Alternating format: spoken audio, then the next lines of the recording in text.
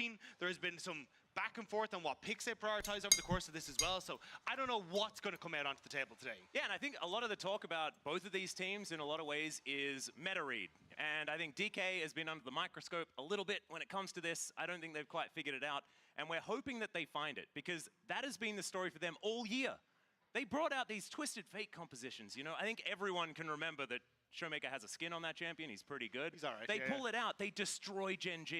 And then they forget that that composition ever exists for the next 6 months, you know?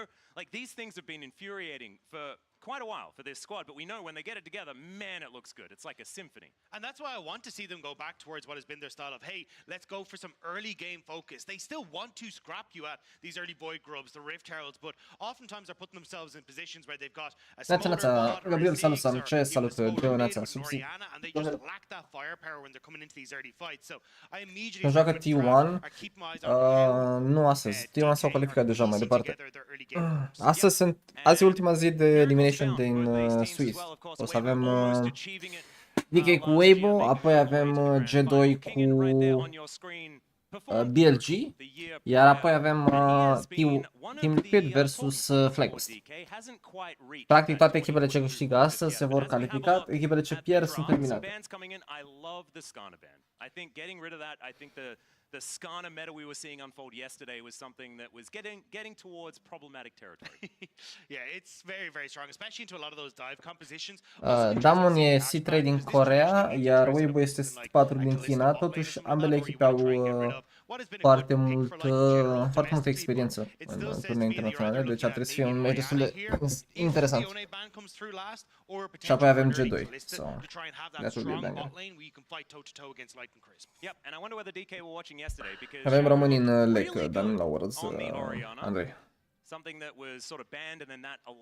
Ai o echipă de ne ajunge în Swiss și ne au slabe șanse? Mie nu sunt slabe șanse, bro. Adică G2 ar putea să bată BG. Aproape a bătut FlyQuest pe Hanwha Live cu picurile lor insane.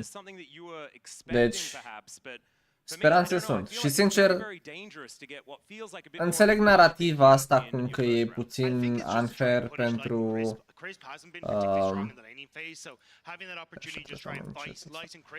înțeleg narativa asta cum că e unfair ca NS să se califice mai departe pentru că au avut numai adversari gen... Au avut Pain, apoi Gam și apoi altă echipă din NA, adică au drum foarte lejer spre quarters. Dar în același timp te joci un campion, te joci World, right? Și în formatul anterior puteai să ai ghinion mult mai mare în grup stage și să pici cu echipe mega good și să nu ai nicio șansă. Deci practic, ok, Oriana în auction și Calista fără să practic, G2 deja a pierdut versus T1 2-0, categoric Storm. Și acum mai au o șansă. Toată lumea trebuie să fie fericită și să nu stea să caute acum carul cu fan. Mi se pare foarte stupid. Și dacă nu se califică, nu e vina sistemului, e vina pur și simplu că nu sunt suficient de buni. And that's it.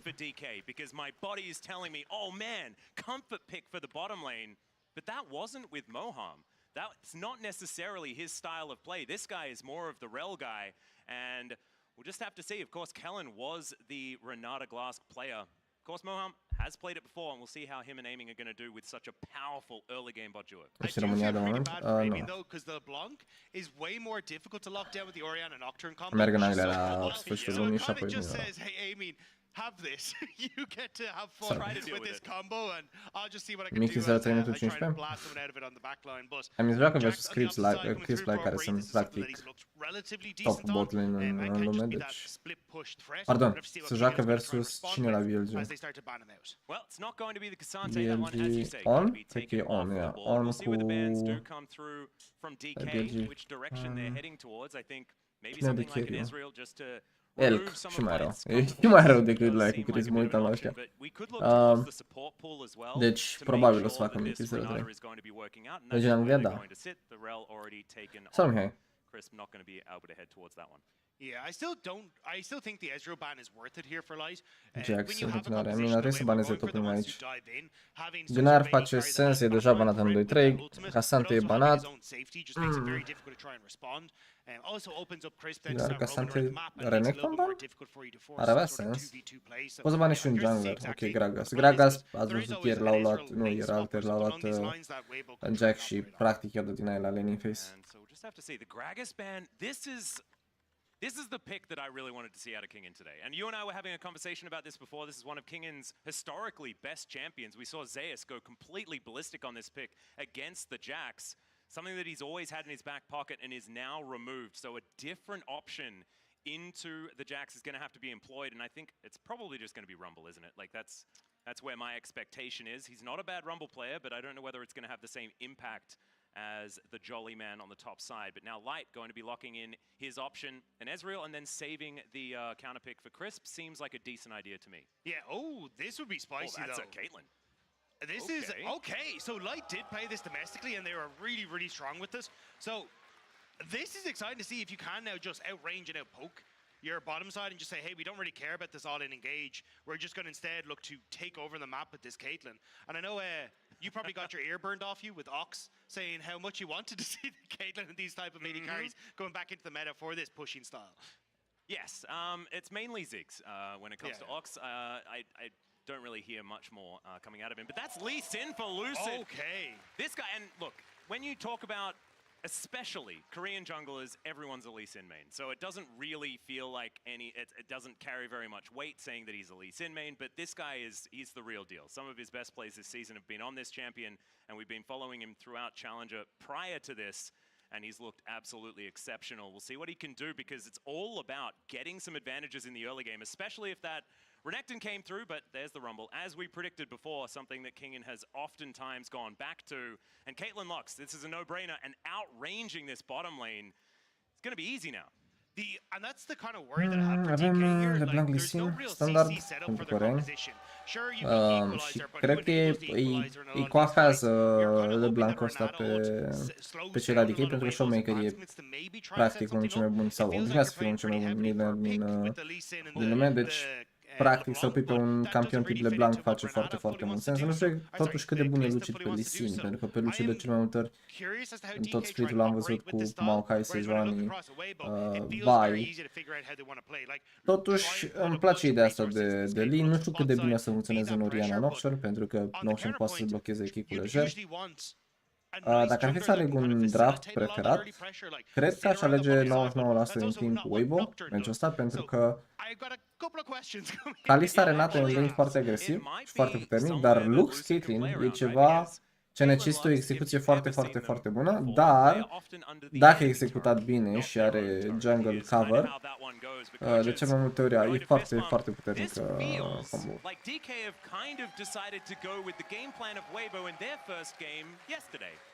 Which didn't quite work out for them. All in on the early game, trying to get these big advantages early, get the game over and done with.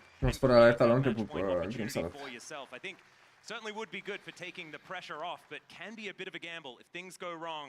I mean, a Caitlyn Oriana certainly do provide a lot of insurance moving into the latter half of the game. I feel like I'm a bit of a broken record. So much to go through here as we get into our very first game of the day. D-Plus taking on Weibo Gaming. This is for all of the marbles, actually all of them. Either you're on a plane home or you're on a plane to Paris after this best of three. Nu, actually e un sfert din asta. Am făcut doar că acum am ajuns acasă de-am dat drumul târziu, că am fost plecat treabă. All of it early on is difficult to deal with because if you can sit back and nu m-ar surprinde să vedem un lane swap, totuși nu e neapărat necesar pentru că ambele echipe au carry top lane și poate vor să ne surprindă și pe noi cu un 2v2 corect, văd. Two options you can really play for. You can either try and play around this bottom side of the map and punish Light and Crisp as they're overextending, la finală o să fiu prezent la finală. Dar da, nu o să avem live ca. Start to play around this bottom side as well, and it becomes really difficult for Light and Crisp to play out through this Caitlyn Lux combo, especially as we were already saying. Nocturne is not a jungler that wants to sit in bot lane. He wants to farm. He wants to be able to spin his camps up as soon as they're available. But I don't think you really have an option here as Tarzan if you want to try and go for that. Yep. And I love this, seeing Tarzan versus Lucid. It just feels like Lucid is trying to step into Tarzan's shoes of 2019, right? Like, Tarzan was an explosion when he came into the LCK alongside that time. D+ was another example of one of these teams that represented the new guard of the LCK. Dacă te așa după logica ta, poți dai maxim 6 pe meci. Și dacă dai 6 pe meci într-un meci, pierzi. Apoi dai 6 pe meci, trebuie să câștigi neapărat ca să ajungi la 18. Deci poate nu grabbii sunt problema. Sotorles. Eu l-am știut într-un an, bro, sincer nu mi-a fost bine. Dar a fost întotdeauna echipă de Worlds. Doar că e genul ăla de echipă foarte flippy. Într-un an joacă foarte bine și e foarte OP, în alt an e mediocră. Anul ăsta nu mi s-a părut chiar atât de bun, sincer.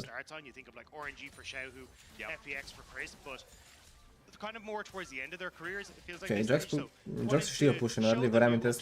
Rumble ăla în nerf, la level 9 să devină din nou același campion cum era înainte, foarte puternic, dar în early game e mult mai slab și ăsta e motivul pe care pierde Pride vs Jax. Nu mai de la fel de mult damage level 1-2-3.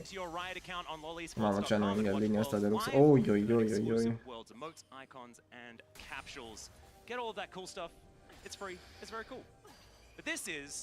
O să dai un fast recall aici pentru că mai are încă unul de pushat, plus vine Canon, deci are timp. Renata poate să rămână aici să facă să pară ca și cum nu și-ar da recall. Și și-a dat seama totuși că vrea să dea base. Și pushează tare. Jax a dat shit recall, fiind weak side, știe că Noxor face pat în bot. Și automat, dacă își dă base și își cumpără un null magic în early game, Rumble o să fie și mai slab în trade-uri, deci... As we know, Moham now just holding down the fort as best he can. A little bit of a cheater recall coming in for aiming, getting those all-important shoes for the la tier de Emon Solo și a fost top 3 cele mai tragice experiențe. La tine în echipă sau adversari? Man, they really love their crockery, don't they?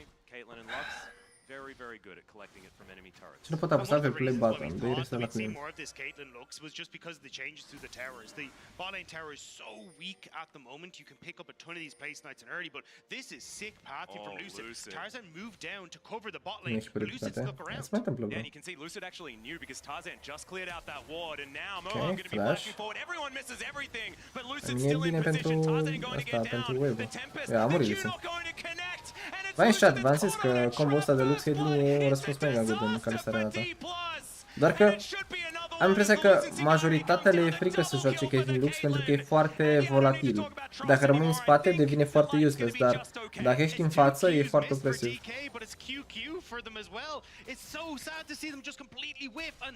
A fost foarte forțat game-ul ăsta, foarte forțat. Și de aici din ce în ce mai rău pentru Diamond, by the way. De aici din ce în ce mai rău. Și nu cred că să mai vedem Kalista Renata. Dacă ăsta le e răspunsul, că nu o să vrea să joace în Caitlyn Lux.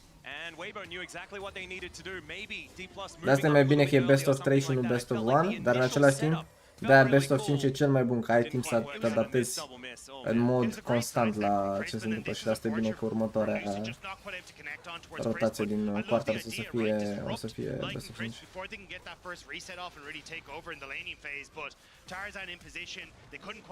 A trulat acolo Chris, bă, cred că trebuia să țină mai mult de pentru că aplica slow. Let's go! Mai are șanse să jucăți să califice? Bro, dacă câștigă astăzi, se califică mai departe. Doar că au probabil cel mai puternic oponent pe care puteau să prindă. BLG fiind seed-ul 1 din China, dacă nu mă înșel. Semifinaliști la... Nu, finaliști la MSI. Deja a început să se dea în favoarea lui Rumble match-up-ul și țineți cont că Jack și-a dat base și și-a cumpărat null magic.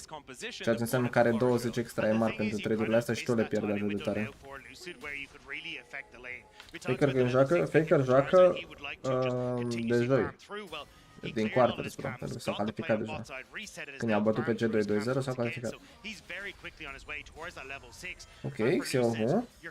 Pe Xiaohu până acum l-am văzut cel mai multe pe Lee în turneul ăsta. Nu pe Lee, pe Lucian.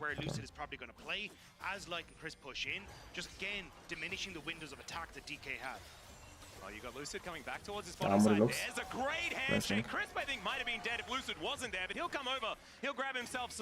Bine, sincer a fost 100% meritul lui Renata că a prins cu Q sub turn.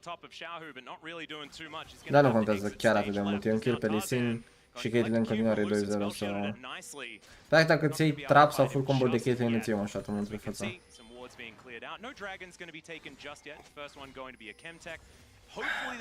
Nu am înțeles cum a scăpat G2 a doua hartă. Choke. Pur și simplu s-au panicat. Au ajuns într-un punct în care s-au grăbit, au crezut că meciul e terminat și faptul că unul a furat baronul a schimbat tot meciul. Cu atât au baronul poți să-ți folosești inhiburile și trebuie să stai să te grupezi, să faci 5 vecini și pierzi 5 vecini. Sau...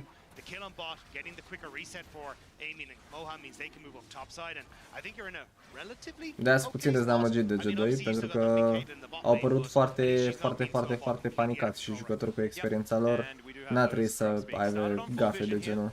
N-a trebuit să permite adversarul să intre în Baron Pit să fure baronul sau să execute play-uri atât de prost.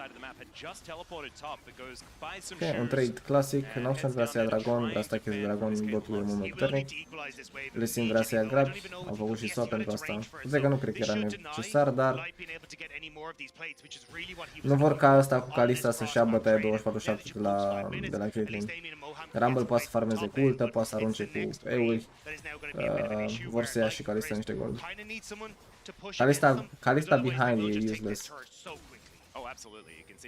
Doar Caps de la G2 merită să califice. Spune că și Broken Blade a jucat destul de bine, sincer. Ok, nice kick. S-a murit de el.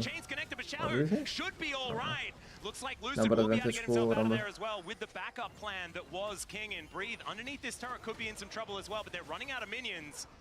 And Moham tanks up the turret there just to make sure that aiming is going to be all right. Oh man. It is DK pulling back to about a 500 gold deficit now. It was a whole lot worse. So that is good news, but it is still feeling like this could just tip one way or the other so incredibly quickly. And Lucid getting taken down to 200 health is certainly helping with that sentiment. DK kind of needed something to land there though. Not getting the kill onto Xiao, who means, look, bot again. Light is once more back on towards his turret. Breathe used the Grandmaster's Might just to keep himself tanky enough so he can stick around for this wave as well. And it means that DK haven't really found that footing. I'm actually surprised that Light is now resetting. Maybe they are just looking at further turret plates there. They may just send Light up towards this top half of the map and look to snowball this again even further for the Caitlyn. Yeah, I think that it's a bit of a mulligan. I think that turret, anyone can sort of go over there and a stiff breeze should be able to take that one down. See aiming and Moham turning back up towards that top, bottom side of the map as well. Collector is done, and I actually love this. This is my favorite Caitlyn build because it feels the least bad on two items. You go Collector IE, you don't quite have the attack speed just yet. Țineți cont de Caitlyn-ul ăsta e mai slab decât Caitlyn pe patch-ul live, pentru că patch-ul live Collectorul e cu 450 gold mai ieftin. Și prin spike-ul mult mai rapid. În patch-ul ăsta nu sunt mare fan de Collector.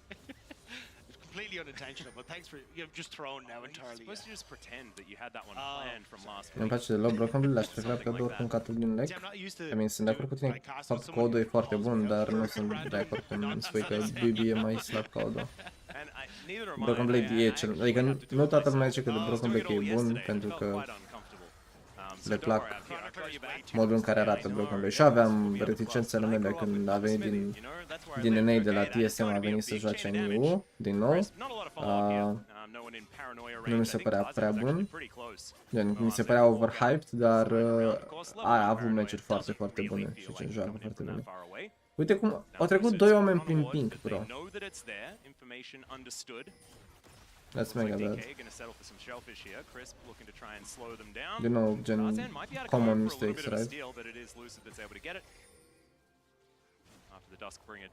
Și acum trebuie să dea warjump? I-a pus un oar să dea warjump. Oh my god, bro, par atât de panicați și ăștia. Și nu o zic într-un mod rău, o zic doar ca să pun... ca să pun în evidență ce greșeli se fac pentru a realiza cât de mari sunt stakes. Cât de mari sunt mizele în meciul ăsta. Cleanse. Showmaker, TP. Mort.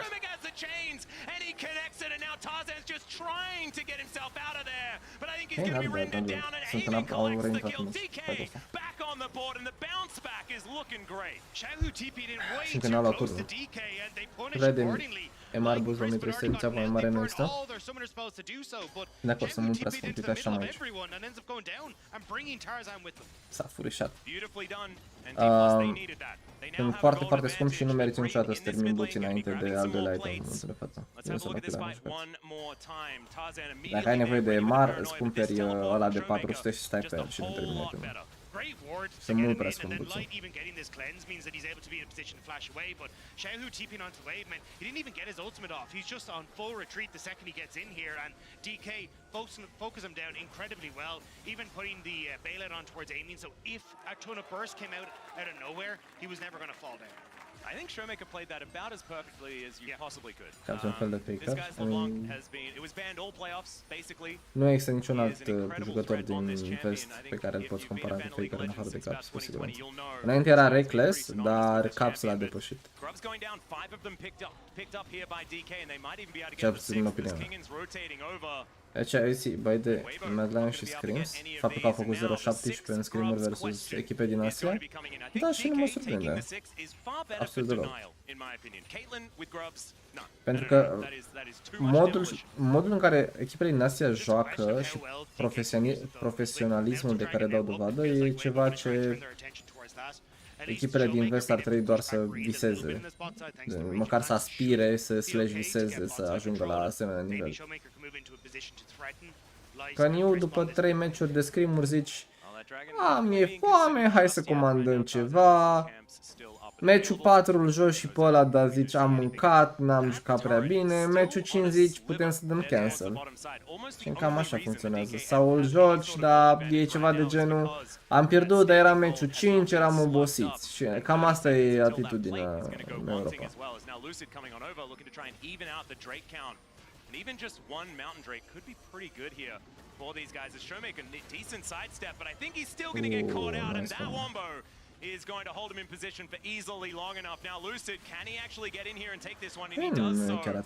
Finishes the dragon, so they get that as a consolation prize after losing their mid laner. And there's a Cloud Soul, you love to see it. Xiaohu going to shockwave Kingen, but Kingen just going to walk it off. Îmi plac super mult Merxi Bai din partea Orianei. Îl țin așa pe Q, pentru că nu e solo Q, vă reamintesc.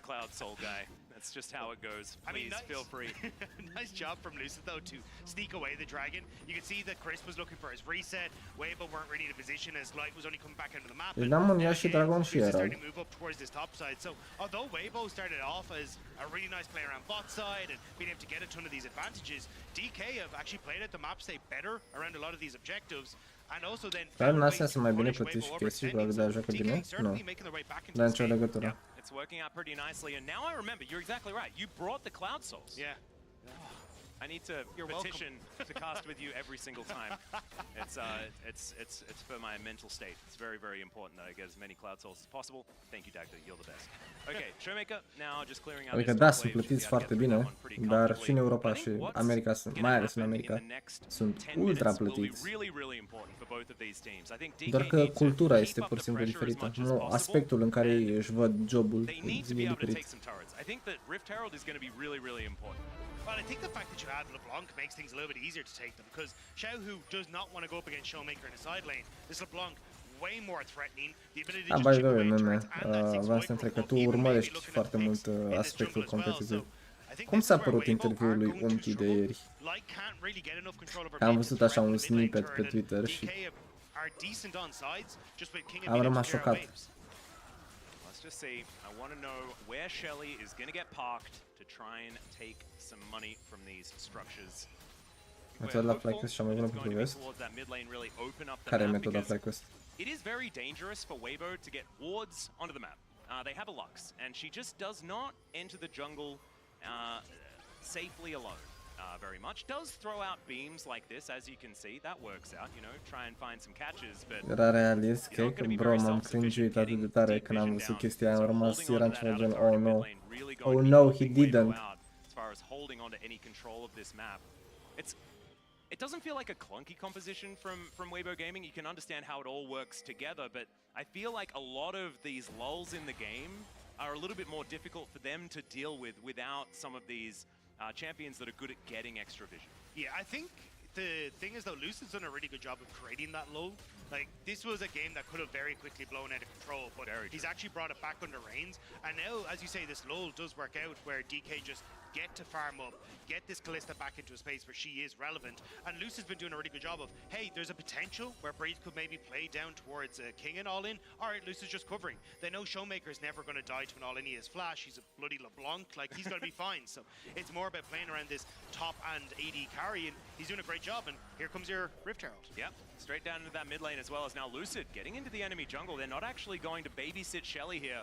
She's a bit of a distraction. Încerce picuri noi, dar să nu facă scrims pe echipele noastre, doar cele din vest. Overextended perhaps if they are looking for some sort of dive, but I think his turret is very healthy as well. Având în vedere faptul că e un turneu internațional și că, da, e o experiență să faci scrim-uri cu echipele din Est, dar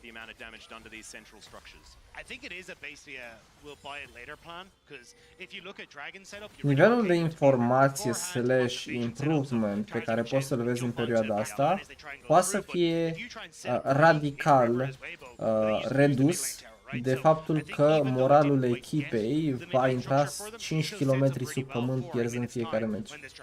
Deci un fel de double-edged sword. Practic trebuie să ai jucători foarte stabili emoțional și foarte... practic stabili emoțional ca să nu fie afectați în mod negativ de lustric. Deci, consider că moralul trumps over improvement aspect pe care ai putea să-l ai. Plus că e un risc întotdeauna, pentru că poți să nu dai improve. Și, cred că e o idee foarte bună, sincer.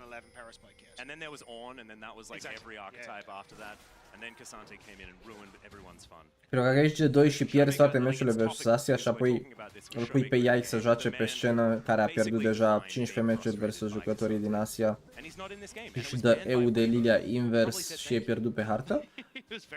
Practic, cred că moralul, confidence boost-ul din câștigarea scrim-urilor sau câștigarea unora din scrim-uri e mult mai important, în opinia mea. Breathe in a side lane where he's just been able to farm up. You can see him nearly 800 gold ahead. Yeah. And I think he is kind of causing some issues for DK as they want to try and set up. But here's where we're talking about DK looking at the dragon. Could potentially just turn towards the mid lane. Showmaker resetting though. I don't see any deep wards to TP2. Este atât de bad setup-ul ăsta, o să fie forțați atât de ușor out of it. Au râd de Rumble, e choke point, e teribil fight-ul ăsta, TP-ul e teribil per se. Cum forțezi? Acum pur și simplu te uiți la ei cum pleacă. Doamne. I don't think you want to go for a 5v5 as you've already taken the objective, and Lucid just going for some cheeky steal. I don't know about that one. Feels a little greedy. Okay, nice flash. Flash is gorgeous. The kick too little, too late. And it's Chris that locks down the kill. A handshake still going to have to be flashed there as Moham gets himself. Chestia asta au scos-o doar pentru că Lee Sin era out of position, by the way. Nu vă gândiți că a fost bun TP-ul lui ăsta cu Oriana. A fost teribil. Oriana avea un singur play acolo și anume hard top lane și încerc să forțez TP-ul lui Rumble în răspuns. Și apoi ai TP advantage pe side. Râde Oriana în FF. Mamă, dar râul ăla de Renata, teribil. Mare 1 pe 1. Ce-i flash pe ăsta?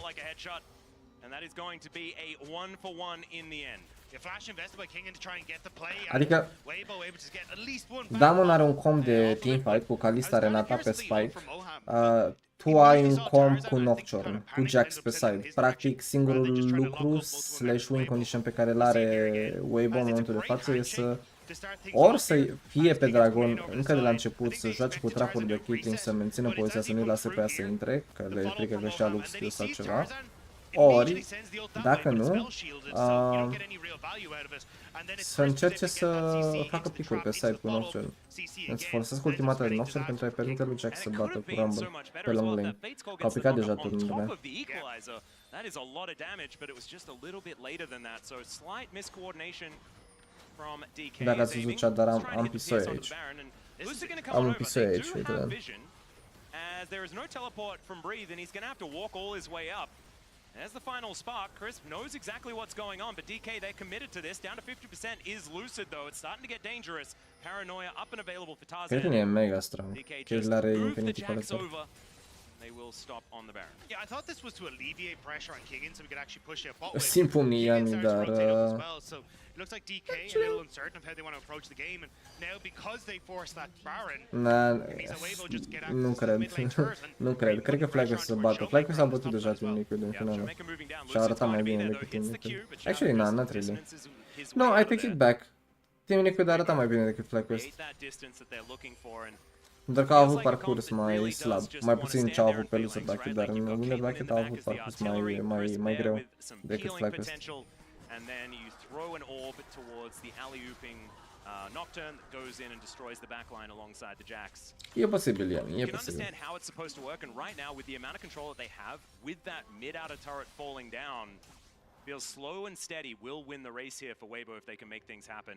DK, they have to be tricky with how they get these fights started. Play on flanks and utilize Showmaker getting around and deceiving everyone, much like the LeBlanc wants to do. Yeah, and that's where it kind of starts with getting mid control to enable Showmaker. If you can get that push, oh, fantastic. You can get all that vision control on the top side to let Showmaker push through, but it's just been really difficult because this Caitlyn has been accelerated, and they keep moving Kingen in towards this mid to try and help out. You can see Lucid constantly playing around that as well, but until this mid lane structure goes down, it's a bit difficult for DK, but they might have found their window here with no TPs available for Weibo. Yeah, final spot, not going to clear out the wave here as Tarzan soaks the Q. That is going to be enough for DK to take down the outer turret themselves. So 2 for 2 on that front. Bottom outer falling for Weibo, top outer falling for DK. This game very, very close. Under 2K, the gold advantage here at 23 minutes means little to write home about. O să forțeze cu Doctor? Ia, vor să forțeze fight, Doar că trebuie să forțeze fight-ul pe Kalista. Și faptul că au Renata în Nocturne e destul de OP. Pentru că Nocturne o să moară înainte să moară targetul de 2 ori. Poți explica bracketul, te rog? În Swiss Stage te joci meciuri până pierzi 3 meciuri la rând. Dacă pierzi 3, nu la rând. Dacă pierzi 3 meciuri ești out, dacă câștigi 3 meciuri ești in mai departe în quarters. Și apoi quarters pur și simplu funcționează ca orice alt quarters. Practic echipele de azi sunt toate 2-2. Așa, 2-2. Deci practic cine pierde e out complet, cine câștigă merge mai departe. Teleports in hand for both of them, and 15 seconds on the second Cloud Drake of the game. Soul point available for D+ as well. Pretty important that they can get over there. Jungle carry pentru low. Nu trebuie să salutul video. Poți să joci Heka, sincer, dacă ești foarte low. E foarte simplu de jucat. More entrance into fights. He also has that flash if he can avoid the shockwave. Lux foarte bine support, are nevoie să buildeze item de support, bro, pentru că uite la compat burst. Și Rele e foarte bună pentru că una mână îi dă API de mobilitate și pe lângă asta activa o să-i permită echipei sale să iasă din range-ul de ultimate. Când Rumble își aruncă ultimata, Lux răspunde imediat cu Shurelia și echipa ei se poate repoziționa, apare din ultimata. Și acum probabil își face redemption pentru a heala ultimata de Rumble. Deci Luxul ăsta își buildează să fie un fel de anti-Rumble.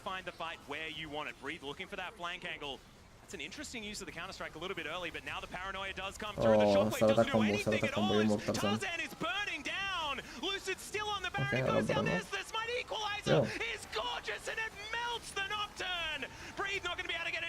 Teribil. Oh my god. A încercat Lucid ceva. Just go out. Use the Nash. DK, you've got it. You've taken it. It's fine. You've got a pick as well. We don't need to fight more. These health bars are so low for Weibo. They're still trying to move out. Another flash picked up here, and now Lucid, he's out of position, and Light grabs the headshot. They get one back, but still it's DK. DK played that so well, trying to be patient with Showmaker. Nu era ultra bad, bro, e ok cu Eclipse în Shoji, mai ales în low elo poți să joci. E bad în Master Plus, că în Master Plus nu mare lumea 24/7 la game-ul de tale. And with that Warden's Mail, Tarzan's just not really a threat, so he has to run away. Baron goes Dacă down, faci snowball, and e that foarte equalizer OP. to finish off the low health Nocturne was perfect from King. Oh, Lucid. If that net hadn't have come through, Light would have been very, very E a doua oară. Păi, ăsta e genul de meci în care vezi că jungle roll nu este atât de OP pe cum crede lumea. Sănătate. Asta ca micuță. Yeah, Showmaker in a lot of trouble here as the paranoia does come down. Breathe is going to secure the kill, and that was just him and Crisp getting that work done. Light was there, he didn't really participate too much. Adică ce a făcut Lee în meciul ăsta? A farmat? A făcut un gank pe bot la level 3 care a dat greș și aproape pierdut meciul de unul singur. Aproape a pierdut meciul de unul singur la level 3. Apoi a fost prins la lupt, zonat în regime de echipă și a murit între două turnuri. Și acum putea pur să-și dea base cu baronul, să-l facă assist și a mai murit o dată. So, basically, ambii jungleri relevanți până acum, depinde de totalitate de restul echipei. E pierdut? Yeah, nu știu, nu prea îmi place pe Lee, sincer. Adică, I don't see him play it. Maybe I'm wrong. Nu știu să verific, doar ca să nu vorbesc în prostie. Lucid.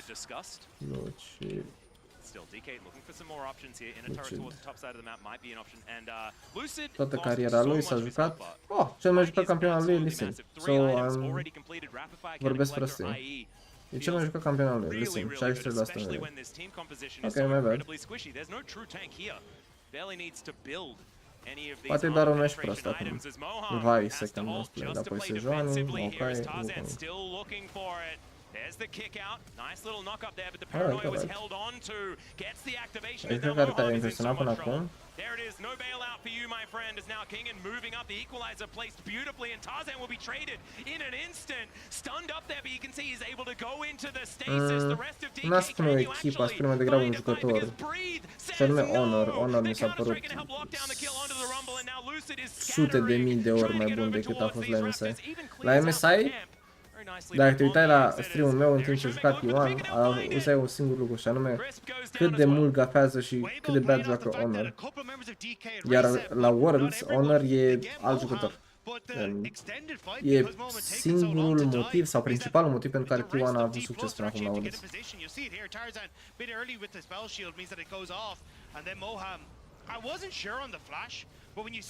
Mi se pare că combo ăsta de Oriana în Oxford nu le execută deloc pe NCD. Mamă, cum e ulta de Rumble. Yo.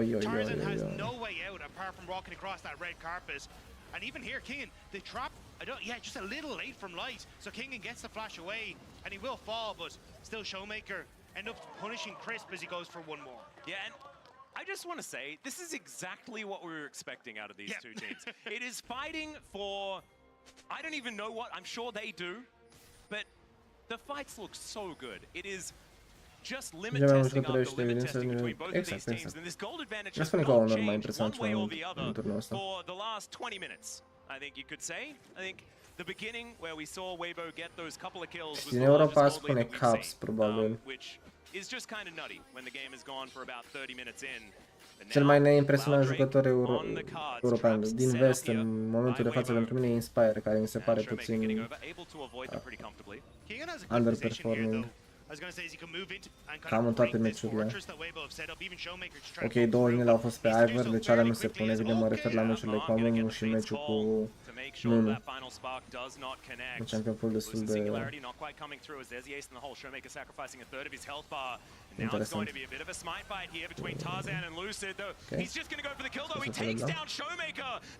Stai doar să-l dea cancel la Ricols că ia Jackson. Oriana nu poate să intre pe acolo, chat, pentru că intră pe acolo și să-și ia ultimat pe Rumble în cap și face face.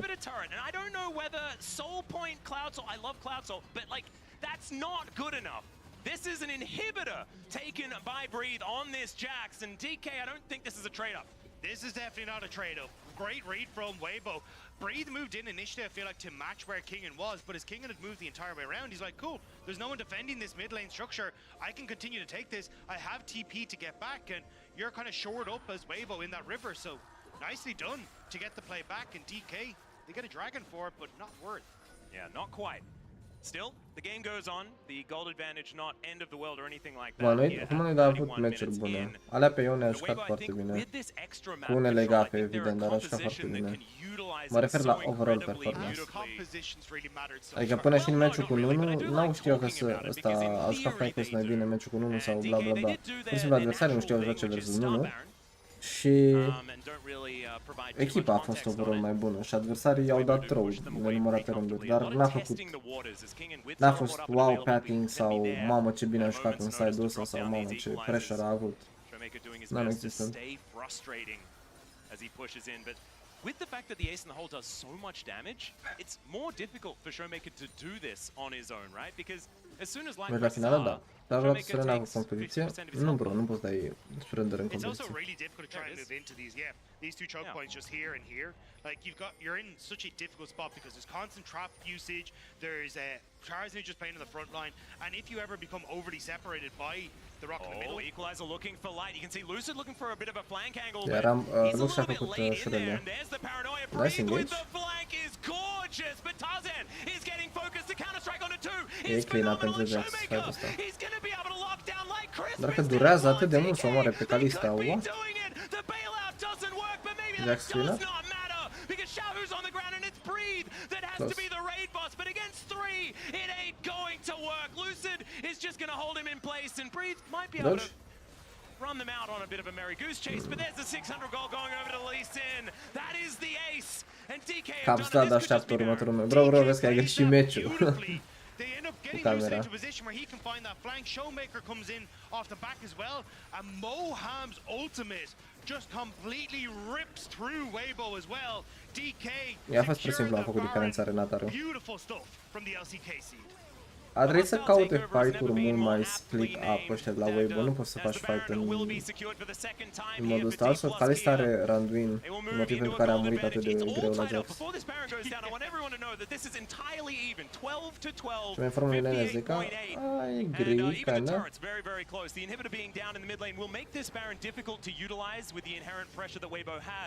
But still, this is a big advantage now built up for DK.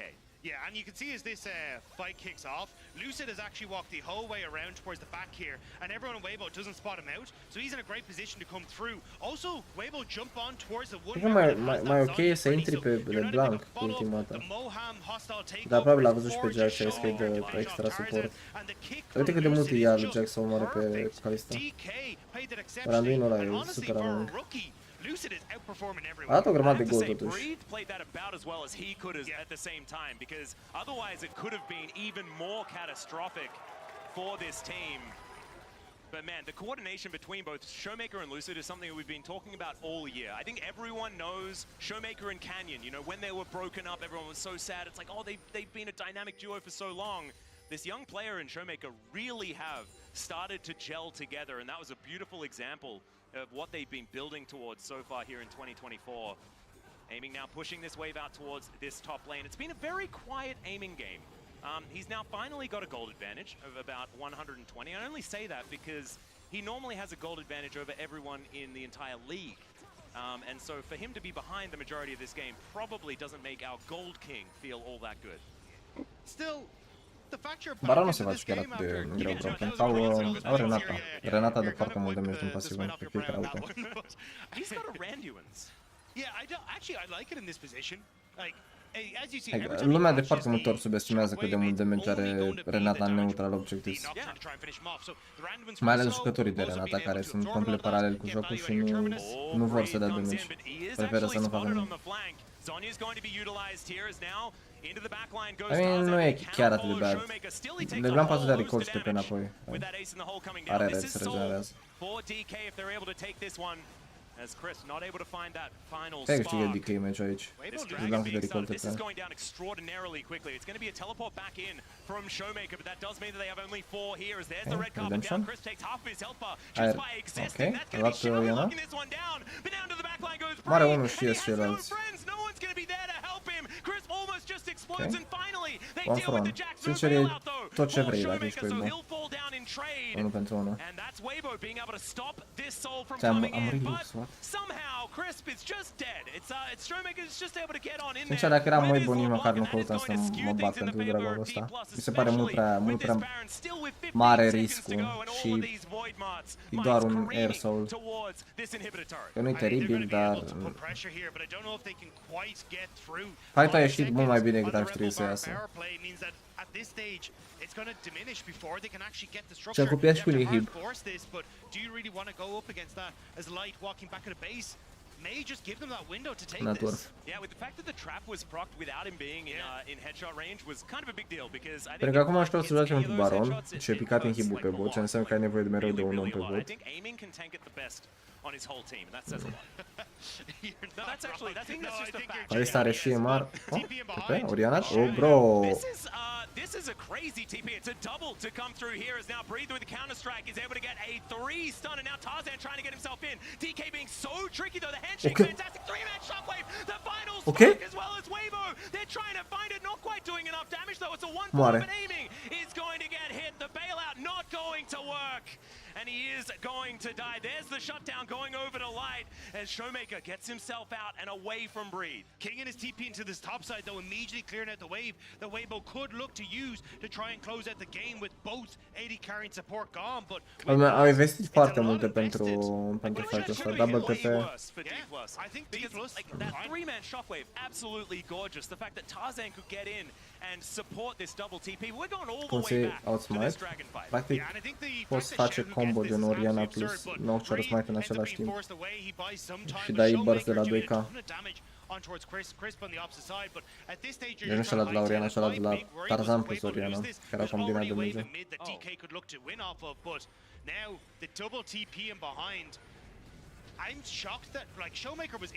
A jucat ok Breed aici, nu-mi pare de lucid. Dacă are kick-ul up, trebuie să-i dea kick lui Jax de mult. Nu a dat kick-ul încă. Nu, i-a dat kick lui Nocturne. Bro, avea kick în tot timpul ăsta, putea să-i dea kick lui Jax la începutul fight-ului. Și de dea disengage în top side. Adică Jax n-a trebuit să poată să dea jump acolo, dar poate avea cooldown pe ăla. For as much as they could. That's going to even out the kills. We're back to even once again, ladies and gentlemen. That's how we like to do it here. Both teams with soul point available. This is really helping the Cloud Drake stats, which I'm absolutely loving. Sorry to bring it away from the game just for one moment, a little bit selfishly there, but it's very, very important. There's definitely some people at Pickums that are very much on your side. It's okay. Few of them tweeted at me, yeah, that did happen, and I appreciate you guys. As Wavo now just trying to grab some control of the mid lane has been a theme so far today. There is a ward that does spot out aiming, who's just looking for a bit of a reset angle. See whether that Mercurial Scimitar is going to be up and available for him on the next recall. It'll be 6 items complete, at least before the Zephyr is done. Of course, aiming a big fan of just building Zephyr if he can. I think the... Oh, Jackshow's actually done instead. Never mind, he sells the QSS and he's like, no, I am the tank. Allow me to frontline. But the thing is how much has actually been utilized by Wavo with this combo? We haven't seen it really hit home, this Nocturne Oriana combo, so for him I think it is just a case of, hey, if I can survive the Nocturne, I'm fine. And we have enough damage coming through from Showmaker and King, and as Wavo aren't exactly the tankiest team in the world, so I think for DK it's kind of a good read, but for Wavo they want to try and find these picks right now, but this is where I was going to talk about compositions, like sau să forțeze instant un fight cu Nocturne. Nu știu, mi se pare că Jax trolează pentru aici. And also there are a large amount of super minions now crashing towards the bottom side of the map, so they're going to have to go back and deal with that one. Chahu is the one that's going to draw the short straw, or maybe the long straw, considering whether or not he wants more money. He definitely needs more money. Yeah. Breathe also now moving up. E mult mai ok pentru Oriana să stea, pentru că are nevoie de gol mai tare decât Jax. Și pe lângă asta, Oriana nu aportă aceeași presiune slash abilitate de a permite echipei să verifice baronul ca și Jax. Jax e mult mai tanky și practic singurul tank. Caută insane plan, by the way. Ce face Jax aici e insane. L-a văzut. A văzut. Bro, ce face Jax aici e la un nivel atât de înalt încât e greu să descriu abilitatea cui. Practic nu o să vezi în Europa un top laner să facă ce face Breed în vecii vecilor, amin. A plecat din bază, s-a dus, a alergat literally pe partea opusă, a verificat baronul și a încercat să-și forțeze, folosindu-și cele două ward, să-și forțeze un flank în spatele adversarilor cu Jax de unul singur. Și a avut de 2 a pierdut 2-0 versus T1, dar astăzi joacă din nou versus BLG. Câștigătoarea merge mai departe, pierzătoarea merge acasă. Redemption? Redemption-urile astea sunt atât de slow. Ok, Jax acum dă takeover. O să înceapă baronul. Au trapuri de Caitlyn, cred că e mega nice. Ia, trapuri de Caitlyn, încep baronul. Trebuie să-l încep. Și Jax o să dea TP după ce au Evo. Caitlyn hit? Bro, hit pe Renata?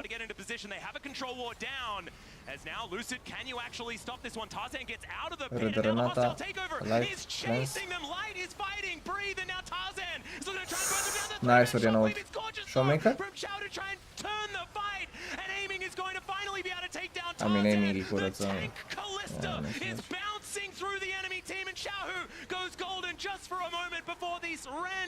Ce dai în pe top?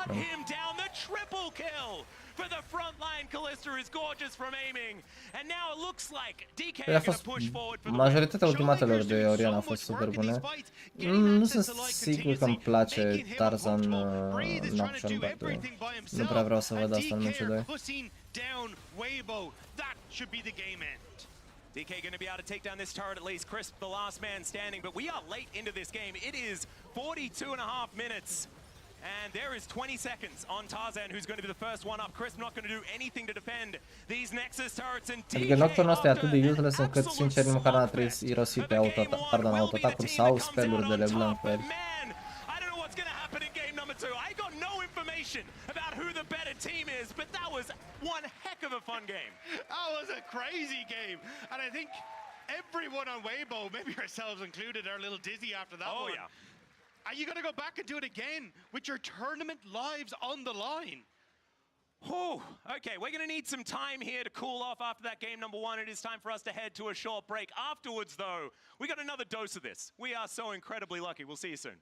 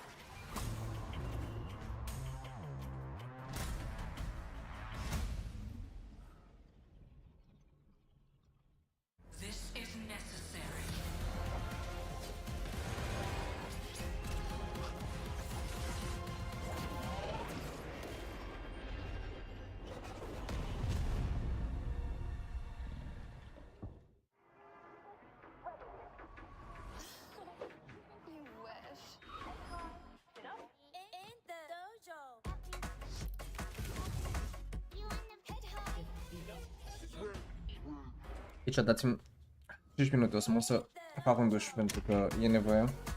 Vedeți că am venit acasă destul de târziu și am avut la ora. Revine.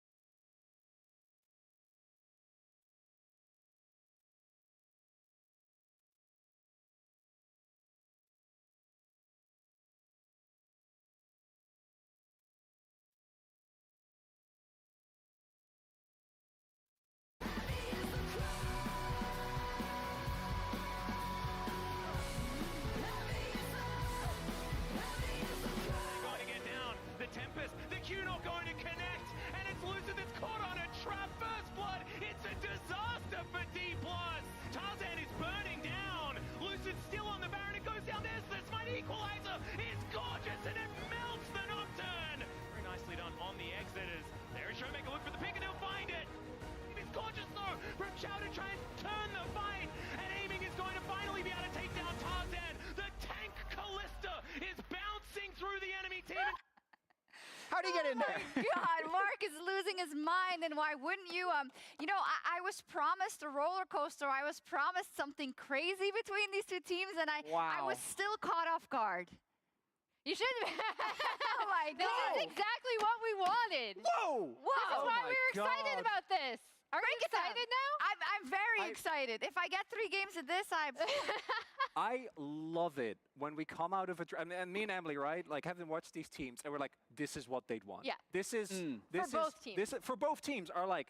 I think that for DK, this style is where we saw them, I think, have their best individual games, right? And the fact that I think you can look at both these compositions and very clearly identify what they're trying to do and how it works for the respective teams was what led to the game that we had. The big thing for me is it plays on comfort picks on both sides, right? Like, it got to a point in the draft where me and Mao were just calling exactly what they were going to lock in because we're like, okay, Lucid wants the Lee Sin. They're going to be banking on this LeBlanc pick for Showmaker, which is a classic for him. We've talked so much about his Syndra, yes, but this pick has been banned against him so much. It's one of his best champs. On the other side, breathe on the Jax. We have the Knock Ori combo. And then the Caitlyn Lux, which they brought up, is something that has been incredibly successful for Weibo, and specifically this bot lane of Light and Crisp. The Knock Ori wasn't good, though. No, the execution. Yeah. The Orianna was kind of okay. He landed some good shockwaves like in the middle of fights, but they didn't do a good Knock Ori combo the whole game. yeah, That's probably the difference. Like, if we're true. going to try to isolate a difference in the game, that might have been the thing that pushed it over the top for That's a good D+. point.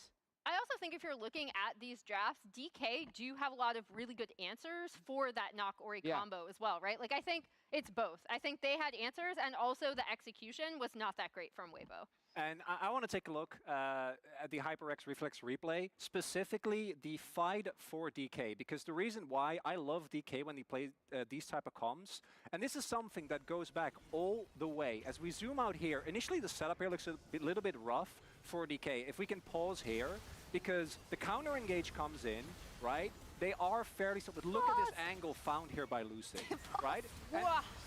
It's fine. This is something that he has been doing since 2022. DK in Challengers played the skirmishy style, and with Showmaker on LeBlanc as well, the amount of damage that they can do in these extended skirmishes is absolutely insane.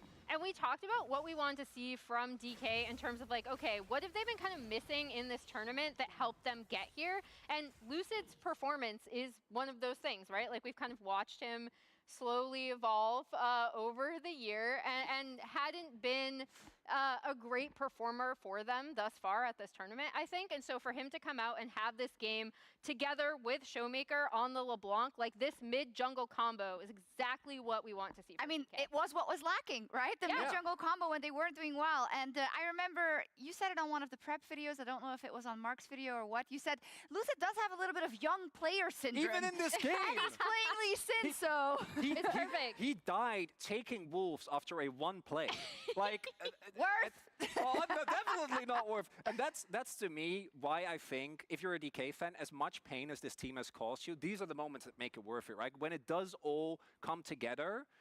And it's very fitting, again, that this is so messy because DK had some of the longest average times. I also very quickly want to highlight, for me, even though I think Lucid and Malm have obviously had a lot of struggles, this being their first international tournament, Kingen and Aiming have disappointed me more. And I think this game, they both really stepped up. Given what we saw from them domestically, this is a lot better than everything, particularly for Kingen, that we've seen so far. Yesterday, we saw Weibo go down in the first game. They ended up winning the series. What we saw is that they moved on to the blue side, as telegraphed, so they will. And they reverted back to a very stock standard composition, right? And they took the series from there. Are we seeing a similar path here? Because it obviously worked very well yesterday, Jad. It did. I mean, yesterday, both games, the game one winner lost the series. So I don't think it's completely over yet. But Emily, I kind of want to pick both your brains because you have the most emotional attachment to this. Is being down, how much do you feel like momentum will play a part? Because game one's what we expected. They're evenly matched, messy teams. But is one team more likely to tilt after a loss like this? You should speak for Weibo. I mean, they've done this before where they can recover. Like, the thing I'm most curious about from the Weibo side is, do they stick with this draft knowing that DK do have some answers for this Knock Orianna combo? Or are they like, we didn't execute on this, we think we can do it again. From blue side, that's the thing I'm most curious about, because yesterday I felt like they locked in a really good early game composition, didn't execute on that, and then changed. It's also a DK special to have a composition like this and then never pick it again. That has happened in the past, so I hope that doesn't happen. And if they lost, I do think that would have been it. DK is a super emotional team, have been for a really long time. So I think if they lose like a 43-minute slugfest like this with getting a lot of what they wanted, I do think it would have been an absolute disaster. I do think that when they're playing well, though, like this team can, again, match the best. They were the one that ended Gen.G's win streak. That was, they literally hadn't dropped a single game. Is it enough? If they keep playing the way they did in this game number 1, definitely. Maybe. We're waiting for the glow up. Maybe this is finally it, right? But we saw it from Weibo yesterday. They don't go down without a fight. And they are poised to take this game too. Yeah, let's head over to our casters. Hello. Thanks, Sharks. Hi. It's time to get into game number 2. And whew, are we expecting just the same thing, Dagder? Yeah, I think it's bedlam. Yeah, okay, it's just going to be the same. I really do appreciate Emily and Chronicler and Jad sort of like analyzing and trying to go deep into what's going to happen here.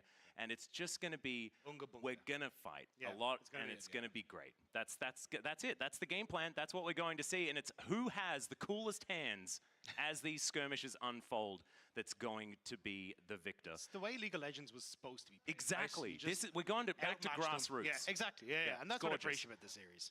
I think that we need to understand that this is the original view of how League of Legends is supposed to go, and it's absolutely beautiful. I just have to see which one of these teams is going to be going over to Paris and which team is going to be going home right now. Xiaohu, that man on your screen right there, is on the cusp of heading back to China, and D+, one more win. That being said, if Weibo win in game 2, the bounce back potential of D+, you heard it from Chronicle, they're an emotional team. It might just break them here. So we'll just have to see what happens on the red side for DK. As already, Lucid's Vi is going to be banned away. We will see this. If they stay in the tournament, she will continue to get banned away from Lucid. He plays every champion as if it's Vi. The Lee Sin Vi looked really good in game number 1. See whether they address that one as well. Is Ashe going to be taken off the board? And will the Yone, will the Aurora both be taken away as well? The question mark for me, though, is like, what do Weibo actually do differently on the blue side? Because I feel like they got the thing they wanted, right? Nu cred că o să fie un 2-1 meciul ăsta, by the way, chat. A arătat bine Weibo meciul trecut. Cred că pur și simplu să schimbe draftul și o să fie un 2-1 pentru Weibo. Asta ar fi pronosticul meu. I felt like Weibo kind of got a lot of what they wanted, 2-1 Weibo. Ambii jungleri au arătat teribil meciul trecut. Dacă mă întrebați pe mine. They ban Skarner and Nocturne. That's your options. And then you trade. And so they're going to go down the Skarner route. Kalista are să o banez pentru că Power Pick a încercat ei prin Lux, a mers bine, dar tot a fost o problemă Kalista. Mamă, cum arată spreadsheet-ul ăla. Dar tocmai a dat leak la tot spreadsheet-ul. Bravo, cameraman. Arată-ne tot. Arată-ne tot ce e pregătit pentru meciul 3. Yeah, and I'm kind of surprised because it was DK who banned the Aurora on blue side, so I thought they'd at least, well, they probably will just keep it here, but I think it's also a bit of a call out to Xiaohu because Xiaohu was notorious in the LPL for the banana combo, where he would have his Q3 up and available, he would whiff the ult, miss you with the Q3, and then go back to solo unbound. So he didn't have the best of times on the... Showmaker, on the other hand, has the never use ult for după meciul cu Gam. That was his move. So ceilalți jucători au fost problema, dar am văzut chestia. Classic. It's a classic. I mean, I wouldn't be surprised to see Weibo just take the Aurora side of it and just say, look, Showmaker, you have a loss on the champion already at Worlds. Maybe we're happy enough to play into it. The other option, of course, is that Kingen has also brought out the Yone as well, so maybe they are a little nervous of the flexibility that the Yone offers on DK's side. Well, they're definitely going to need an answer because obviously the Yone is going to be snapped up. And we'll just have to see whether it's going to work out. Yeah, I hadn't really thought about this because I kind of expected Yone just to be banned every single time. But Xiaohu and Showmaker aren't really the guys that you expect to be having great performances on this champion. Just have to see whether some redemption can be claimed as Aurora and Nocturne. Is it just going to be Aurora, Nocturne, and the Ahri? Something that we have seen find a fair bit of success in Worlds so far. As Lee Sin now going to be the consideration for Lucid. Looked very, very good on that champion. Just going to be cycling through a few more options before he does make his final decision. Clock ticking down. I like the Nocturne has been so incredibly strong, especially yesterday. It felt like we were getting Nocturne trades all over the place and was really performing well. I think it's also, we've seen obviously Kingen flex the Yone. It's also something that Breathe, I feel like, would have in his champion pool as well. Like, this was a guy when he started off was like a big Riven player, these kind of things as well, back when he was Curse and OMG. So it's a Yone open. There's always that option, but Ione Aurora trade, ca de obicei, Nocturne din nou. Luci ceva genul, dacă... Could be. Now we've got line Dacă locking in Lissinul the nu a Ezreal, mers though, așa, hai să something jucăm that Nocturne. we know is deadly on. And aiming, probably pretty jealous, because Nu știu, Nocturne fără Oriana mi se pare bad. Dacă nu cumva e Aurora top și vrei să pui Oriana pe 3 acum, ar avea sens. Not going to be able to play it. See how he plays into it as Xiaohu to lock away potentially a support pick if they want to lock down the bottom lane here. Or they could take a jump on Tarzan and answer this Nocturne. We'll see exactly where they go as instead it's going to be the Gnar picked up. So Tarzan leaving Gen G, BLG sau G2. Dacă câștigă G2 versus BLG, automat ia locul la BLG astăzi. Whenever we have the Aurora that's potentially going top, we've seen the Gnar into, hey, I'm going to push waves, TP in, have my Nega Gnar, make it really difficult then for this Aurora to operate, and then be able to get this gold lead that it can then Aurora use asta o the să rămână matchup. flex până în With la the Kai'Sa locked SpeeDy. in, at least you got a decent matchup if you have those standard lanes into the Ezreal. Exactly, and it also really pairs well with the Nocturne. We saw this yesterday work so incredibly well with the fact that you just paranoia, and then immediately that killer instinct comes down on top of your target. And both of them are just dive bombing into backline. If Kingen gets good flanks or a Showmaker on the Nu cred că a arătat chiar atât de... I mean, a arătat ok în unele meciuri, dar mediocru în altele. And we saw how well it worked in that huge snowball that Chiar și cu faptul că sunt deja în quarters, tot aș pune BLG și GG peste gen. Poate chiar și Hanu alive. Cred că Hanu a arătat destul de bad versus Slagos. And banning away those top laners, so then that gets moved up there. But I think, as you were already talking about before, and Kingen is a massive champion pool. He's a ton of flexibility, so there's always an option that he can't bring out something from the depths of his champion pool and be able to be totally fine into a matchup against Gnar, and they just give... It's Gangplank, right? It could easily be, yeah. And I mean, it's not the end of the world, right? The Gangplank ultimate over the top with the Nocturne, and you got a very clear AoE with the Aurora as well, but... And it just facilitates a lot of that dive too. So I am curious if it will be something like a GP or anything that's a bit more special for Kingen. Yep, and this is the time where you bring it out. Of course, do or die, this best of 3 gets you to Parasol home. Rel going to be taken away from Moham. This guy, if you were watching the playoffs of the LCK, you understand why this ban needs to come through. Something that wasn't understood by some of the teams that they faced in those playoffs, much to their detriment. And so now, aiming, what are you going to be picking up? Could be a pickup for Showmaker. Could also just be a support to be locked in, as that's Kennen, the consideration. But I like this a lot more. Camille getting locked away, some split pushing power, and that will put Aurora into the hands of Showmaker this time. Seen it's mainly helping teams that have been doing a lot of putting Aurora in the mid lane. And I do like the look of it. Evident, e posibil să vedem pur și simplu suport la Spish și anume să meargă Gnar, dar asta e partea ta. Asta ar fi cel mai standard. Dar cred că Aurora poate să meargă mid, pardon, Aurora poate să meargă top, să ia Oriana cu Nocturne și Camille să meargă support. Brand jungle for Tarzan. He looked exceptional. Oriana Nocturne sună super bine bad lane aici. În mod neironic. Și Camille cred că e actually Camille e bad lane ăsta. Definitely a pick he has comfort on, and with Chris going back towards the Alistair, I think you do alleviate some of that pressure on the bottom side, because you do want another follow-up dive to Oriana looking at Alistair could have worked well, but forcing the Oriana looking? The worst pick here, just not the best into the Alistair. Maybe. No, exactly right. Also means that I'm kind of expecting a lane swap almost absolutely from Weibo. Ezreal Alistair has never really been the most powerful of early 2v2s. And so probably getting away from cred că Pop era de 100 de ori mai bun decât Nautilus aici. Dar probabil vor extra lockdown. Na, 100% Pop era de miliard de ori mai bun aici, dar probabil nu joacă. Yeah, I am very excited to see how that one's going to turn out though, because grand scheme of things, like, there's so much that can snowball either direction, right? Xiaohu gets some early control in mid, suddenly he's an absolute menace in the side lane Showmaker can't really deal with. Tarzan has been exceptional at getting leads on this brand, looking at dives as well, so there's a lot going on here. This is going to be a banger. Oh, it absolutely is. I cannot wait to see how this one's going to go. The one worry I have for both teams is that these are snowball compositions on both sides. If leads are picked up, they are probably just going to be carried through. This early game will be imperative for both teams to get off on the right foot. DK had a little bit of trouble with that in game number 1. Let's hope they've tidied it up moving into game number 2. But this is going to be fireworks guaranteed between these two squads. And I don't know, I'm kind of feeling Weibo biased. La brand aici, pentru care Ionen nici avea nevoie de extracte, plus compul de la Weibo e destul de forțat să dea all-in.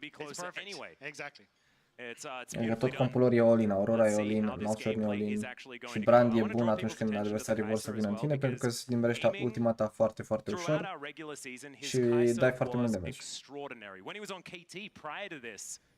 Probabil o să dea skip la relay să-și facă Leander în zonă în meciul ăsta ca să nu-și iau așa de la...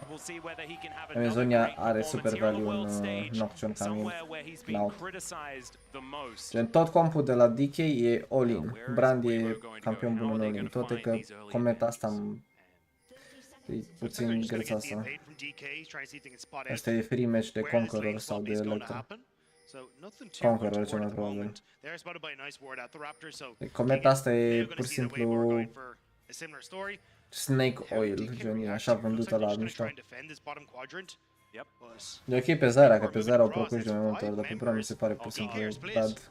Pentru că ok, e mort, e mort. Is going to get spotted. There's the flash pulverized. Lucid flashes away, gets the dust bringer for the extra movement speed. And might be able to get himself out the block on the Mystic shot just to make sure that Lucid isn't taking more damage as Showmaker does hop himself back. Mamă, light. The passer on the queue, nicely done. 2-0 DK meciul ăsta. And DK get themselves out, but no flash on Lucid. Practic când te joci Zyra, cometa lovește de mai multe ori pentru că poți să garantezi cometa ce lovește cu EU dacă dai root, right? În schimb cu Brand, e foarte ușor să dai dodge la cometa până își pune relay, evident. Burn here, but this is where it does get a little difficult.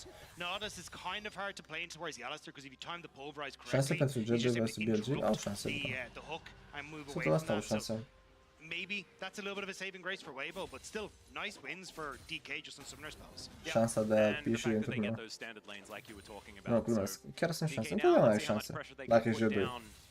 Adică G2 când au jucat versus T1, aia nu erau G2 ce au jucat, au jucat foarte speriați, foarte mult choke, foarte multe greșeli pe care nu le-ar face de obicei în niciun alt scenariu. Dacă rezolvă problema aia și se motivează băieții să câștige, neața restul. Mai e win? Da, doar G2.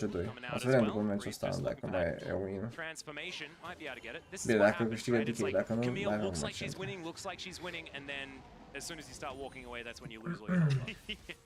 And I mean, Breathe has actually had a nice couple of days for himself as well. We had a great game from in the last one, was kind of the saving grace for a lot of those fights for Weibo, and it's nice to see Breathe having that step up because when you look back at OMG days when he was cursed, he was kind of like, oh wait, this guy's kind of like top 5 in the league in 2020, but then started to move on to WA, like he can actually really achieve some things, but has been a little while since we really saw him, especially this year, step up.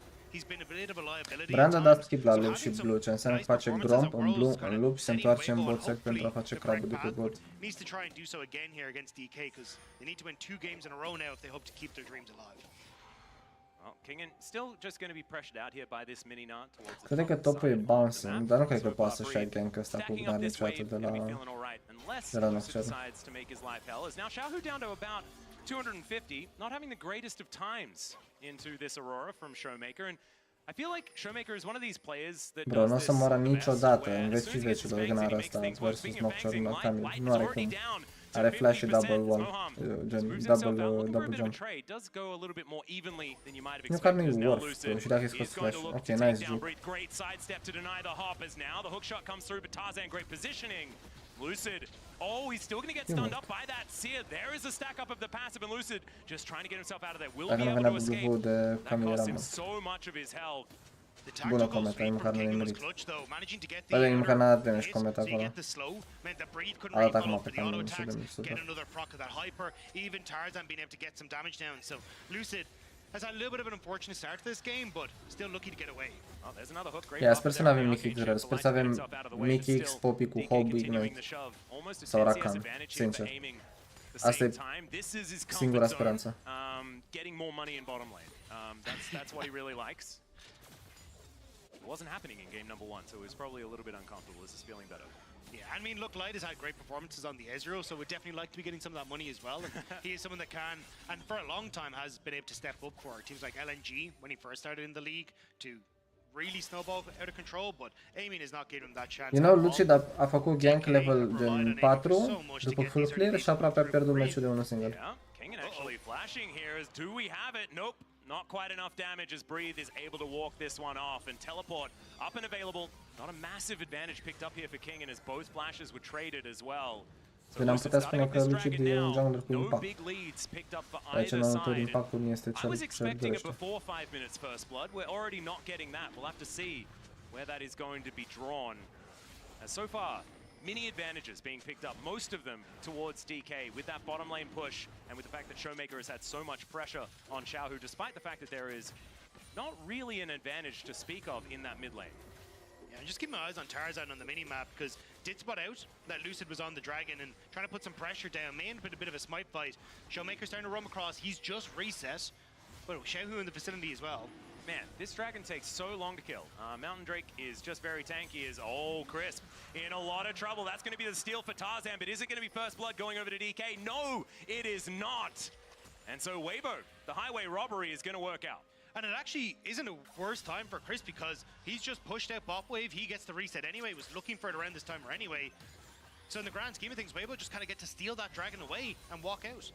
Nicely done. Still going to be a reset here for Light and Crisp, as I thought maybe there'd be a push. And I was going to talk about maybe some turret plates, but that doesn't happen as Tarzan. Oh man, Brand pretty good at killing grubs. And Xiao going to come over and assist as well. And that will be 3.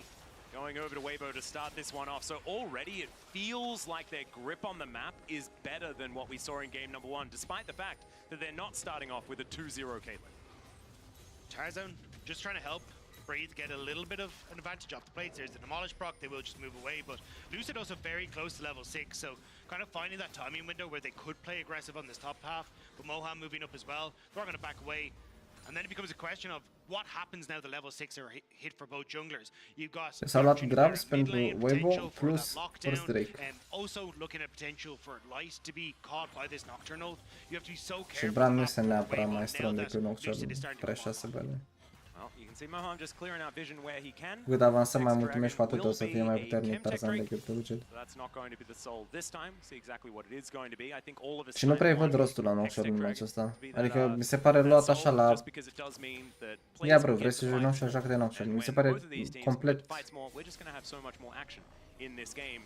useless în compul ăsta. Am impresia că lumea e mult prea fascinată de Nocturne doar pentru că a câștigat niște meciuri din cauza combo-ului. Și sunt mult prea...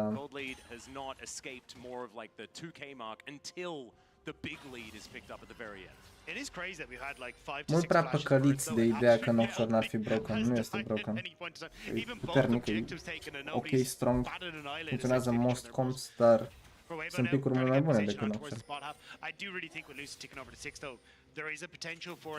Ce-ai fi luat în loc de Nocturne? Nu ce aveau în prima dată, se avea Aurora, Nocturne, right? Yeah, a little bit of a wraparound here as Control Ward does go down. Tarzan in the area. Lucid does have a spell shield, so not as worried about the brand. But still, Xiao just come down to protect the vision. Showmaker without too much control of the wave. O să-i Seju, având în vedere faptul că simulează pe orice comp și are de 500 de ori mai multă utilitate. It's all the posturing. It's all about sending a message. The message is, I want to fight you. And it's just replied, received. Ai și mai mult lockdown pentru Ione și îți deschide și oportunități de Jax Sejuani, Camille Sejuani, Renekton Sejuani, ca să ai super strong topside area. Vi și Skarner erau banați. Jarvan Blind nu este chiar atât de eficient cum crede lumea în competitiv, în solo că e mai bun. Seju Maokai, dar probabil Maokai e mai slab în punct 8, de-aia nu prea-l vezi decât în compuri de Rumble. getting all their ducks in line before Dar they probabil really aș start to lăsa fight, and then hoping they can blow open this game before the Camille and the Aurora and even the Kaisa start to come online. Yeah, and we know that aiming is fantastic at Ai, în orice trebuie să aibă un rost, trebuie să ai un flanker, trebuie să aibă ceva ce se jura banata. Ok, dăm 2 secunde, vreau să mă la drop chiar. Nu te contrazic. Nu te contrazic.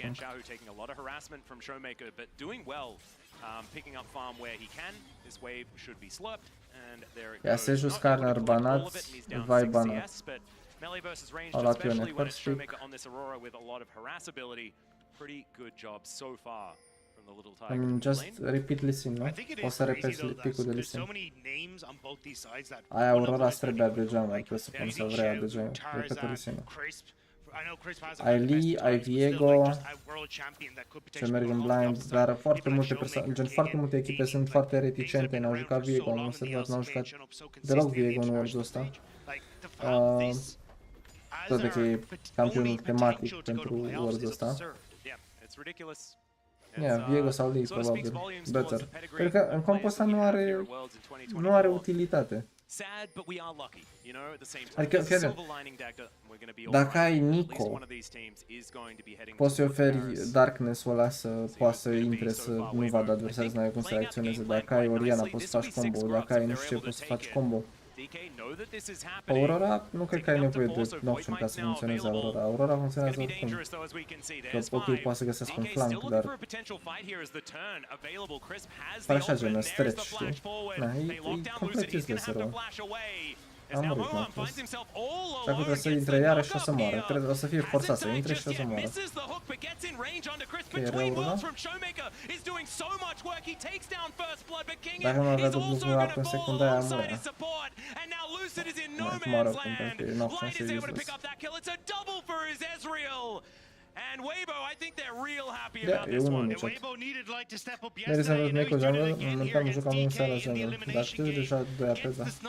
With the arcane ult over the back, and also then picking up a second kill. Weibo now getting a second dragon as well, and the start of this is unfortunate for DK. Adică ai Aurora, ai Nautilus, de ce n-ar merge Viego? Sau Lee? Cred că ar fi făcut de 1 miliard de ori mai mult decât a făcut Nocturne aici. Uite la noastră, intră.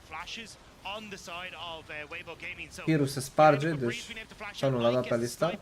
Măcar dacă era Viego și la un reset și făcea ceva sau murea cu cineva mai rapid. Moham hit the same bit of wall twice in that fight. So hopefully next time it's a champion on one of them. That's what we want to see. Nailing the wall on that one as well. Getting the eye in. Working out. Backing on a ward as we can see, but King in towards this bottom side of the map, looking to try and grab some plates. Not very much longer do we have plates on the Rift. 1.5 minutes. Try and get the rest of that gold as now Showmaker up towards this top side. We've seen the Aurora in our matchup quite a few times. So he's going to be heading towards that one. And DK, still a lot of win conditions, a lot of ways to get themselves back into the game in the gold lead. Not even 1,000 or anything like that. But if these fights go the way that we saw cred că n-am nicio șansă să câștige by 2 de game-ul ăsta. Brand are deja Liandry terminat, deci e practic de 3 ori eroul Nocturne și o să fie din ce în ce mai rău pentru ei. Azi ce face Zonia e nemuritor. Și apoi singurul lor win-con va fi Kaisa / Camille pe side.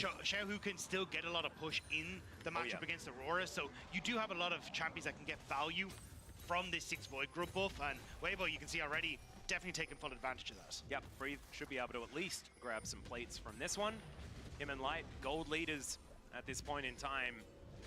Showmaker may actually have his back stopped as well. Yeah, the last second boulder going to come through and deny the back from the Aurora. That means another wave does taxi on in, and this should just be first turret blood going on over to Brand ceva de genul, vreau și eu. Că sunt Brand. Dacă eram Maokai nu face asta. TPD-ul pentru să dea share. Poate poate să scape chiar 2 tururi. Shelly says, look, I'm never going to be able to get access to this wave, so I'm just going to come top instead and see if we can use the 6 Void Group buff to get 2 towers off the back. That's such a massive gold injection for Weibo. Yeah, this is huge. Moham and Lucid are making their way in though. Tarzan already softened up just a little bit. The hook just barely going to work out as Between Worlds coming down from Showmaker does get the flash out, as now this huge knockup from Crisp is massive, and down goes the Nocturne and the Nautilus. Showmaker not long for the world as well as Xiao, who knocks him up and cuts him down. Aiming tries to get in there, gets one of them back, could be another. The flash out of the way, the headbutt is gorgeous. They still get the turret, they still get the kills, but aiming is now fed. The focus was the tower, but now I'm looking at the hands of both these teams. That was sick from aiming, being able to dodge away from so much of this, but also Crisp surprising DK over the wall, setting up for breathing that brilliant arrow. But every time we get these fights, it feels like Weibo get a chance to sneak away another objective, and it's the Rift Herald that will go their way, but Hook from Moham goes wide.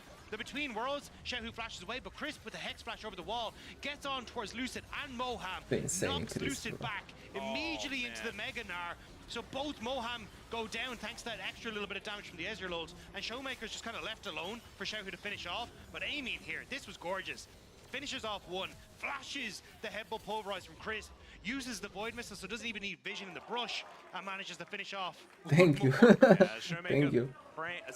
Lucid praying for an opportunity to get back into this game because things not going so well in that fight. I think pressure on these rookies, of course, Lucid and Moham. Moham having a little bit more experience, having played here and there in the LCK, but never at this level. These are two players that are relatively untested and absolutely untested when it comes to the world stage, especially for Moham, who has only recently joined this team as Paranoia does come down. There's a hook landing. That's my boy Moham, as they will be able to get the kill onto the Brand. Lucid still taking a lot of damage for it because Brand just does so much. But now Showmaker might be in an awkward position. Between Worlds coming through as he uses it to escape here. True Shot Barrage going to be landing as well. The Hyper has been stacked up. One more auto from Breathe is going to do it. And Showmaker trying to get there, but he does not manage to avoid that last one. So the Mega Gnar is going to be able to lock down the kill, and now teleport from King in to get himself towards this bottom side. Feels like Weibo are finding ways to trade up in all of these situations, and this feels like the biggest gold advantage that we've seen for a team, especially with two drinks stacked up. Minutul 16. Brand are Liandry din minutul 10, dar e ok. Nimic în regulă. Try and get a pick, try and get top tower, and suddenly get a ton of gold back in your favor. But Weibo just had many people in position, and then the push for Shehu on that bottom side as well meant that they could threaten the tower. They get the TP from King and 2. As you say, it's just Weibo having these small advantages where they're constantly trading up. Now with Dragon up and available, DK already in position, reset for a Breathe. He's going to have to TP onto one of these wards if he wants to be a factor. Yeah, Tarzan going to be able to get the smite on the Crab as well, so some extra vision available here for Weibo. As Infernal Soul as well, we haven't even really Dragonul ăsta, just give it. As Crisp going to get hit by Duskbringer. Toată echipa, tot Weibo are Spike. Trepăs Gnar, aproape Liandry terminat pe Brand, Ion are Borg, Ezreal Triforce-ul are atât pe Terna și Muramona și tu abia terminat Strebreaker pe Noxer. Ai nevoie de iteme pe Camille și Aurora și Kai'Sa. E mai mult Aurora Kai'Sa, sincer, dacă ăștia doi din strong, atunci să fie echilibrat meciul. There's the fate sealed, and the catch is beautiful. Lucid nowhere to go. That's going to be the lockdown. Between Worlds comes in, Light trying to get himself out. It's a fair bit of damage, but they're not able to finish off any of these kills. Is now Kingin trying to run his way out.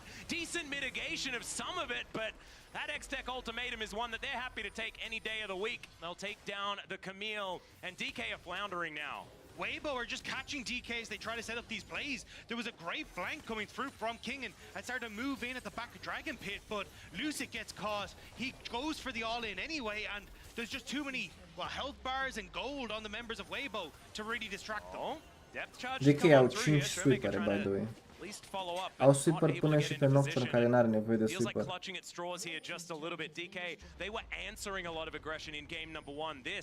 Deci practic mizează în totalitate pe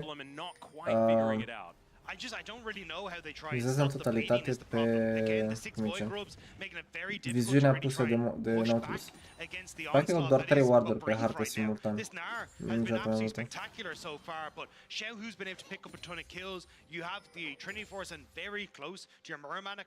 Dar nici ce trec cunoaște bine, bro. Și nu au avut un comp foarte strong. Iar meciul trecut trebuia să fie meciul ăștia de Weibo. It feels like you need to remove Tarzan from the fight just because he does so much consistent damage. But if they do that, he still does a lot of damage. And the rest of Weibo are going to kill DK anyway. I don't know what the answer is to this one. You can see that DK are struggling to figure it out as well, but they're going to have to if they want to find their way back into this game. Then a 6,000, well, more like a 5,000 gold advantage. It's going to be hard to overcome by any stretch of the imagination. 2 items now coming in for aiming. Does have his Rage Blade complete. Picul ăsta de Aurora, chat, sincer, până acum nu cred că l-am văzut să meargă bine pentru nicio echipă. Gen, n-am văzut Aurora să... Deci, mamă, ce broken e. Întotdeauna. Ia, să vedem, căutăm 14.8. Turneul World Main. Aurora 7-1-3 But it's just so difficult. I actually think they should be going for nearly the reverse, where try and play for a king and pick onside with Lucid, having the, and then you have king and the TP to wherever Weibo try and do the cross map. But you can see in this position, as long as Weibo are playing safe, it's very difficult to lock down Ice, or honestly even Crisp as well when he's got that Alistair ultimate. Yeah, you can see Lucid actually pretty deep in enemy territory, going for a recall now, but was able to get some reconnaissance work done. Meciurile ce le-am văzut eu nu au apărut chiar atât de Ultima. Un bine rapid de skirmish. Îți faci hardstyle, second item îți faci Sterak. Dacă ai nevoie de mari poți să-ți faci Abyssal second și apoi Sterak. Și apoi pur și simplu îndezi itemele tank, dar hardstyle, Sterak sunt core. Outside of the Duskbringer, as the Baron has been started. Vision was there for DK. They know that this is happening, but do they have an answer for it is the question. Bilete de dat. Taking a fair bit of damage, wants to get over that wall, gets the knock up. There's the Pillar of Flame. Nu mi-au dat nici mie, bro. Tries to spell shield the True Shot Barrage that wasn't actually going to connect. They do get the control ward in. Decent knockups coming through, but they just back away. They just hold strong and Weibo. They leave the Baron. Bro, just flip it at this point. Measured play from this team, not wanting to risk it. But DK now have access to mid lane and a potential for that bounty on the tower. King in constantly keeping Breed pushed out. I think they should be able to get some Sincer, just flip it, e brand. Gen, e brand versus Noxel. That was a weird situation. I normally expect them to just fight, and then they just didn't. And I don't know whether it necessarily works out, but I'm confused. And I like it. Okay. See where we're going to get a bit of a turnaround. 50 seconds on this Infernal Drake. And honestly, I think if Weibo get that Baron, it's good, but flipping for it is not, because they've got this fight to work around when it comes to the Dragon. Dacă te referi la cursa streamerilor, nu. Dacă te referi la cursa pentru Worlds, nu anul ăsta. But getting Infernal Soul is a gigantic deal, and accelerating the Elder Drake is going to be huge as well. So eu tot nu înțeleg cum reușesc ăștia să păcălească echipe să lasă Ioneo asta. Ce merit are ea?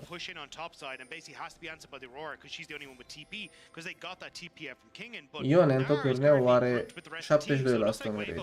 Și meciurile pierdute sunt pierdute majoritatea de Mad Lions. Deci avem așa, Cap, G2, Mad Lions, Fnatic și PSG, care e echipă din play-in, ce au pierdut cu Ione. În rest, un singur lose are și ăla e când îl joacă Showmaker. Dar singur nu știu.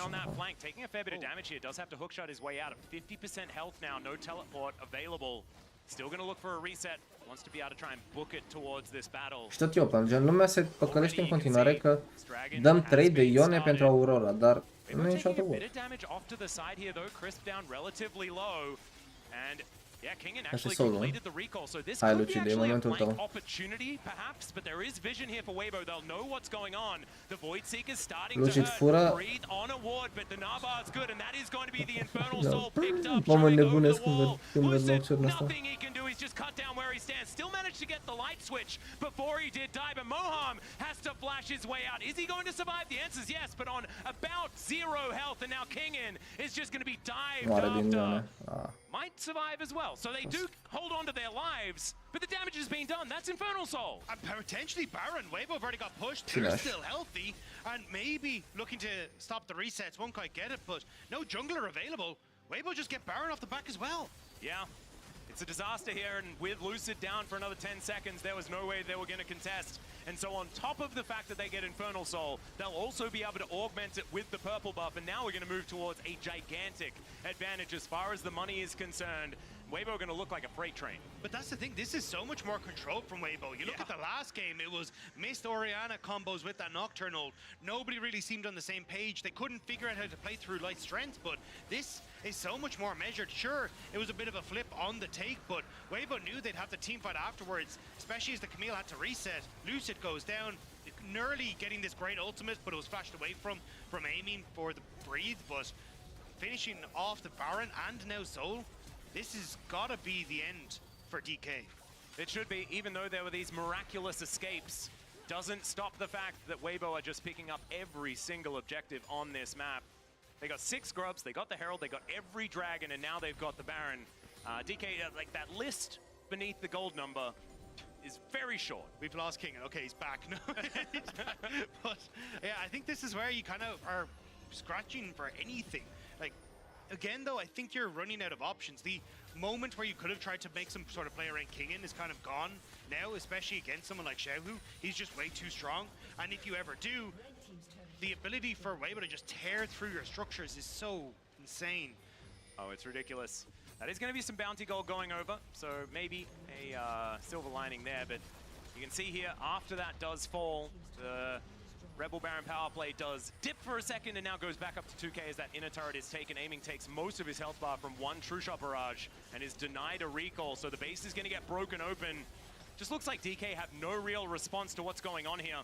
The inhibitor going to fall down, they at least clear the mid wave. The top lane wave is also very far away from DK's base, so it looks like this is reset time. 2.6k on the Rebel Baron power play is nothing to scoff at, and they've got an 8,000 gold lead now and Infernal Soul. So much money. Hai să ai pe Spike, are Nashor, by the way, are 3 iteme. E practic la fel de fed, dacă nu, ai fi mai fed decât Ezreal. Dacă reușește ca Isa să facă un clean-up, meciul nu este chiar atât de doomed precum pare. Înseamnă Swiss Stage și practic Group Stage, nu.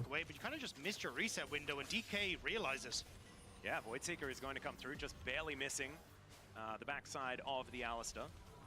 Lucid not going to go for anything overly aggressive. DK now given a little bit of respite, but I just don't think it's going to be there for long. As King in here towards this bottom side, just trying to get himself towards relevance, but we just haven't seen DK being able to get any sort of fight to go the way that they want it to. We haven't seen what this composition is built for. Well, it's when you're so far in the hole, it's impossible to try to fight your way out. You have to. Dacă pierde meciul ăsta, Damon, nu o să joace nimeni Nocturne meciul viitor. Vă garantez. Deja a pierdut primul meci, a pierdut și al doilea. And this position, Weibo are just getting to play through the strengths of, well, we have very good team fights, we have great threat on side lanes, and Light is just untouchable as DK scramble to hold on to the map. 3 blue orbs. Well, aiming just got a 35 gold lead. There we go. He's the only one with anything of that nature. 2.5k for both jungle and mid here on Weibo's side. Xiaohu and Tarzan eating good in this game. O să forțeze pur și simplu dive Weibo aici pe top lane. Au Alistarul care stancheze turnul și ăsta e mega gânar, deci vor să bată. Pur și simplu trebuie să avanseze spate turnul, dacă picoala de pică turnul și pica și în Now DK with 5 are going to look to try and push this one out the angle. N-are mini imediat, acum vor să bată Damon. Trebuie să caute un engage pe Ione, dacă reușesc să îi dea de lead. Brand are zonia. Ok, de Nocturne. Să mergem Nocturne. Hai de Nocturne. Apasă-l.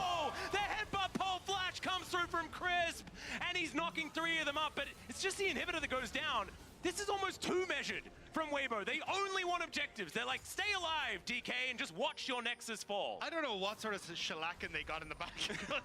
They are not looking at kills at all. It is, we are here to win this game. The only thing that wins this game is objectives. We will take every objective, and thus far, it has been very measured, very by the book. And I mean, if they just take that mid inhibitor, that is every objective that they have gotten on this map so far.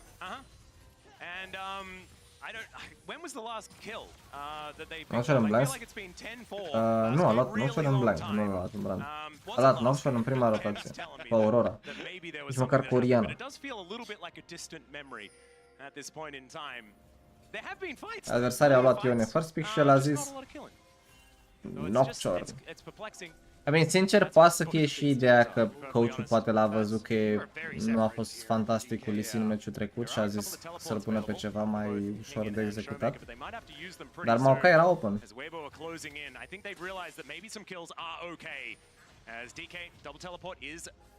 Hai să termină jocul pe de. Bă, dar câte zită. They don't really have to, they're just keeping DK in position as the Elder has just spawned and they have the inside track to get over there. Xiaohu setting up for some sort of engagement. There's the ulti there, caught Showmaker and he just explodes. Nothing you can do about it now. The late teleport from King and 2 already Grijă că dead. vine în option. Oi, oi, oi, oi, oi, ce le-a făcut. This is so clean from Weibo. Pe pe top lane Showmaker. Ăsta așa o pardon. Cool stuff, but the wallets are so heavy, and Weibo will push down. They'll destroy the Nexus, and they'll take us to a game. Dar v-am zis că picul ăsta de Brandos e literalmente nemilos în compul lor. Au Camille ce vrea să dea dive-in, Naucer ce vrea să dea dive-in, Aurora dive-in, Aisa dive-in, Nautilus dive-in. Nu ai cum să nu carmezi cu Brand. Deci nu ai cum. Deci Brand poate să fie 0-18 pe meciul ăsta și tot o să dea damage și tot o să fie util.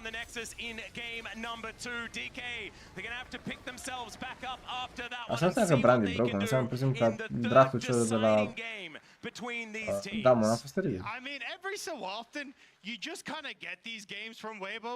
Like, I remember game 1 versus JDG in regional finals as well. They just clean macro, incredibly cool, but we're going to have to wrap this one up as we toss it over to a quick break and we find out what's going to happen in game number 3.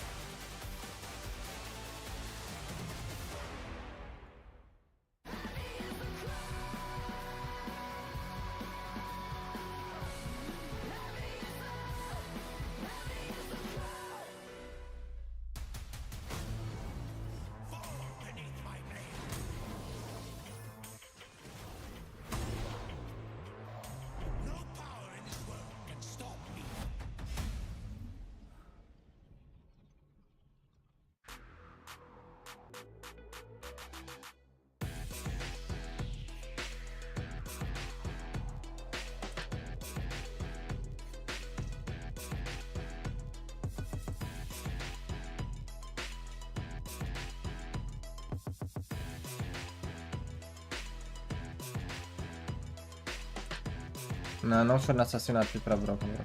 Pentru că ultimata e mult prea puternică. E un fel de Nafiri cu W Unstoppable și range de 6 ori mai mare.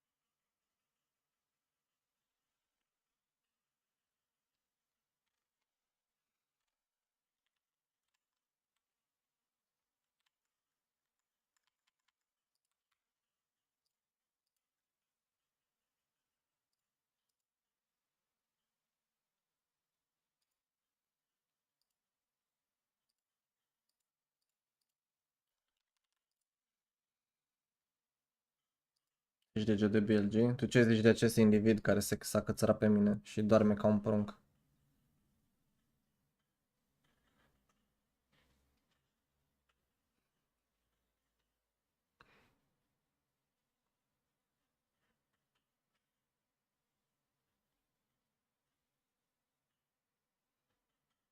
Dar ce urechile răci?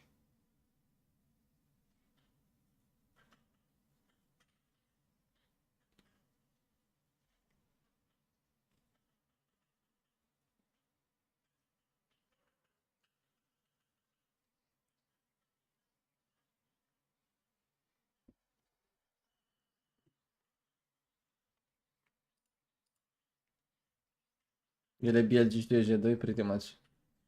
BLG a jucat, n-a jucat foarte grozav. De asta nu cred că e neapărat out G2, dar sunt cu siguranță cel mai puternic adversar pe care putea să-l primească. Cine a fi dat pisica, că e huge. Pro nu e huge, e camera de vină.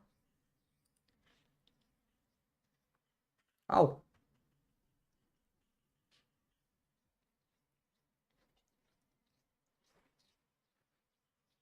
Bro, cât de chunky pare, dar nu e chiar așa chunky. Doar că e făcut așa, gen, e turtit. Așa e pisoiule, că nu ești chunky. Au!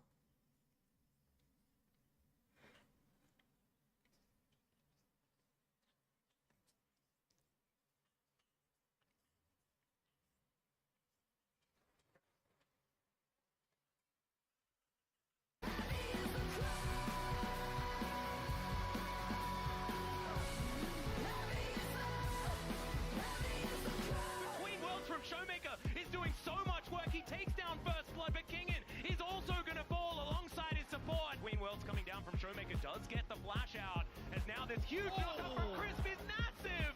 And down goes E friendly shift. Shao knocks him up and cuts him Este în formă de prieten. gets one of them back, could be another. The flash out of the way, the headbutt is Bro, capul lui pare atât de mic comparat cu corpul. sort of engage angle as there's the ulti. They've caught Showmaker and he just explodes. Then aiming, trying to do all that cool stuff, but the wallets are so heavy.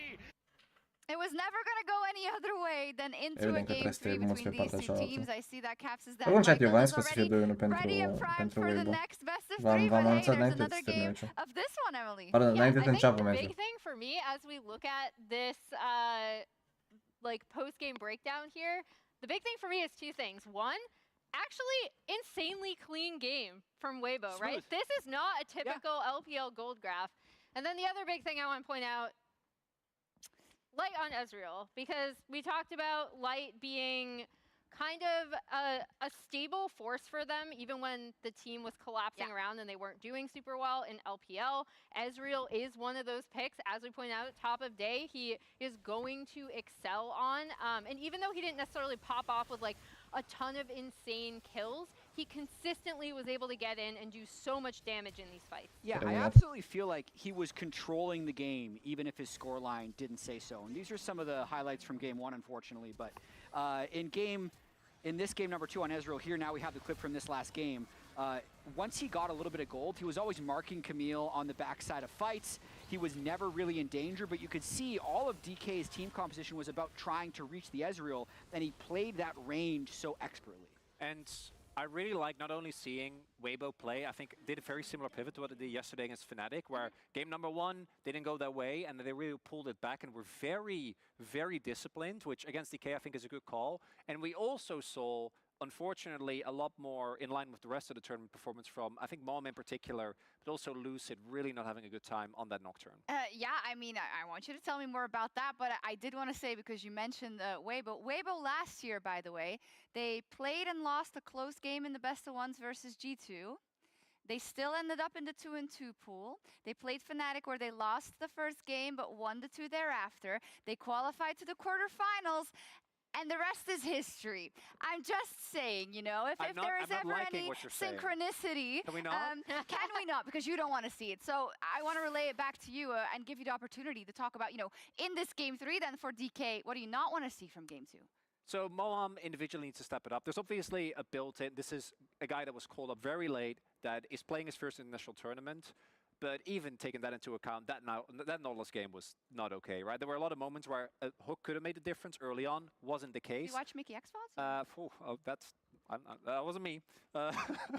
And then secondly, Lucid, we saw him hover the Nocturne. I think Nocturne is a great pick, but it's also the same way that I don't want to see Lucid on Maokai. I think that there is a specific style that this guy plays really well, which we saw, even with all the flaws in game number 1, he was still a big reason of why they won. And I think that they need to go back to that for game number 3. I think the other thing I'm super curious about is this Aurora Yone trade, because I don't think either of these teams are particularly the teams that you might want to see playing the Yone. I actually don't think it's a pick that Xiaohu and Showmaker, like neither of them, even though Xiaohu like didn't perform badly in this game, right? Like, and Yone was a factor in a lot of the fights as the game went on.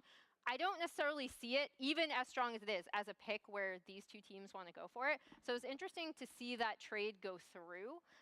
And with DK having selected blue side for this draft, I'm very curious to see if Weibo just ban out both of them again on the red, or if we see a trade coming through as well. Actually, DK banned Aurora, I think, on blue. It's been kind of a weird series because the team with more of like Wombo team fight comp has lost both games. Yeah. Which, when we were originally approaching the series, we saw the Weibo series yesterday against Fnatic, and they were just like grouping up around objectives 24/7, even if they weren't up. And it was like, okay, yeah, the team with better team fighting is going to win. But the opposite has been true today. I think part of that is because of like how well, if you look at Showmaker on LeBlanc, he can kind of just do his own thing and still be able to make the plays. But the overall cohesion of D+ doesn't necessarily seem like it's there. So I'm really curious to see what we see back on blue side. And I think Showmaker was probably just hoping that he can get LeBlanc again. Yeah, for DK, we have seen them have these oscillations many a time, right? And this is something Showmaker has obviously made worlds every single time ever since he came into the LCK with Damwon back in 2019. Last time was the first time that he didn't make it out of groups. And obviously was pulled KT, right? You can look at that, but I don't think that's going to matter if you are Showmaker. This is a guy that has also been struggling a lot with the pressure of being a Pro 1 very early in his career. And I know that for this team, as you can see, Moam, I think understandably feeling really rough. The pressure on him to make these engages needs to also be caught by the experienced players, and that's going to be Big Game Hunter King and Showmaker. Care este mai bună, Vice sau Jinx, mai That's the nickname he gets in the Korean community. He usually does step up, so this might be it. So what does your gut tell you? Because you've prefaced this about the rookies, and you see their faces there, right? This is so incredibly stressful. Where you have on the other side a Weibo team that, yes, is extremely up and down and as a roller coaster, but I would kind of say Friendship? Cred că vrei să scrie acolo că sunt steluțe. I trust in Light a lot. I trust in their team fighting a lot. So what does your gut tell you? My gut is actually saying Weibo is going to be able to handle the pressure better. I loved your point at the start about how these moments can be forgotten in the grand scheme of things, because the winner of this game could still very well go to the World Final. And because so many of these players actually went to the World Final last year, I think they're going to have the confidence to step up here. Yeah, and then Xiaohu is just with his hand in his head as you say that, as you give your vote of confidence to Weibo. Emily, final notes? Yeah, I mean, I think for Weibo, we did see a much more disciplined game from them in this game. So regardless of what they end up drafting for this final game, and I do want to keep an eye on Aurora and Yone, I want to see that same discipline from them in order to win. Okay, how's the stress levels here, Maurits? Not great. No. I appreciate you asking Shocks, but it's a great stress level tool. It is. Don't do that. I believe in them. I think they can do it. I hope that they can band it together. It would be a really big deal, both for the rookies, but also for Showmaker. Okay, let's see what happens. Who's heading to Paris? Let's find out. Thank you so much, guys. And I wish I shared your sentiment, Chronicler, as another LCK representative, but we've seen Weibo do this too much. Shocks already took us through the fact that we're just following the script that we wrote last year. You know, we're recycling, and this is Weibo with now some momentum moving in, and we've seen this so many times that they get their for-fun game out of the way, and then it's business from there. Yeah, I mean, look, you never really know what you're going to get with Weibo. The consistently inconsistent was always the best part of watching them in the LPL this year, but it is always a question of, even when you look at international, what version you get from them, because obviously last year they hit the main stage, or sorry, they hit the final stage, but in years past as well, didn't do so hot. So you never really know what version you're going to get. It's a little bit up and down. What isn't up and down is the ability to ban Skarner away from Tarzan. That's happened every single time, going to be the first ban here on blue side as we hop into the draft once again. And man, I don't know. I think one of the things that has to be taken into account as well is the fact that blue side has won both of these games, so maybe that can help out DK as far as getting a little bit more confidence moving into this final game. Just have to see. Already the Orianna and the LeBlanc taken away. We heard, you know, the LeBlanc has been so incredibly important for Showmaker. And the Vi is still something that needs to be banned away, I would expect. I imagine that that's likely to happen here. Orianna ban. But we'll see where Weibo are going. Nu cred că a fost o problemă Orianna cu Noxul pe un meci. Nu știu ce banează, adică nu au părut capabil să joace Orianna la Noxul, sincer, au arătat foarte bad pe combo. It worked out well for Weibo in the last game. The Yone wasn't that impactful, but at least was still able to contribute to those fights well, and the Aurora didn't really get to do much because the team fell so far behind. So I think it'd be interesting to see how DK prioritize these picks if they are left open. Please, ban Ione. Una din cele două echipuri. Ban Ione, please. Please ban. A little bit understandable. It does mean that they get one of these very high priority picks. Will it be the Ione? Will it be the Aurora? Or will it be another pick that is just sort of more of a pocket pick, potentially, like a Vi to be banned away from Lucid, perhaps? We'll see. Then the prioritization please, of the first pick please. is really what I'm going to be curious about, because we know this team is not necessarily one to play a lot of Ione. Kingen has been one to play it so far this season, and there is the Ziggs ban away from aiming, one of his favorites earlier on. Not so much now, and not something that we've really enjoyed that much. Showmaker e singurul om care a pierdut pe Ione din echipele din Asia. So, posibil să ezite în a lua Ione. On getting this pick for Lucid, and the answer is no, because Ione's up, so they're going to lock it in. It makes sense, but I was kind of wondering what the answer was going to be, because I think there is an argument with the Ione not really doing too much, and I think Showmaker had a reasonably decent time. Echipa arăta mult mai bine cu deci face sens. Taking the Ezreal away, și avem un trade de Ione Aurora and just go for this kind of all-in composition, but yeah, taking light onto some comfort and getting out of the hands of aiming, making sure that what is inevitably going to be a dive position to enable the Ione doesn't really have a target on the AD carry perspective. Sincer, aș vrea să câștige Damon pentru că îmi place de Showmaker și de Kingen. Nu prea îmi place de nimeni din Wave-ul Gaming. Că n-am niciun jucător preferat acolo. Deci aș tinde mai mult spre Damon. Toate că nu sunt fan Lucid. Toți sunt ok mai puțin Lucid. But Gragas, just a Gragas could be happening. That'd be weird. Showmaker going to be hovering a few things though, and I got a little bit baited. I would like the Rumble here. I think it makes a lot of sense. You set up well with the Ione ultimate, and chances are you're going to get it banned away on this next rotation. I was thinking you take Rumble, you see that Kai'Sa more than likely going to be banned, and then you're in a position where, okay, well, at least we got a very strong top half of the map we can play through, and our AD carry will be fine as this game goes on, but not going to see that. Instead, DK trying to prioritize something for Moham to make sure he is comfortable after what was not a great game on the Nautilus. Yeah, and of course, this is his most comfortable champion in the Rel. Speaking of comfort, Breathe on the Nile looked absolutely fantastic there in game. Hey, n-ar cu double pinch pe top lane. Nu au de ce să baneze altceva.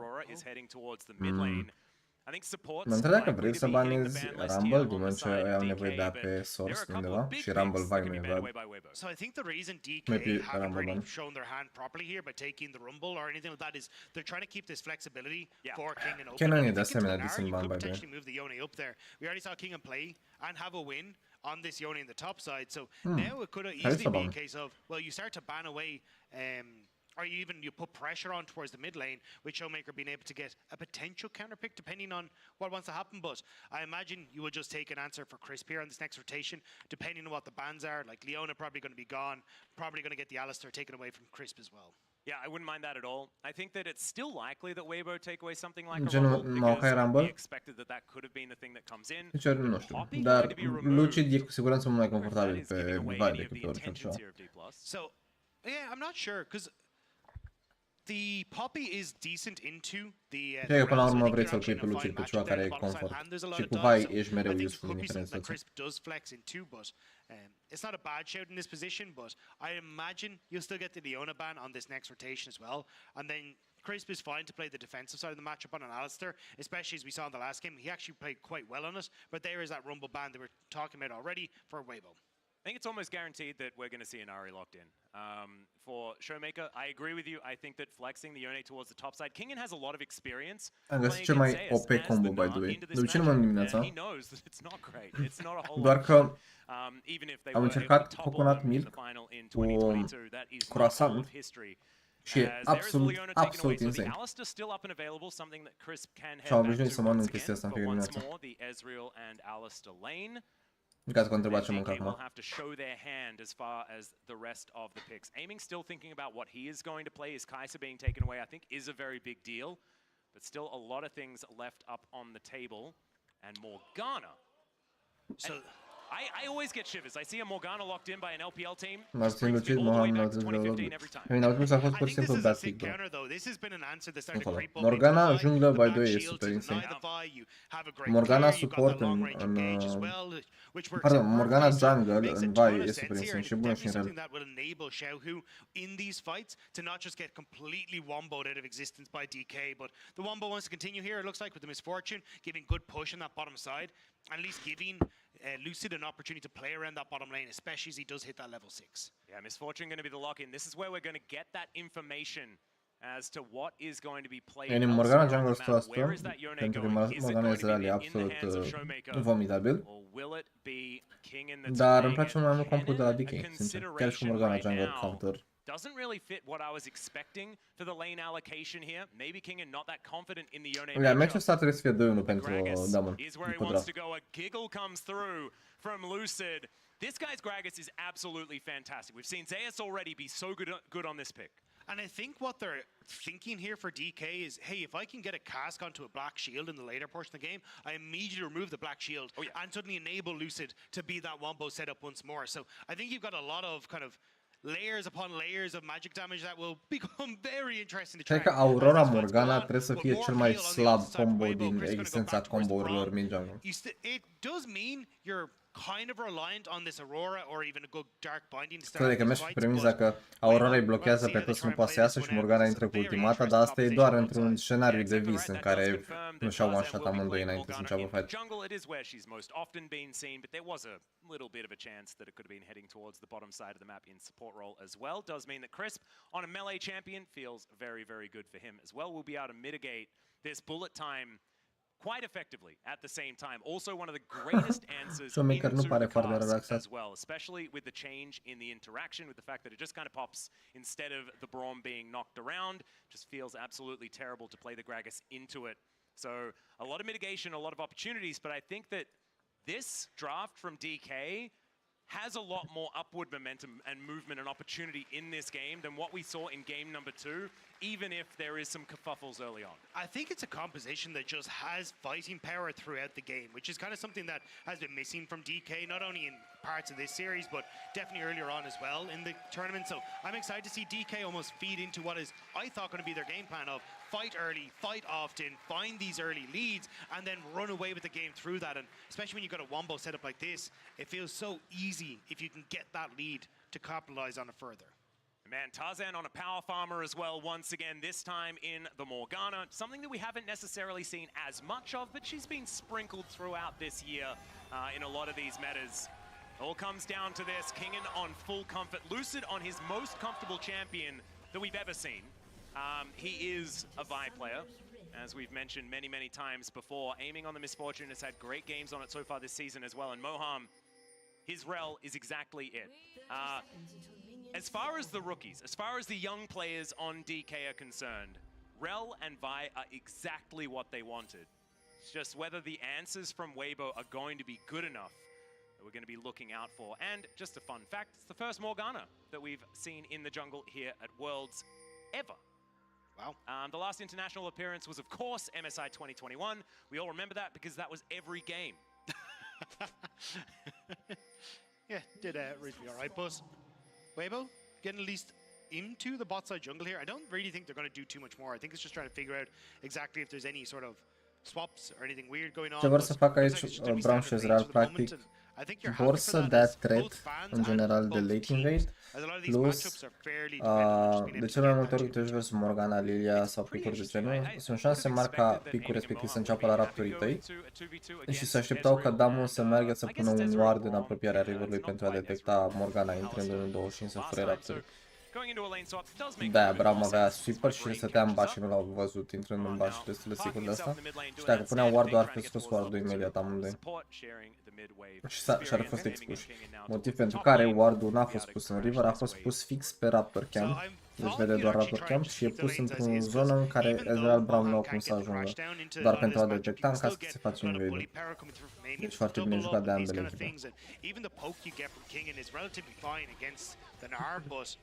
Already going for the swap, and it'll be a case of tracking Moham as he has a little bit off of the level 2, not even halfway there, to try and move down towards this bottom side, but get into position before Tarzan can really move in towards the bottom half means that he won't get stuck away from his turret and actually be in a potential falling down. Now DK going to be farming between turrets here, as Kingen using his belly bop to keep these minions together. Him and Aiming should be able to get through this pretty comfortably, as it's only Moham underneath this turret now. Going to be Kingen teleporting down, we expect. As I don't know whether this dive combo of these three is going to work out, but if a Dark Binding is going to sail through, could hold them in position enough here, as now we've got a Vault Breaker being charged. Xiaohu goes into stealth, but he's still going to get hit. Able to hold on to that is pretty nice. As meanwhile on this bottom side, that body slam was fantastic, but still gets caught up. Kingen going to keep himself alive though, as now he flashes, but Burst Blood still comes through. As the auto attack was in the air from line. Plates going down, and another kill is also going to sail through as Breathe collects that one. Xiaohu's okay in the mid lane as well. It's a disaster for DK. Such a Primul meci dam una massive ochiat goal for din... Weibo. Dar And n-au the știut kills going on neapărat. towards people like Breathe, who Senzațional, needed by it the way. because he missed out on that entire wave in that top side. And also Fost Light doar o off to a întâmplare great că au start once reușit more. și... We'll have to see if Tot it's going to Weibo be a trebuie să fie game 2 2-0 Weibo. position for Light, or whether it's game 1 where he just couldn't capitalize on it fully. Lucid is now in the enemy jungle, spotted out there Oh. by Xiaohu, actually going to be taxied through, and now he's once again in an unfortunate position. He's been around these walls Actually, are before, clash and it hasn't quite worked, as Showmaker does manage to get the crash through, and with the Vault Breaker he should be able to create enough distance. Are ceva boală cu raptorii adversari, by the way, Lucid. Pentru că în meciul trecut, acum 2 meciuri cu Lisina, a murit la fel încercând să fure lupii respectiv. And even if he wants to move back over to pick up the Scuttle Crab in River 2, Tarzan moving back down to this bottom side as well means that he should be totally safe if he wants to try and get that play. Tarzan considering a red buff for himself as well. Yeah, we'll see whether it's going to be Lucid looking for a potential gank on the top side. Morgana și-a total out jungle aici, vedem.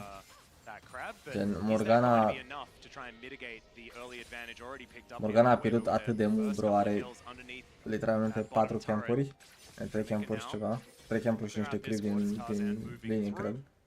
Și a pierdut tot respawning jungling din topside. Are nevoie ca botul lui să pusheze ca să aibă acces în partea de jos, fără să-și ia collapse. Dacă încerca să bage, intrarea el peste ea și își lua collapse. E singurul play ce l-are. Trebuie să ia redul ăsta să iasă, pentru că vrea să vină cu base.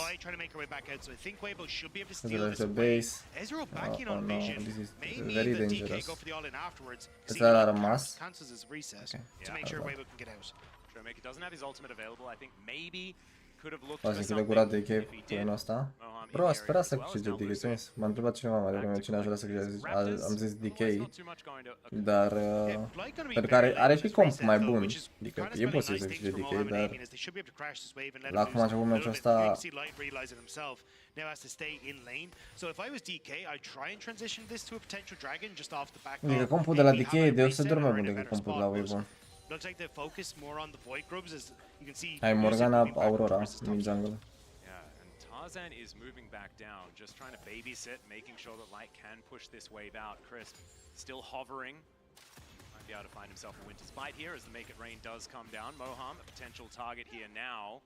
Crisp is essentially bluffing that Tarzan's behind him. That's why you're seeing so much respect given to Moham, because you have the item advantage and the level advantage, at least for the beginning of that, on aiming, but unsure as to where the Weibo game was, they will just back off, and that gives at least some push on the bottom lane. Gragas n-are mana, nu știu care e TP. Dacă n-are TP, va ia maximum grab și atât. Ea n-are TP. Channeling the back for the moment. Tarzan looking to clear out this control ward. Lucid in the area as well. Doesn't have his level 6. Only halfway towards it as well, as we can see. They have Hai, să înceapă grabii. Gragas are un sfert mana, ce înseamnă că are mana doar de EW, by the way. O să facă level 5 din primul grab, cred, Morgana. Okay, never mind. There's the Vault Breaker going to connect onto the Gnar as now Kingen looking to try and move him out of position. Not quite in range to land that cask, and remember the Black Shield is always going to be there. That is going to be grub number 2 being picked up here by DK. Lucid collecting the experience as well, which is a very big deal. Tarzan going to be able to grab that second one, so a grub advantage here for Weibo, but it's not a wash. That's what we've been seeing in a lot of these games, is 6 on one side, 6 on the other for games 1 and 2. This time a little bit more split, as there's a knock up onto Xiaohu from Showmaker, but he still takes a lot of damage back here. Xiaohu on this Aurora is doing a lot of work with this harass. Yeah, I think DK have just been doing a good job of pushing some of the advantages they had. Look, they only get one group there, but it is, you know, they get the reset quicker for aiming up. I mean, un grab luat cu mapset-ul ăla, sincer, e deja super ok. Breathe being behind on the level advantage means that they have a little bit more threat towards that top half. Weibo, though, calling the bluff as soon as Crisp does get that quicker reset is a nice job from them as well. So a lot of this is coming down to the map state and where people are, particularly the supports and the top laners. But between worlds is going to come through. Showmaker going to have to flash. Does get himself out of the way of that, but that is a big cooldown that Xiaohu was able to pick up basically just for free. I know you have to invest the ulti, but flash is a very important cooldown. And True Shot Barrage not quite going to connect, so Showmaker going to be able to make his way back to the teleport. E un AOE cam mult, ce du damage. Practic poți să ieși din ulta de Aurora doar dacă dai ok. Bravo, și nu Great sidestep there, but still going to die. His soul was unable to return to his body, and Lucid, can he actually get a shot? Gives him the thumbs up, and still tanks the turret shot. A 2-for-1 trade in favor of Weibo, though, in the end. Practic, ultimata de camion mai mare, care dă damage și adversarul poate să iasă din ulta respectivă doar dacă dă flash sau abilitate care nu poate fi oprită, tip râde Malphite sau râde Ione sau... Yeah. I really like the pizzazz from Xiaohu. Would have looked far cooler if he hadn't have just been hit by the turret and taken down. But let's have a look at this replay. Yeah, and I think this is a great call from Lucid. Showmaker wants the reset, but the wave is not in a position where it's favorable. Și-a toate spelele pe wave, e good call. Cred că a fost unlucky timing, că a fost Braum aici la perfect time. Gen, faptul că e Braum aici e atât de unlucky. To keep his mid laner alive, the black shield as well means he's able to escape, and this is nice from Lucid, but the black shield lasts just long enough to deny the knock-up from the queue, but it still misses Xiaohu just barely walks into turret range.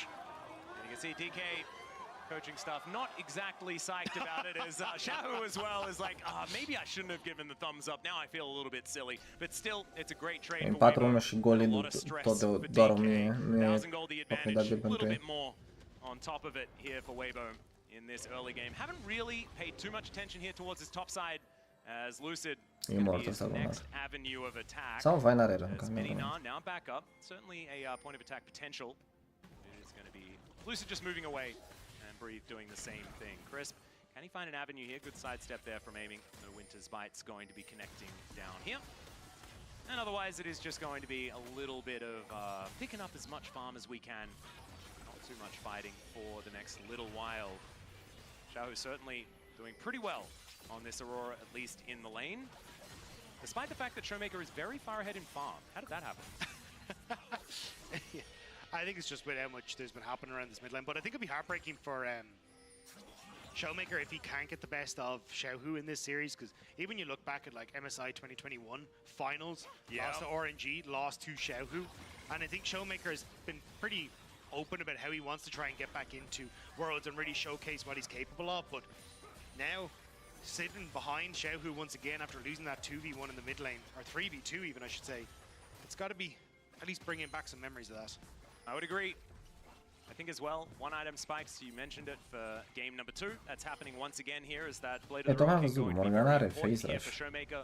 I think Kingen getting towards an item or two as well, where this cast can really be dangerous. And Kingen, we know him as a clutch dacă dă shield-ul pe altcineva, campionul e destul de imobil, right? That's for sure. Dacă dă shield pe altcineva, trebuie să aibă o modalitate de a se repoziționa în caz că și-a target down. Oh, okay, flash. Well, 5 graus pentru Weibo. Good heads up there from Moham, able to avoid the true shot barrage that wasn't going to land, but I still respect it. Keeps his head in the game. He's now still looking for a reset. Morgana e cu siguranță cel mai rapid campion când vine vorba de făcut grabby. Cred că e mai rapidă și decât Brand. Pentru că ți-e perma reset-ul. Yeah, am murit Showmaker. As Chris doesn't find too much with the ultimate, the bullet time also not really collecting too much here as well. Flash, by the way, dacă nimera chestia era mort. Is going to get punched a few times. Black Shield is now on the Gnar. But now it's going to wear off. DK just not quite able to find a foothold in this fight. And Weibo just grabbed the grubs and leave. They were trying to bait out that Black Shield from Tarzan, but Weibo never really overextending too much as Showmaker gets a little bit of a tap back. But until that Black Shield was gone, Lucid couldn't pull that ultimate trigger, and you could see in their eyes, we have the ultimate advantage. Our wombo combo's still there, but without that Black Shield going down, there's just no way for them to start off that fight. Yep. And the issue was that there was no other target presented. It was just Breathe with that Black Shield that was there. So Lucid couldn't just say, oh, well, I'll just hit the other guy, because the other guy didn't exist. Okay, Weibo being able to perform the highway robbery very, very nicely. And 2,000 gold is the lead, and it is slowly but surely extending here. DK, they're going to have to make a proactive play to get themselves a lead. They want to make their way towards Paris, keep themselves in the tournament for another round. You have to remember, you lose this game, you're going home. That is it for both of these teams. This is where you have to find it in yourself to pick up the win. So Showmaker now underneath his outer turret. Not feeling great because there are 3 bad guys there. Now Lucid looking to make his way in. Certainly some targets, but the Black Shield standing around Moham looking for an angle. They just grab some plates. They will move on. Yeah, I don't think we're going to get too much until the Dragon in a couple of seconds. Still, looks like DK Deci ar trebui lăsat Dragonul și Heraldul și ar trebui să caute să ajungă pe Spikes, și anume Merx pe Gragas, Merx pe Vayne, Merx pe Rel, primul item pe Rel, Zeke, și 2 iteme pe MF, cel puțin botârcă pe ele. Până atunci nu au cum să câștige fight-urile, chiar dacă au better comp. Pentru că adversarii deja sunt pe Spike, au Liandry de Morgana, Aurora cu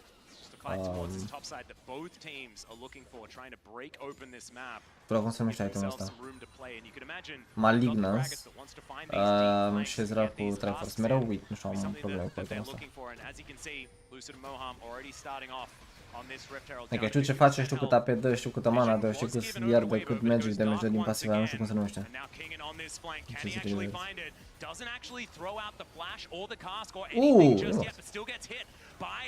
Folosește Morgana, ce faci? Ești prost. And that is the kill picked up here from Xiaohu. Disaster strikes for DK as they're looking to try and stay on top of this Rift Herald. Between Worlds comes through. Showmaker cannot get over the wall. And the Herald is even taken here. Absolute disaster stations for DK. That's a cheeky one picked up for aiming, but that is a consolation prize at best. E pur și simplu oribil fight-ul ăsta, gen nu știu ce ai dat contest vreodată, nu ai Merx pe nimeni și Merx sunt atât de importanți versus Morgana, Aurora, PTQ. Asta nu știu exact cum reușește să ia dragonul ăsta, nu ar trebui să ai voie să ia dragonul ăsta. But the eyes of Lucid move up top towards Kingen, which then isolates the Gragas here, who ends up falling. On the top of the map, Rift Herald is still started, so Weibo are just chasing down members of DK, and as they finally decide to turn on towards Breathe, the Black Shield comes in just in time for a Showmaker to not get that CC for Breathe, and it has to be Aiming who finishes things off, as Breathe will just pick up the Rift Herald on the way out. Yeah, collects that one. Aiming is going to be able to at least get 1 kill back, but this is a disaster, and Weibo, yeah, pretty happy with how this one is going. There goes the outer turret as well. In the mid lane, Showmaker looking to try and trade for the bottom outer as well, but trading up here for Weibo, absolutely. And as we have a look at our MasterCard lane economy snapshot, it is looking pretty good for our World's runners-up in 2023. Weibo just looking for a repeat of history, at least until the very end, where they would prefer a change in history. But so far, so good as far as getting back there in this game. 5,000 gold. This is looking a lot more like game number 2 than it did like game number 1. Yeah, I still think, though, there are tools for DK to bring it back into this game. Like, you still have that insane combo that can work out once the Black Shield isn't there, or even if you catch multiple members, a Black Shield can only save 1, right? So I don't think this is as clear-cut for Weibo, where it felt like DK had to dive into them at all points in time. I still think you have a lot to work with. It's just that the windows of opportunity are closing. Like, you see, even if it's not a Black Shield, there's 2 Seeker's Arm Guards that are coming through for the AP members and may need to be burnt here. Yeah, there's a knock-up from Showmaker, very nicely done. It's the Black Shield out from Tarzan. E bad fight pentru Weibo, nu are Black Shield. Lucid on vision here. There's Xiaohu, cuts him down to about 50%. This Ok, au mers pe Vai și pe Rel. Xiaohu on control mages seems to feel a whole lot better They were able to win the last game. As now Between Worlds comes through once more. That is going Bram to no be the shield Magnus încă. bullet time, and they just cut down where they're standing. DK, can they find more off the back end of this one though, as Lucid still has the ulti available. Tarzan still with that black shield there, and DK not going to push for more. They pick up 2 kills, and this might give them an avenue back in. And that's exactly what I was talking about. You overextend, and there's still windows for DK to Ambele come kill-uri back. Plus, Kingen was pe pushing that top ăsta side the Purel. whole time. He Nu cred gets că the top sunt lane turret neapărat. too. That's a nice Nu cred că goal o să back monteze in în towards absolut DK's deloc favor. fight ăsta, by the way. Snipe onto Moham really won't mean too much. There's no objectives up, but DK, they deny that access to La that 3 turret. iteme Rainbow gonna DK try au again mai here. bun. It is a 2v2 Dacă because presă așa Moham acolo. did stick around. As they say, if at first you don't succeed, just try again. And we'll see whether they're able to take this one down. Under 50% on this one, but they are running out of minions, and with an AP Gragas, he does pretty well at clearing out minion waves relatively safely with those Albil pe barrels. Gragas. Lucid looking for an opportunity towards light, of course, pretty Mi se slippery pare ireal on faptul this că Ezreal. toți jucătorii își fac cât un build diferit pe Gragas. Zeus și-a făcut Cosmic în Frozen Heart în încă alt item de tankiness, ăsta își face Archangel primul item, altul își face Sunfire, joacă cu Gras. Fiecare își alege build-ul. I mean, super nice să ți loc. Știință de boala asta pe suport să dea așa un auto-attack la mișto. Dar nu dea auto-attack la cineva useful kill pe Brown cel puțin. Că la pe Aurora a fost on the face there and the smiles on the DK side. They know they got away with that one. I wouldn't be celebrating just yet, Zephyr, but let's see whether it is something that DK can leverage moving further on in this sezonul ăsta cu game. siguranță a fost mult sub standardul care ne-au obișnuit până acum, adică Wave până acum au avut iterații mai bune de restele și performanță mai bună. Some of his previous years where his melee play was just so incredibly good. He's pretty good at playing Yone's brother, of course, as Yasuo has been legendary for quite some time. As Crisp, making his way in on vision here, knows about it, as this control ward will finally be addressed. I do think, though, even if the fights are kind of a little bit back and forth, DK have been playing at the map better. Weibo kind of stalled out where they're not really sure how they want to try and approach. They overforce on boss. Kingen is constantly playing and pressuring on sides. And at this stage, with Showmaker being a fairly sizable threat when it comes towards just how much damage you can do in a side lane, you need to be in a better position to respond. But Weibo just haven't really wanted to play around sides, and this is something that we started to notice a lot when they brought out the Orianas and moved away from the AD carries, was just not sure how to facilitate a control mage like this Aurora on the side. Aurora has escaped, but base timer-ul din cauza ultimatei de late, ăla putea să rămână un wave, să fie late pentru Dragon. Din nou, ar fi smart din partea celor la DK să dea drop la Dragonul ăsta și să nu se bată pentru el. Escalează mult mai bine și nu au de ce să ia fight-ul. Eu ce sunt behind. Ezreal e pe spike de 2 iteme. Dacă MF nu șterne Infinity, trebuie să dea drop asta.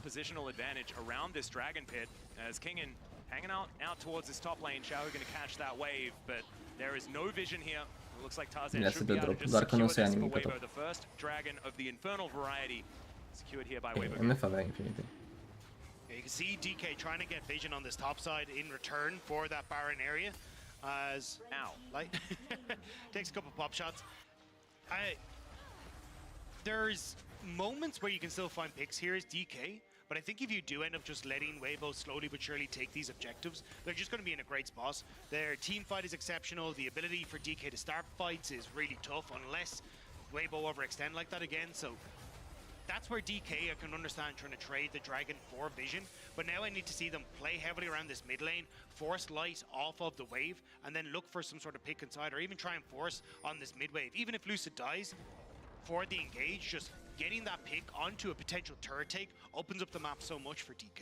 Yep, not to mention the fact that Baron is now available, has been for about a minute and a half. Emilian nu este CDR, Anguar nu este CDR și vrei să ai CDR de undeva înainte să termin cele 2 iteme, right? Cred că e o adaptare ok. Dacă era singura pe în echipă, evident Sorx era mai bun, dar din moment ce Aurora are Sorx și toată lumea să facă merg oricum, cred că Magic Plan nu e la fel de valuable, deci Ionia n-au sens. Wanting to get a little bit more, we'll see whether he can have once again one of these big bullet times like we saw towards that bottom lane. whether DK can just get themselves together. That's honestly what I want to see, is just pull themselves up, as now Kingen, yeah, he could be in trouble. Crisp making his way around, gets the extra movement speed. That is a very cute cask. Still going to be able to push Crisp away. Sincer, cred că era worth să dai 3 de ult pe game round pentru flash de Gragas. Bit of a whoopsie there, but able to walk on out, and now you kind of diminish that entire play. So look at the bot side instead.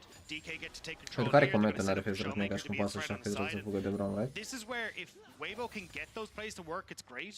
But these little mistakes do give DK windows to try and fight back. I think still no pressure on mid wave for DK is a bit of a mistake, because Aiming can contest the wave.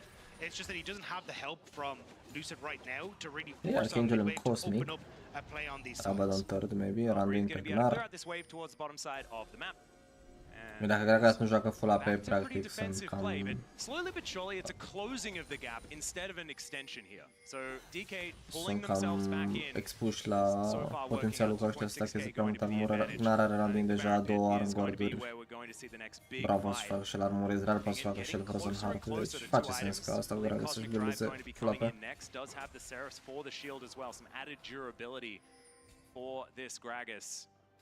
Feels pretty good.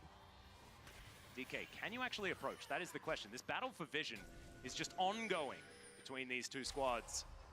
And if Tarzan is in Fog of War, it's so scary. You can see there, has to use the Vault Breaker to get out of the way of the Black Shield, the Dark Bind.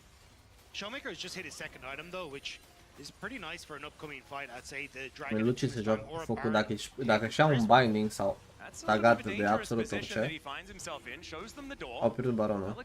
Black Shield also going to be invested there. Chris makes his way out. Buy a little bit of space here for DK to clear out vision inside their own jungle. Some mobile champions as well. That body slam on the Gragas. Breathe back in bot side though. Again, just putting this pressure on towards DK, but DK want to fight as a result. Yeah, the battle for the crab. You love to see it. Dark Binding going to go wide once again, and they're not going to win that battle. As Breathe is going to win his battle with this inner turret that is completely unprotected. Kingen going to turn up just a little bit too late. That is a lot of money going over to this now. Randuin's already completed here for Breathe as well. He is very, very scary. Se pare că tururile dau puțin cam prea mult gold, by the way. 700 gold izolat pe un singur om e practic un double kill pentru Gnar. Gnar a făcut double acolo. Dacă n-a trebuit să facă nimic, a trebuit doar să dea într-un turn. Minutes until that next dragon, that is definitely going to be the focus here for Weibo. Should be DK now with that opportunity spotting. Să-mi țin din nou când e vorba de level și am făcut sacrifică Rel și Brown level-ul pentru a face astfel încât AD Carry-ul să aibă acces la mai multă experiență, pentru că ei sunt DPS și practic suporții chiar și cu levele mai mari nu sunt neapărat cei ce contează în fight-uri. Practic ei, la nivelul ăsta suporții aduc doar viziune și utilitate. Odată ce îți folosești toate spell-urile, ești useless, ești precum un minion mai mare. Adică dacă uiți pe ambele echipe, AD Carry sunt level 14. Practic, cel mai mare level din echipă sau același nivel ca și cei ce au jucat tot meciul în izolare, Tipione sau Gragas. În cazul celor la Weibo, Ezreal are level mai mare decât Aurora, ceea ce e puțin... Fric a făcut niște schimbări foarte bune pentru AD Carry, am putea spune. Lucid is there wanting to hit someone with an ultimate as soon as that Black Shield is utilized. If someone goes down low enough to be under any sort of threat, when that danger is going to come in. Showmaker continuing to push here on this bottom side. Faptul că o linie își permite să facă share de XP tot meciul, să aibă același nivel ca cei ce joacă izolați. Spune mai multe decât aș putea să spune, da. As Moham holding on to that Magnet Storm. Xiaohu looking for that angle, trying to get that R button down, but Kingen has spotted him. Knows exactly what's going on. Winter's Bite going to connect Dark Binding, not going to so far. And no one pulling the trigger just yet. The timer on Breed's going down. Ți-a dragon să iasă că expiră mega de atât de forțat și useless engage ăsta, e luat dragonul deja, bro. Weibo just going to back away and say thanks for the freebie. Kingen trying to get the reset in as Weibo going to move in towards mid. Don't want to go for the terror. Looks like they're looking at the Baron instead. And Vision is not set up for DK. Going in blind into Weibo could be a disaster here. Dar încearcă să lovească absolut orice ca să facă extra formă. Problema e că ăștia nu au un tank real să țină baronul.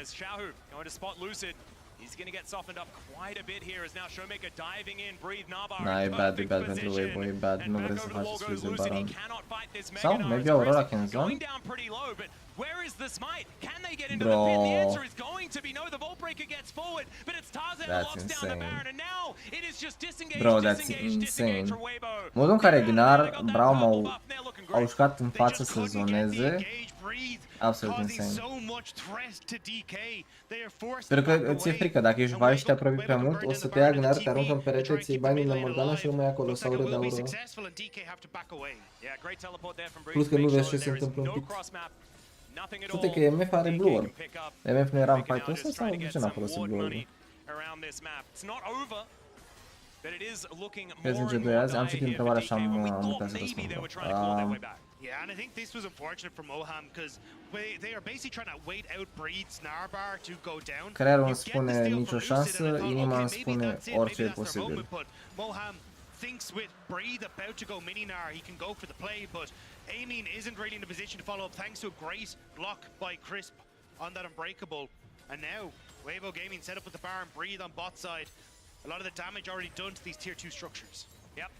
These Void Mites coming out here as well. I mean, that is, yeah, there's no minions there, so they're not going to be able to grab that one just yet, but look at this, the army of minions moving towards this bottom lane. That will spell the inner turret going on over the entire outer section removed. It is only the base left up here for DK. Can they actually manage to defend? That's the question. Double siege minions are just pummeling this inhibitor turret. Not a lot of range, so they can't really walk up just yet. They've got another wave, Conga lining in. Okay, can they find the angle here as light? Arcane shift pretty powerful there as you can see. Kingin looks for the barrel. Oh no, this is terrible. Crisp comes forward, shows them the door. Light creates all the space he needs. The black shield so valuable. They take down Crisp though. They're able to just go through the front door instead, and Light is just left in the dust as two of his teammates are Măcar dead. dacă ar continua să n-ar trebui să has that flash, Meganar so close to it. Shahu collapses. N-are flash, Between mă. worlds, there's the crash down. Moham knows that Avem he's mega dead. de Is Gnar. now aiming. Just throws the ultimate right at the Ezreal. Can he stand his ground and take down Shahu as well? It's the Meganar says absolutely not. The sidestep's decent, but it is not enough as the solo lanes take down aiming. And the bot lane tower fell as well. Weibo end up taking the fight toe to toe and still În 3 pentru 3, având în vedere cum a început, nu e chiar atât de bad. Trebuia pur și simplu flash lângă perete la Black Shield de Morgana și sărea Braum. Eu trebuia să dea unde flash sync în fight. Crisp denying a lot of the damage. He still will fall. But it gives time for Weibo to collapse and get into position, and this is where it gets a little bit dicey because you've got so many low health bars on the DK side, but Amy steps up. Moham is the focus, but it ends up being an arcane shift in towards Light where he goes down. E ultima de Camille la possession cu flash-ul. Nearly turns the fight single-handedly, but Weibo just barely able to come out with the 2 for 2 left standing. Yeah, the double up there as well. And yeah, I completely agree. Both sets of coaches, honestly, I think, yeah, they deserve everything after this game. You know, it's go out for something delicious. You know, even if you lose this series, this has been so incredibly stressful on both sides.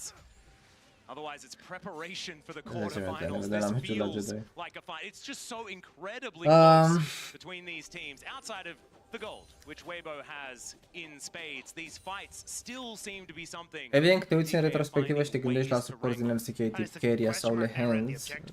Mi se pare gen să mult face mult mai multe greșeli, dar nu e un jucător slab.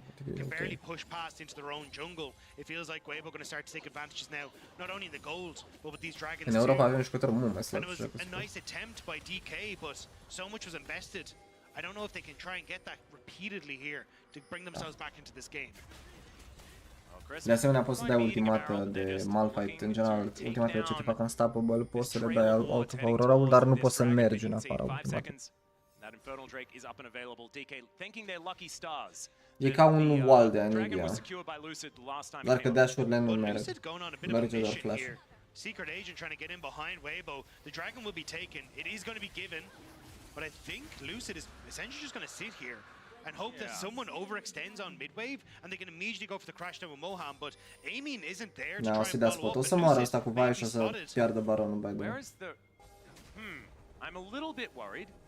Oh no. Lucid now going Bro, to s-a făcut scanning opening în to make topside, sure nu there's s-a no făcut. nothing available. Yeah, they don't know that he's here just yet. Oh, Light, he could be the focus, but this is sick from Lucid. Like, it's even in advance of E actually mega insane flancul ăsta, by the way. this could be the call. This is what the Lee Mega Sin insane kicked into flancul ăsta. life O last să-i dea game. mare Can he pomânt get it lui again here? Vezral.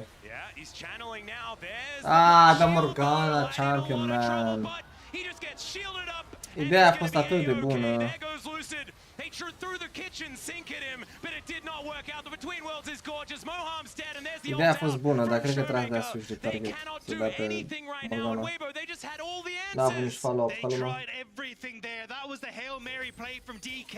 Voia să spun că e absolut cinema, dar n-a fost neapărat cinema. Serios, sincer. Sper ca următoarea să fie mai cinema decât Yep, asta. they're just going to cut down the inhibitor here. Kingen, can he remove the minions? That Păi is nu o the să dea question. It aici. might take some time. But I think that O Weibo, să fie that două was the death inhiburi nail. în It's just nașor whether și apoi the push-up până Nexus la... is going to explode right here. Numai G2 ar Whether putea it's să dea going to troll be din punctul after ăsta. a bit of a reset because, man, we're moving towards 8,000 gold. The Literally, advantage, numai the G2 ar Baron's putea să coming dea up drop now, în and there punctul is ăsta, no chat. way that DK can get over there at all. It's miracle or bust. Respect to DK for the attempt, though. Lucid trying desperately to get in onto the back line, but that Black Shield again, so pesky. And showing why this Morgana is such a good answer in the jungle, specifically to this fight. Lucid just hasn't been able to get into any of these fights thanks to us. Yeah, Moham is able to get in here though. They are able to clear out some vision as we can see. And they know they just have to start this. They just have to go for it. The Baron's going to be going down very, very quickly. Weibo teleporting Nu o their să facă way. așa. MF e unul cel mai înceți de carry când vine vorba de făcut baronul, dar... Tarzan? Flash? Un pic? Tarzan? Flash un pic? Tarzan? Flash un pic? Deci dacă full pentru fight, I guess. Deci dacă iau ăștia baron, dacă reușești să scoți kill-uri poți de end sau baronul contează așa mult Q. În general, mulți jungleri își au bait să dea flash un pic, se izolează, mor și mor fără să facă ceva în actualul fight. Uite, ultima de MF a salvat jocul, by the way. 12 pe ăsta, 20 pe vai. The one caster minion, can they protect it? That's the question. Okay, Showmaker says bravo. no, he's going to be able to take that one down, but aiming not going to be so lucky. They just chase him towards the fountain. Showmaker as well, going to go down.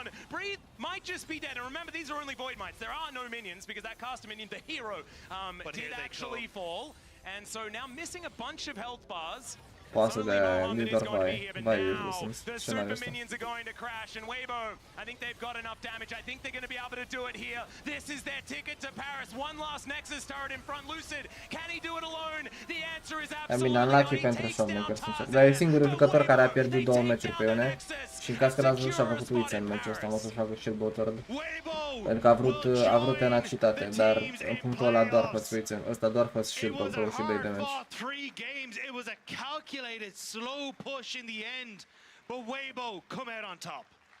Oh man, this was a stressful series, Dag. That was an intense series. But what incredible gameplay from especially Weibo that just say, "Oh, you guys just want to scrap?"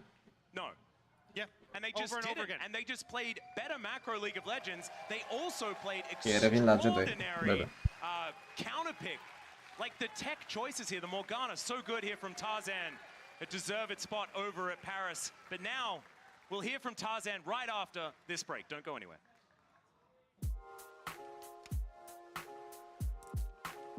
嗯，就谢谢柏林嘛，然后也谢谢为我加油的粉丝们，然后巴黎我来了，谢谢大家。 이곳 독일 베를린에서 게임에서 정말 즐거웠습니다. 또 만나기를 바라겠습니다. 전반적으로 여기서 먹었던 음식들과 뭐 이런 전경들이 너무 아름다워서 좋았던 것 같고요. 베를린 팬분들 이제 다음에도 저희 한번 같이 봤으면 좋겠습니다.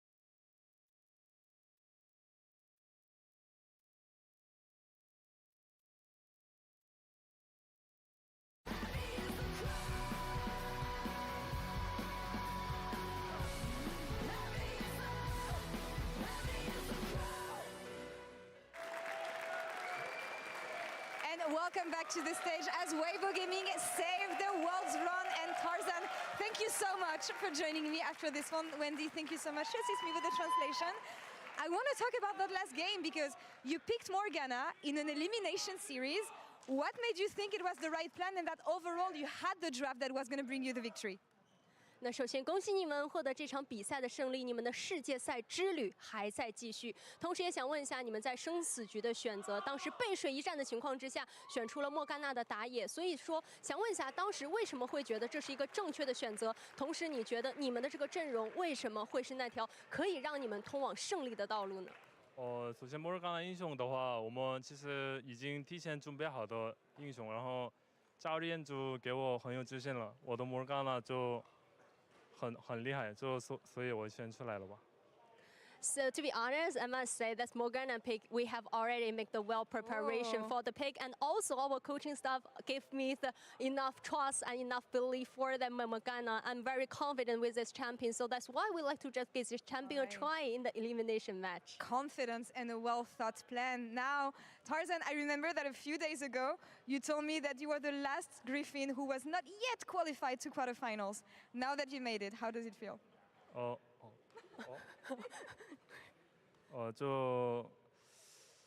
其实我是最后一个人嘛，所以其实今天进了8场之后，就跟之前队友就一起拍合照，就应该这样就很开心。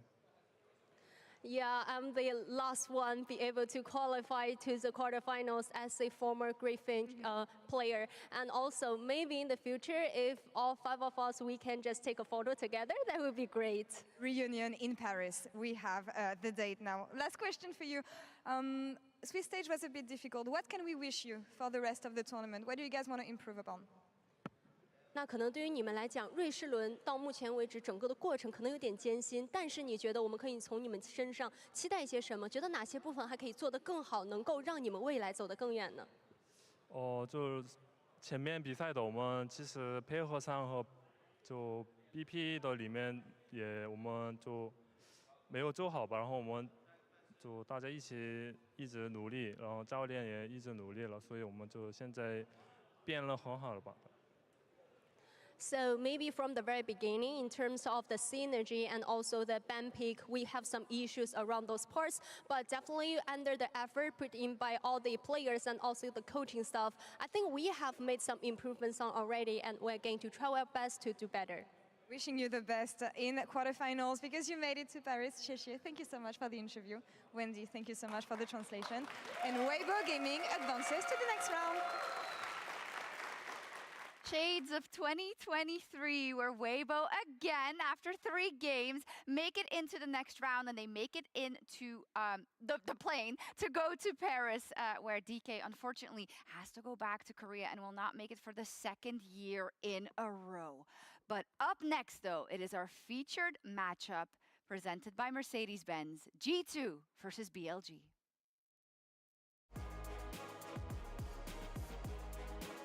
G2 faces their executioners from 2023. No! Han Sama is already dead! Caps hit by the arrow! Shun's ready to jump in and try to take this guy down! He goes golden! Caps should die here!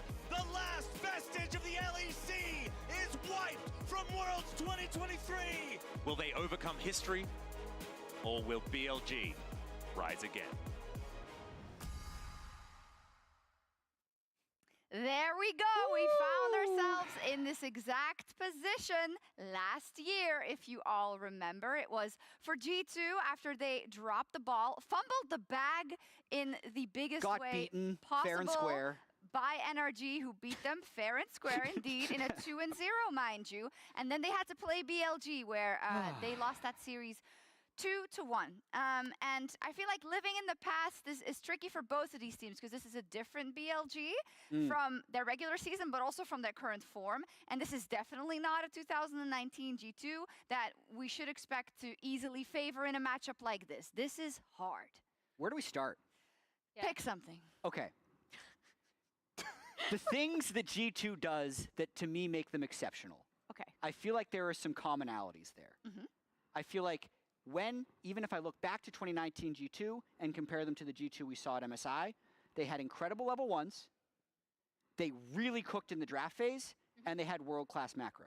And I think those things can be true. And just to refresh people's memory, at MSI, just MSI, that one tournament when they created Peak League of Legends and what it looks like, they flexed all 5 of those champions within the same tournament.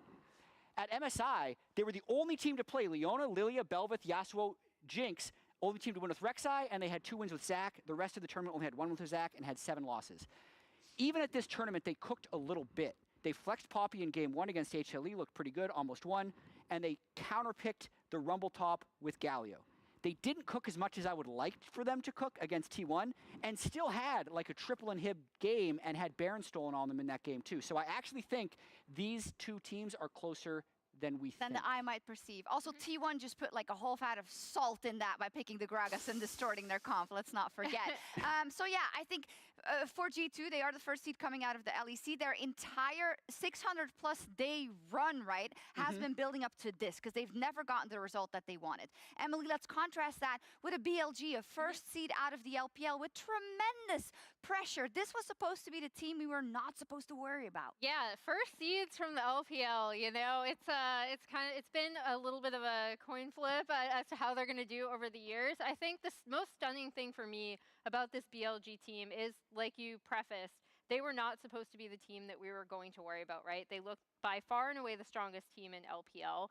It also looked like the meta was going to be something that would suit them, especially with Knight being able to go back to stuff like the Syndra, even the Ahri pick, which they have played, but they haven't done as well. And as you can see, this video behind me, this was subtitled by iCrystallization on Twitter, but it is a rant by a popular Bilibili streamer.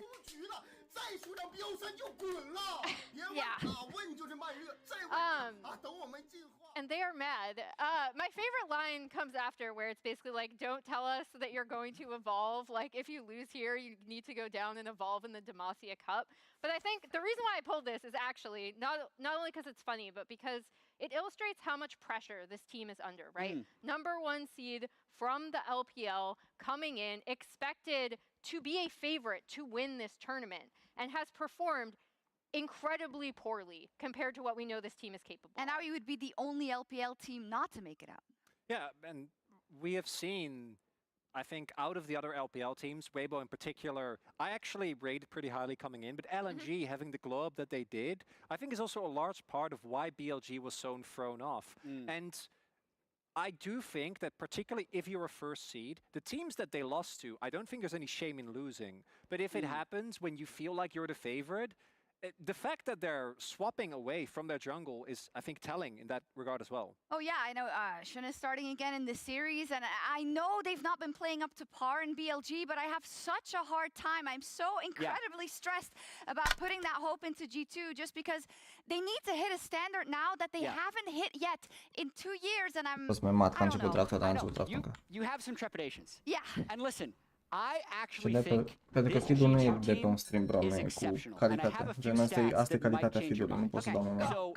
We've heard people say that this 2019 G2 was this legendary team, and that it's, you know, unfair to compare this team to them. I think they're way closer than you think. So, in 2019, G2 against all LCK and LPL teams was 12-11. Just above 50%, but they won MSI and went to World Final. Because when you're playing against the best of the best, you're not going to win every game. 8 of those wins were against T1. They were 8-3 against T1 and 4-8 against everyone else. Mao, was T1 better in 2019 or now? No. Okay. I don't think it's close. Let's hold on to this. This year's G2, 2024, 6-9 against the LCK LPL combined. 8 of those losses are to T1, who we've just decided is better now. They are 4-1 against everybody else. You got me. They are 4-0 against the LPL. You got me, Angelina. BLG's from the LPL. There is an absolute way that they can do this. They actually need to believe they are just as good, if not better, as the 2019 version of G2. Head. What we're not gonna do is give up before a game is played. Right, Roma? You worry about statistics, about narratives. Fear not, friends, as we will show them no mercy. Do not be scared, as we never said easy, we said beautiful. And those are exactly the moments we train for. This is why we do this job. High-stake games, good opponent. It makes us feel alive. Do you think this team was built to defeat some NA players? We are exactly where we're meant to be. We are Europe's last standing fighters, hope bringers. And today is our revenge on BLG. Today, we start our legacy, or we gloriously die doing what we love. What a privilege to be the one taking down China for seed. To battle.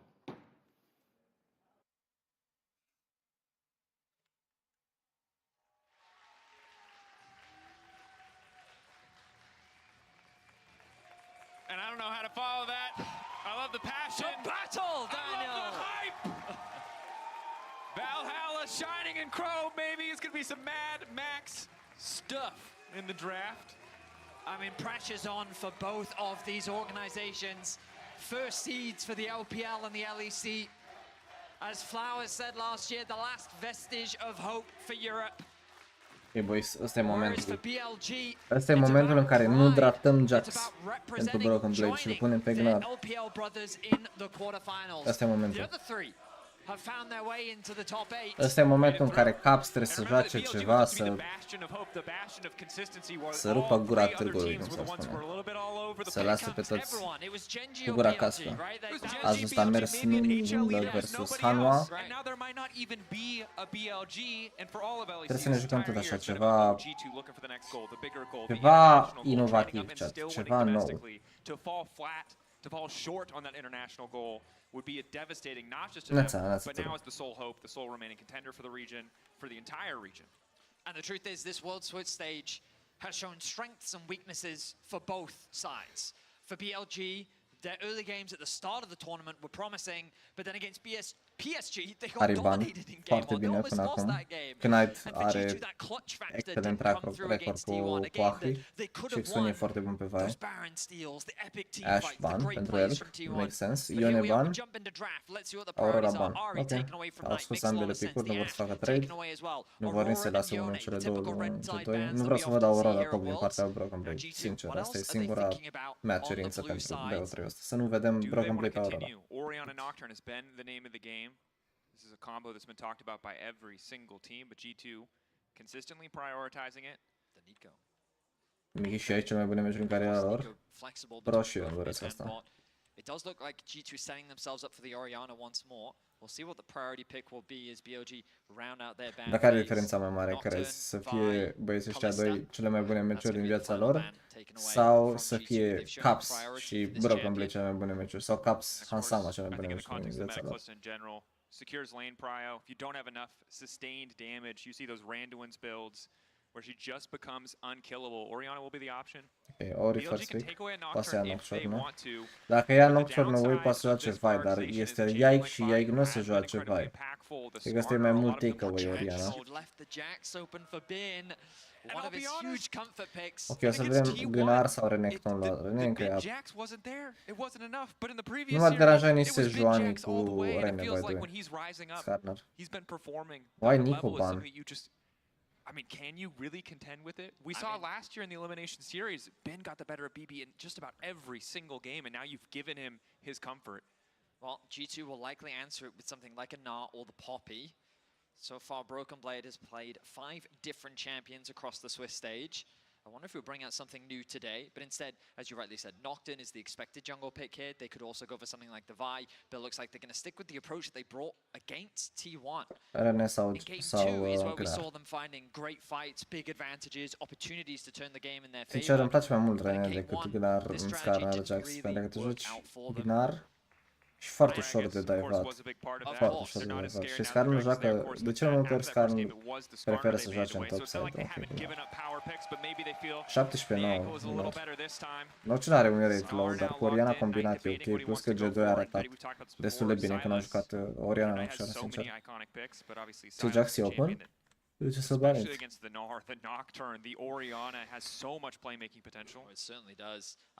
Gragas era bad aici pentru că vrei mai mult damage și fizic.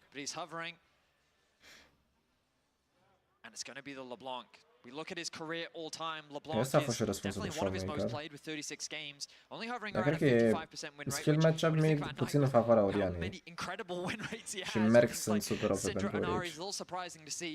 We'll see how this one pans out, because typically Skarn and LeBlanc is not a duo that you often associate, but against an Oriana, it can be a very effective matchup of hell. We even saw it from Showmaker earlier in the day in our first series of the matchup, so it can definitely be strong, especially in side lanes, where we saw how Ia Cam bro, dar trebuie să struggled banezi to alte get chestii. Nu far prea in the înțeleg side banul lanes, de because Nico. G2 wasn't probably E set un him ITR up to point, get ar that fi far. putut să baneze And if Jax. Knight is left Bro, e isolated, look puțin at this one disrespect through on să the lași BLG Jax already lui setting bine. up for themselves. And it's one of the downsides That's that's true. been called out about the way the G2 are drafting, right? Yes, Oriana is powerful, but it doesn't give the same side lane agency as a champion like the Ari or LeBlanc will. Maybe limiting one of the strongest points on the map for them, but have to hope the Oriana will be enough. And you said it, the LeBlanc. We saw the Nocturne comp really struggle against T1, partially because of Gragas. Proștul m-am trezit dimineața că trebuie să plec în oraș. M-am întors la 1 LeBlanc certainly not bad, but is so slippery. jumate. The follow-up isn't there. It's just Am not going to mâncat work out. și sunt atât de sleepy, dar nu înțeleg de ce, că am dormit și am dormit bine, dar sunt atât de wasted și am băut și cafea, tot wasted sunt. I wonder if G2 is thinking about a Kai'Sa right now. BOG could consider an E Ezreal. vezi să trei, Alex, e ok, o să-l baneze o să-l baneze la 0-1. Le da așa pe un match for fun. Cred că au un comp de... Actually, da, trebuie. Jax e bun și n-are și n-au ce. Do they want to go for something more team fight focused? MF would certainly be vulnerable against this G2 composition and combo. Kai'Sa would be more safe, and that will be the option. And it's an awkward position because you don't want to give the Ezreal up, but Kai'Sa was traditionally a pretty good answer into that same Ezreal. Now the question is, what are they going to prioritize? Draven, we saw, couldn't really get through the front line of T1. Maybe they feel a little bit better in the context of this draft, but AD carry pool has been limited very heavily. The Draven itself already taken away. Kalista e banată deja. Seara Khan. A part of me feels like they're going to do something like Twitch or Cog. Să e banată tot de G2. No, please, no, please, no. Okay, MF, they're going for the MF. That's fine. I think it's very like team fight driven, which is very much what they Leona sau... It does look like it's going to be a rel. They might go for Leona if they want a little bit more guaranteed lockdown with the Leona cred că e mai bună Skarner, că poți să tankiezi foarte mult. Prima oară încep cu W și apoi dai Q când se termină stun și ești foarte tanky. Nu, Leona, please Leona. Still remains this incredibly powerful playmaker. Leona has a little bit less hard committal in terms of the CC because she can ulti and is often a little bit tankier early on. Logic că zâmbește fiul meu, zâmbește când vede Mickey X pe rel. Vede, citește numele și zice a. Rel. Yeah, it does imply that BOG is considering a lane swap. The bot lane 2 versus 2 here could be very difficult for them to execute. But BLG have great side lane threats. I think that they've got very solid poke as well, especially when Kai'Sa starts building out that AP. She's going to be this long range threat that can just chip away. Dacă Leona măcar nu trebuie să aibă lockdown pe LeBlanc. Dar e greu să blindezi Nautilus în draftul ăsta fără bani de Brown, bro. Că dacă se joacă ăștia Brown, Jax, aici se joc cu puțin Nautilus așa. Cred că banurile sunt pur și simplu bad, n-ai de ce să banezi Saya. Că dacă știau ăștia Saya pe 4, poți să te joci... Poți să te joci... Poți să lași pe Ezreal și Saya open și dacă ăștia iau Ezreal, atunci te joci MF cu ce vrei tu. Dacă se joacă Saya, poți să iei Ezreal takeaway. Sau nu, dacă iau Ezreal pe 4, poți să joci cu Kai'Sa în Ezreal. Să joci Kai'Sa cu orice. Și banezi Brown plus încă ceva. A doua rotație de draft pentru G2 a fost absolut formitabilă. You could just have reality come crashing down on you as it's Bin's Jax. I mean, I'm not gonna lie, Vedius. I'm doing everything I can in my power not to have a panic attack right now. Poți să dai match la split? As two EU pundits casting this, we're always going to do our best. We're going to represent both sides. Nu da, pur și simplu o să forțeze fight-ul cu Nocturne Oriana Ultimate. I am a very scared boy when it comes to LEC representation at this tournament. That said, BLG certainly a worthy contender. Ok, bro, ultima noastră speranță G2. Ultima noastră speranță pe anul ăsta. Dacă pierde G2, o să trebuie să ținem cu NA. Dar o să trebuie să ținem cu Flack sau cu Team Liquid și nu vrem asta.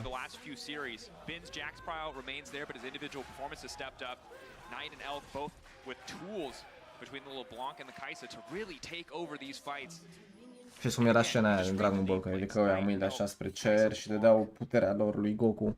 Asta facem și noi acum. Ne conectăm la antena din capul lui Caps și dăm toată puterea să care coreana asta. Camin Bibi e foarte bun pe Gnar. A arătat asta data trecută. I think you have to keep track of their impact in the team fights, and we'll see if we get to see a lot more from Knight in this game on the LeBlanc, because a lot of poke threats, a lot of individual agency. When you kind of look at the low mobility side of an Orianna and an MF, there's great opportunities here as we are initiating the lane swap. This is something we talked about in the draft. The ward will be swatted out, cleansed out, and Broken Blade now making his way towards the mid lane. Poate să înceapă cu eu eventual Broken Blade. Lane swap, dar trebuie deja să te aștepți la asta. E normal să facă lane swap. Nu vrei să faci laning phase cu Palistar în rel. Pierzi linia foarte tare. But they were also here last year, so maybe we were the fools all along. Maybe this is the inevitable rematch. And could it really end any other way for one of these squads? It's a lot of tension. Single best of 3 deciding whether or not you'll be continuing to a tournament or flying home.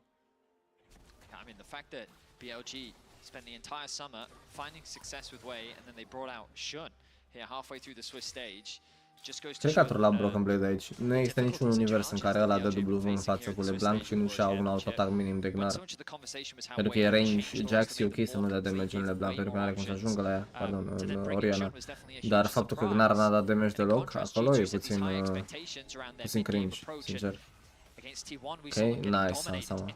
Good damage, by the way. Damage-ul ăla contează. Damage-ul ăla contează. Hai, Mikix. Are EU. Nu o să iasă dive. Poate a doua iterație de dive. Așa, îi star aici. Oh, nu, yike. Oh, nu, yike. Oh, nu, yike. E mort. E mort. Și are W level 2, când ei vor să facă dive. Bin wasn't punished in the dive. He's able to soak up a lot of the experience. Jun also able to steal away the full top side of G2 jungle camps. Canala 3 camper. Look at the wave state, not ideal for Caps. I-a plecat flash-ul. Dar trebuie să a jucat în combo ăsta, a scăpat de fiecare game mode. First blood coming in from BLG, beautifully played around the mid lane. A very effective gank from Shun. Caps holds on to his flash, thinking he can find the outplay, but the chain CC from both the LeBlanc and the Skarner was enough to secure first blood. It doesn't go on to the LeBlanc, which would have been ideal for BLG, but still, they'll take it. Get the early TP out from Caps. We'll see. Shun wants to use this. Are flash pentru următorul fight. Pentru următorul gank să aibă flash. Already getting mid lane off to a good start. So coboră camera, coboră camera și se vede și bani. Champion, but we mentioned side lane already, and Knight having an individual lead just makes it pretty impossible for Caps to play the 1v1, but with Knight not having recalled yet, Caps trying to take an opportunity to bully while they're on relatively even items. Exactly, like Knight just taking these trades though, remember he can TP. It's just extra credit. Yeah, exactly. Yeah, he comes back, oh, you're at 50% HP, I'm full, I've got my pots, I've got my items. So even trades are losing trades for Caps. Yeah, but that's why Yike has to come mid, exactly. Yeah. All he cares about is getting this wave, and maybe he can get that free reset. Knight's still playing. Very aggressive. So just insult to injury in favor of Knight. Reset's gonna have to come through for Caps. Knight does have that experience advantage. You can see the half a level. Ketlos, voi mai explica o singură dată chestia asta, pentru că am explicat-o deja de 2 ori. Streamul meu, eu nu mă uit la un alt stream să pot seta calitatea. Pur și simplu primesc feed-ul, primesc broadcast-ul, primesc imaginea dintr-un feed oferit de Riot. Iar imaginea pe care o am este oferită de Riot. Eu nu pot să schimb calitatea, pur și simplu asta este. So that's a full level disadvantage he now finds himself in. Now Shun hovering around the bot side of the map. Mickey, quick Q taking his time on, just waiting in the brush there.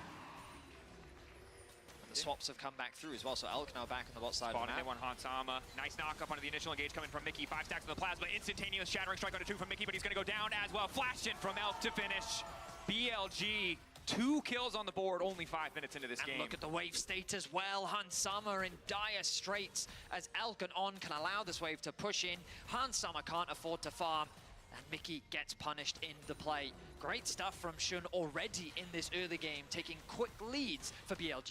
Shun, the on Mi-a rămas pe toți ți-am întrebat-o, bro. Gen, toți ți-am răspuns la întrebare. Tot o întrebat. Toți ți-am răspuns. Be in a solid position. Bin false sense of security here. Bro, Yike, jungla ta se spawnează. It's only a level 5 Actually, o să spuneți Grom plus 1. Pings into the brush, anticipating that Yike is there. So Broken Blade going to get a bit of a positive trade because Bin knows he can't step too far forward, but nothing else going to come from Yike spending that time. Does, however, give priority access to the Grubs. Don't have a wave in their favor top side, but they do know that Bin is chunked out. So starting off the objective here. Notice as well, Elk making his way down alongside Shun and On. Trebuie să mai scoatem măcar unul, Grub please. will go down. So perhaps some wasted time here for Elk, especially as 2 Grubs secured. I think G2 can be happy Crabul with ăsta that. e mult prea Might gonna make optimist. his way Sau over vine level 6 secured as well for Nerf, Caps.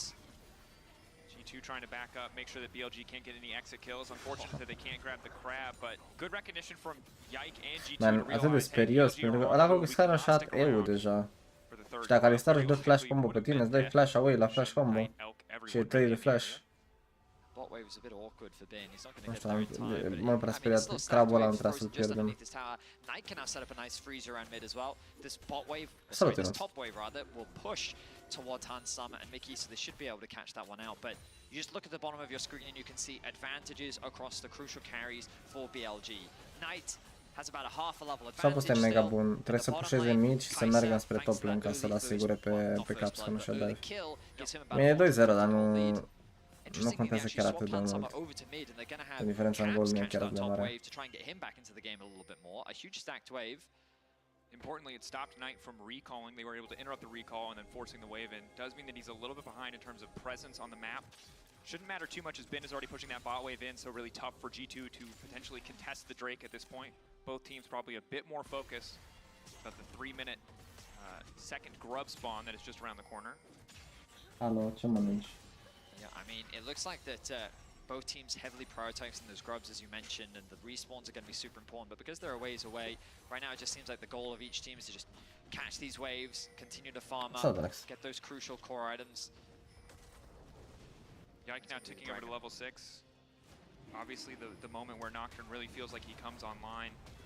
G2 shouldn't really have an angle to contest here, likely to just concede this Drake. BLG, as we get later into the game, again, Bin is going to be such a difficult s-a urcat problem și to asta. manage, essentially, as the Jax has more items Așa under stă his el. belt. Sometimes when you have Bine, that se late urcă game scaling și hyper stă pe carry, mine.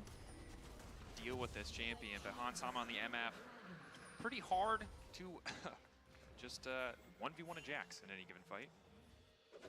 Broken Blade's doing pretty well. He was able to get that additional support from Yike on the top side to deny Bin a bit of farm.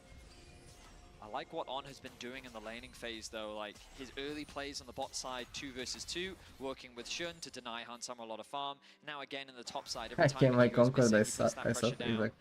He's doing a good job of just helping out and extend his lead even further. Now Shun looks for a gank bot lane. Broken Blade in trouble, Bin already popping the ult. Oh no, Megan Arway n-are is rău, nice wall up, lean forward, knocks him back in. Crucially, Shun Nice. missing the ultimate. Broken Blade likely still Really going good. to fall here. Bin tanky, but doesn't want to Are risk TP, taking are another TP. shot. Good survive. Okay, Now, okay, Counterplay moving okay, on the top okay, side. ce doi? They can get aggressive. Spotted On leaving the lane, so try to get Vreau să something văd done. 4-man dive pe top lane. Caps is making his way up towards top as well. Doar nu are Elk knows TP that he's within să dea dive cover. range.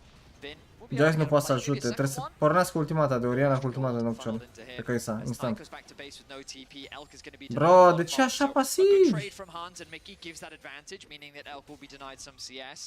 And knowing that Yike is around the top side of the map, given the bot side play Ok, mai au un trying to wave și se duce acum, I guess. Elk has to be respectful.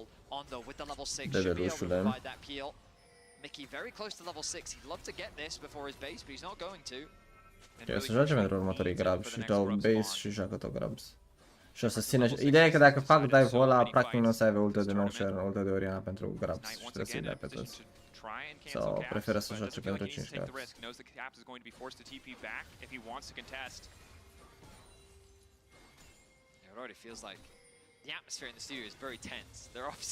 Da, tensiunea se taie cu cuțitul chat.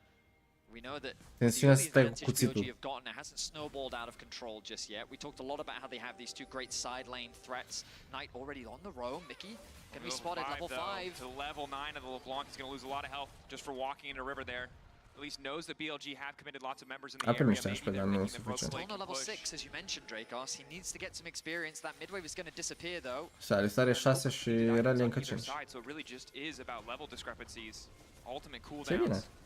Face 6, nu face 6. Și s-a pierdut primul grab. Trebuie să ia pe amândoi dacă vrea să... Actually, nu, trebuie să ia... Da, ba da, trebuie să ia pe amândoi. Oi. Apoi și apăsăm R de Nocturne cu R de Oriana, nu de asta ne jucăm.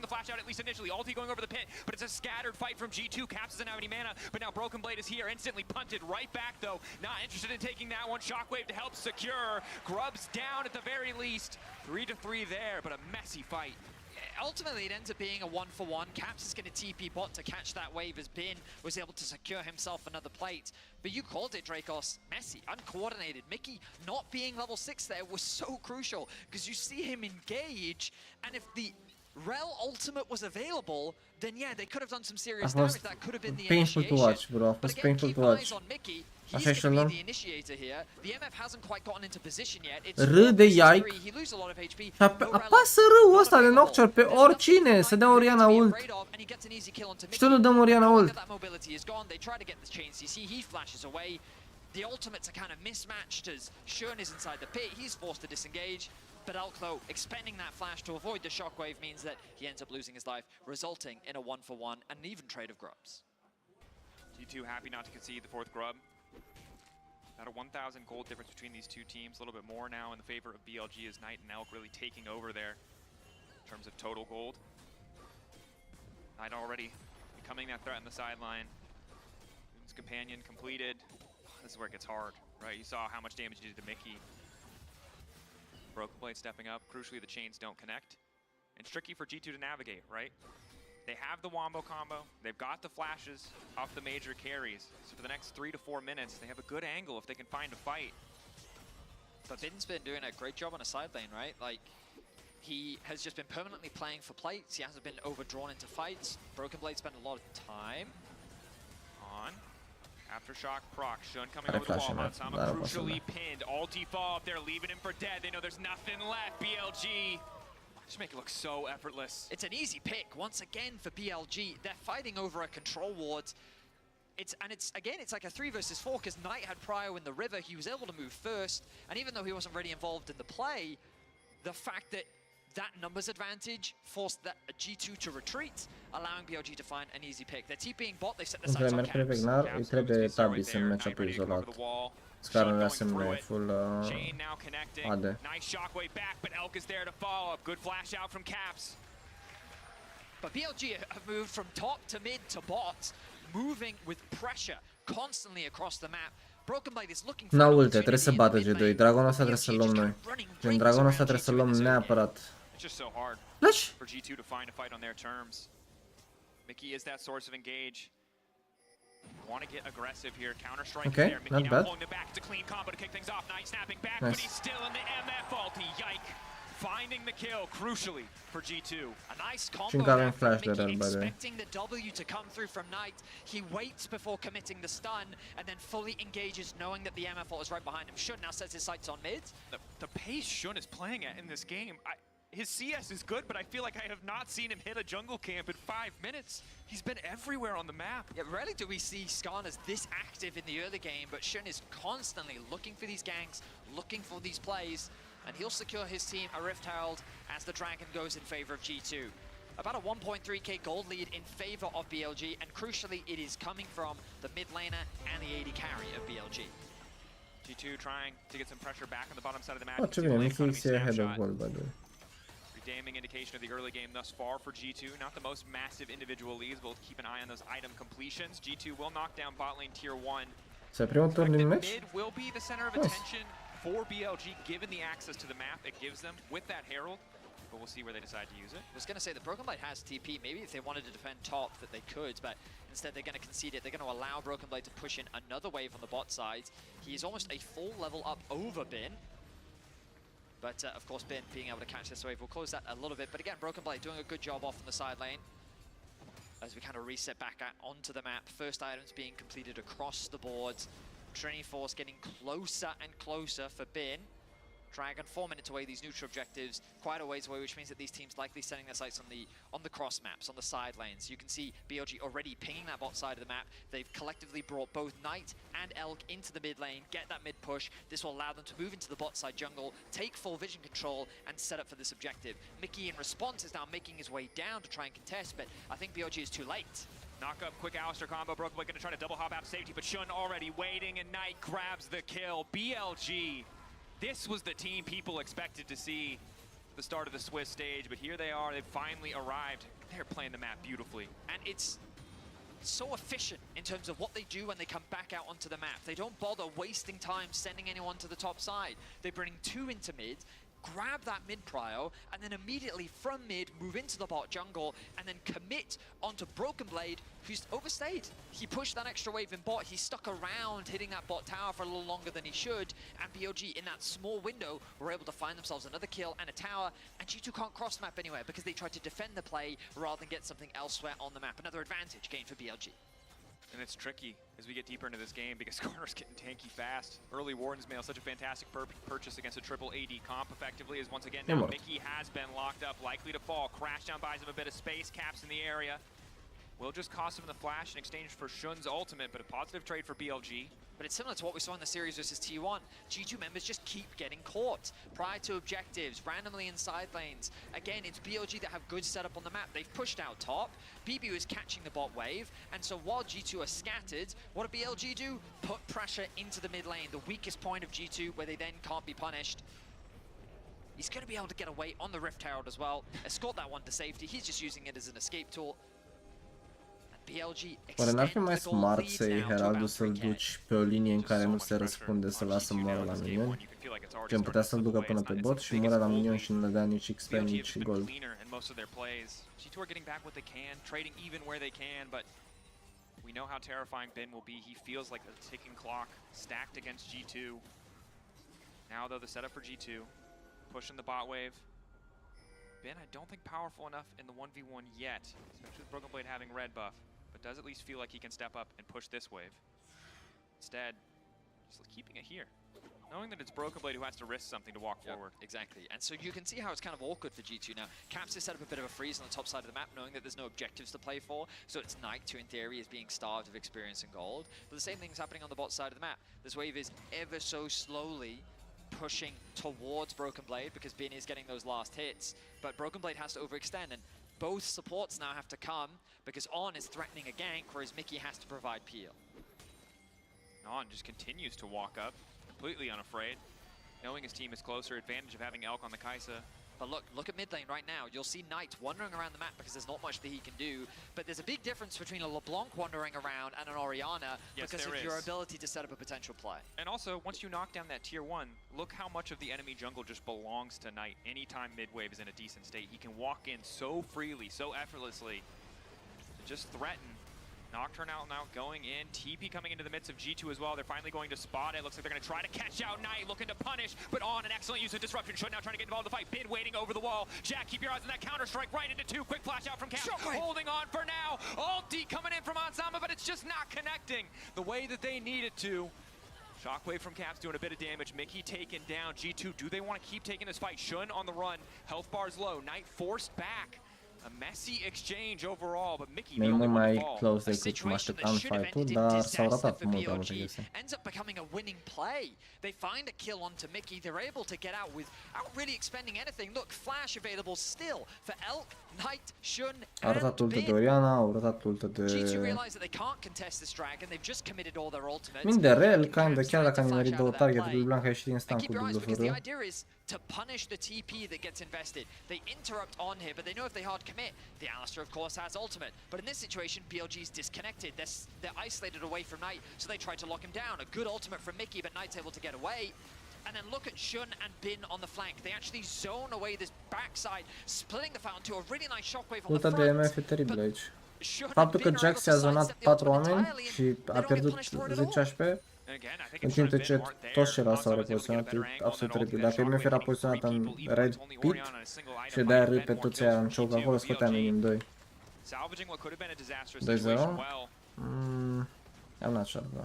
And you can see the power of the Nocturne, the disruption it can provide, but so far just have not been able to pin Knight down and finish that kill off in the most of the skirmishes they've started. The thing is, it's really easy to forget that BLG is one of the best team fighting teams in the world. The reason that they were able to dominate, the reason why domestically they were able to win so many series from deficits was because they team fought their way back into games with their standout individual players. And G2 have brought a team fight composition, which has conceded them a lot in the early game, thanks to Jun's fantastic presence in early game ganks. But that's then been further converted into these late game fights where G2 are not being given any proper setup. All of these fights are so uncoordinated from G2. The fact that Mickey didn't have the level 6. Around this dragon, the fight happened before the dragon had even spawned. And G2 are basically relying, waiting on BLG to make that slip up where they can find a good fight. And BLG's just not giving it to them. They're just continuously extending the lead bit by bit. Now it's sitting in an almost 4K gold lead. And again, credit to BLG. This is a much higher level than they have shown in most of their series previously, right? The PSG series was messy. This is looking much more confident, much more controlled. And it's a reminder that Worlds is a marathon. It is a month-long tournament. And as long as you stay in it, as long as you keep going, you always have a chance to turn around and to show up better.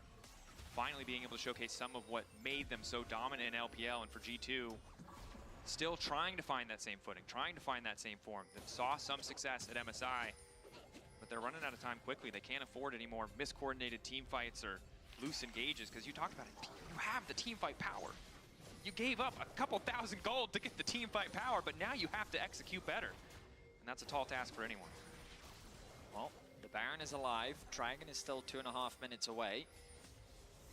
You'll notice Broken Blade can't afford to overextend. Mickey caught out. Battering strike there is going to try to re-engage onto Elk. Immediate follow-up. Clean combo going in! Elk still standing though! He's still alive! The Ignite on it! Broken Blade going mini and trying to follow! It's a messy fight. Hansam already taken down. Bin is here to turn it back on. Quickly going over the wall. The blast cone does not matter. BLG, perfection to shut down the combo of G2. They're able to outplay the fight once more. They thought that they had caught out Elk, but he was able to survive for so long. Broken Blade had to commit the flash to even secure the kill, and it ends up being a 1-for-3 with a Baron to boot. BLG dominating in the first game of this series.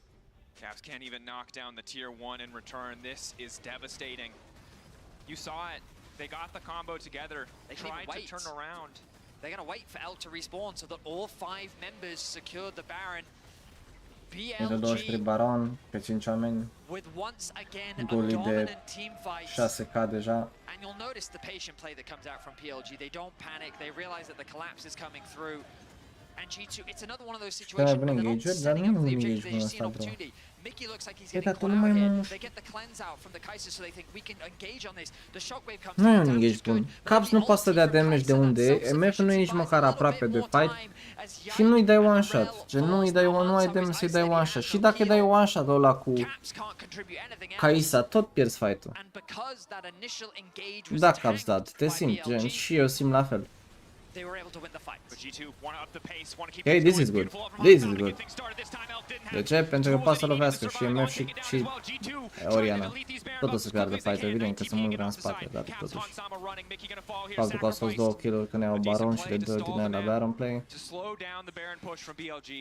E decent. A fost bun engage-ul. Ok, asta zic și eu, a fost absolut teribil engage-ul. Dar poți să faci chestia asta dacă ești full APRL și îi dai one shot singur, te bagi așa. Oh no, oh no.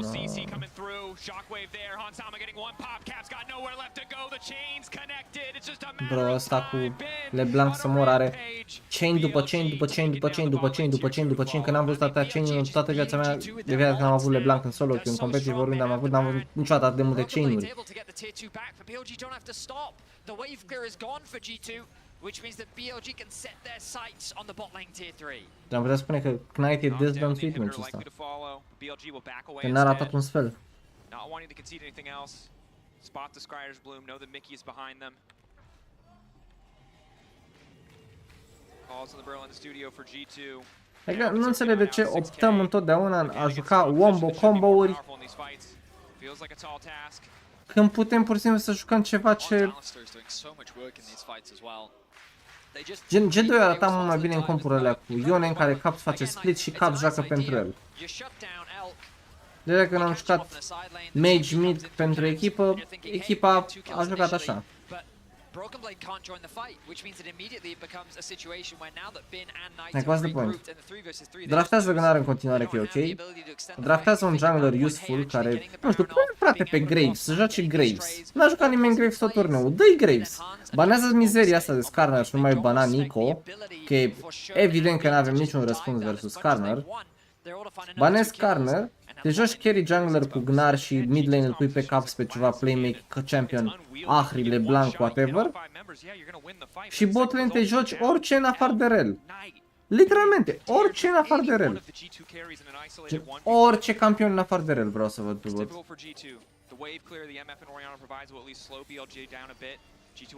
Da, e foarte bun, e foarte bun combo. E OP. Nu se pare că e OP? Evident, nu există niciun răspuns pentru combo ăsta. Nu este counterplay. Hai să-l punem pe caps în continuare pe Oriana for speed.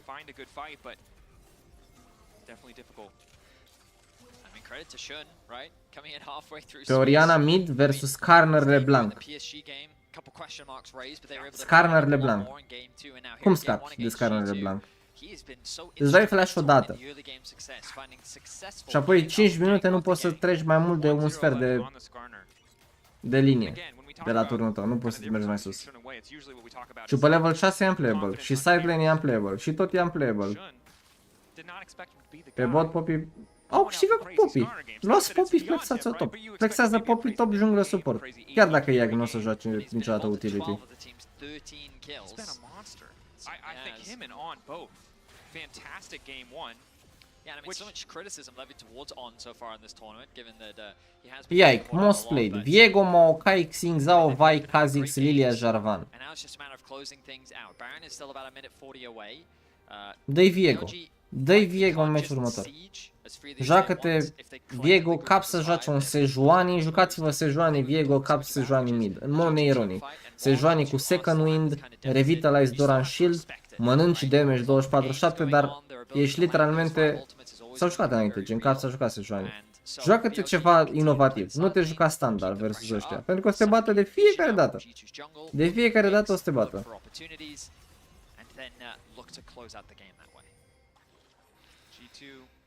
Hoping to catch somebody out, but again, the vision really not in their favor.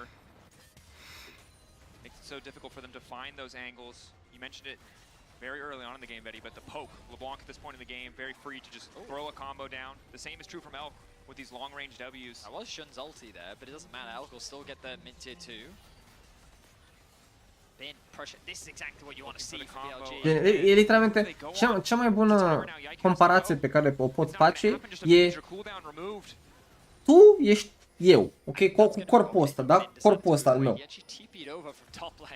Și intri în ring versus, nu știu, orice boxer, MMA, bla bla bla bla bla bla, care există, ok? Orice campion, da, orice campion, care literalmente te bate în 3 secunde. Ce șanse ai tu să-l bați pe ăla în 1v1 cu corpul ăsta vreodată în ring?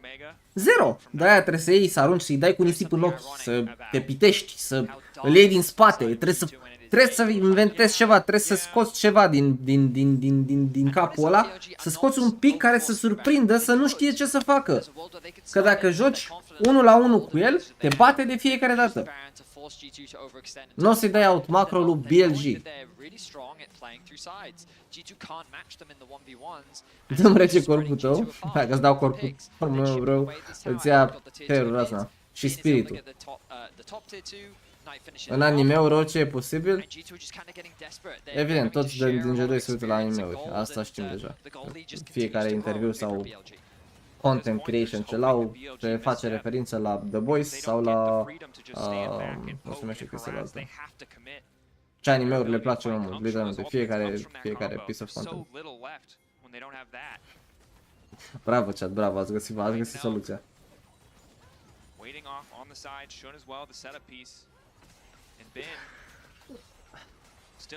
Poți să-l privi cu soarele la schimbări? Da, auzi. Da, să zic, n-ai cum. Trebuie să te joci unul în junglă, cum a jucat Lycos. În mod neironic, trebuie să te joci ceva care să nu știe să joace versus. Să fie ceva de genul, mă, ce căcat face nu în junglă, că eu nu mă joc versus în junglă. Ce face picul ăsta? Dacă știe G2, îți donez 200 de euro. Doamne, să câștige G2, dă-le, Doamne, 3 meciuri de 1 consecutive. Acum. Următorul meci să joace BLG, nu să piardă cu el și apoi să joace și G2. Hai și noi tot 2 meciuri de 1 maxim avem.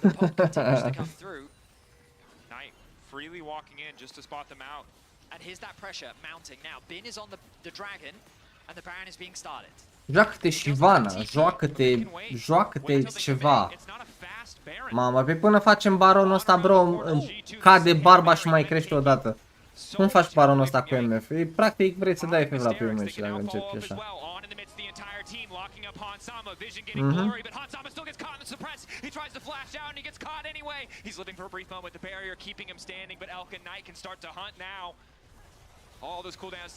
Bro, uite cum joacă Elk, uite-te cum joacă Elk, că nu-i pasă, bă, deloc nu-i pasă. Deloc nu-i pasă, bro, deloc. Deloc nu-i pasă. Și asta cu Skarner, ia stack-uri de hustle peste tot, e it's basically free real estate, gen free HP peste tot.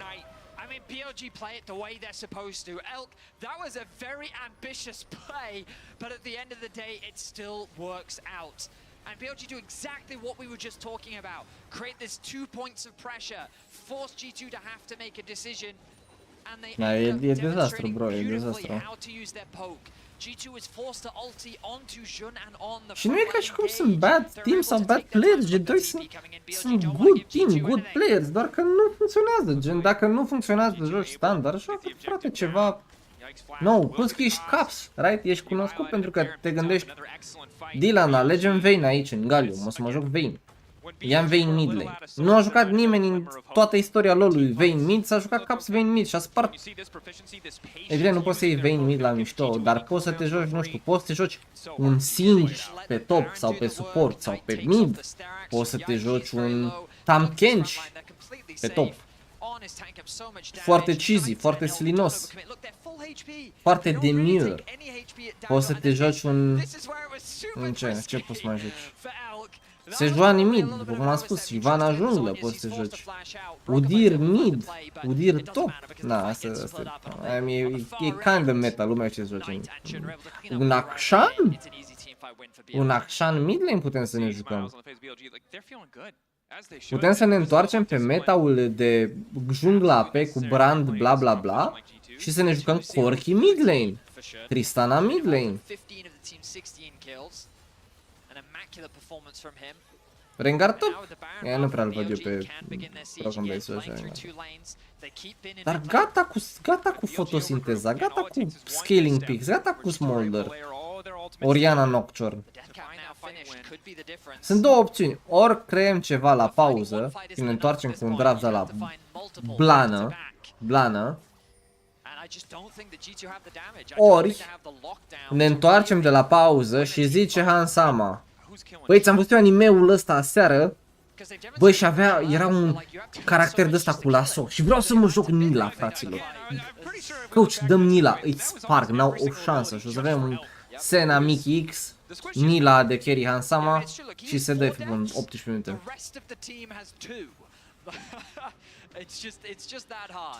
Nu știu de ce durează meciul ăsta 35 de minute, sincer, pentru că a apărut cel mai mare stun pe care l-am văzut la Ultima. În mod ironic. E absolut înspăimântător. Yoi, primul combo dat bine în 35 de minute și n-a făcut nimic oricum. Personal sunt cel mai mare fan Nocturne în competitive, cel mai mare fan Nocturne. În fiecare meci trebuie luat și e foarte OP.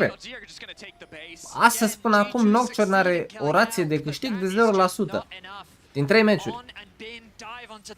E picul meu preferat. Jucați în continuare Nocturne, e fantastic.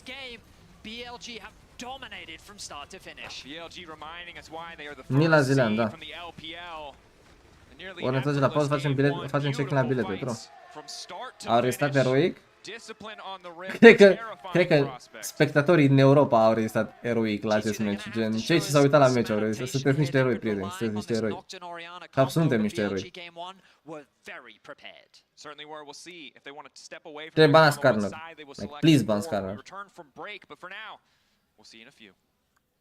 Îmi place outfit-ul lui Dracos. Îmi plac pantaloni invers.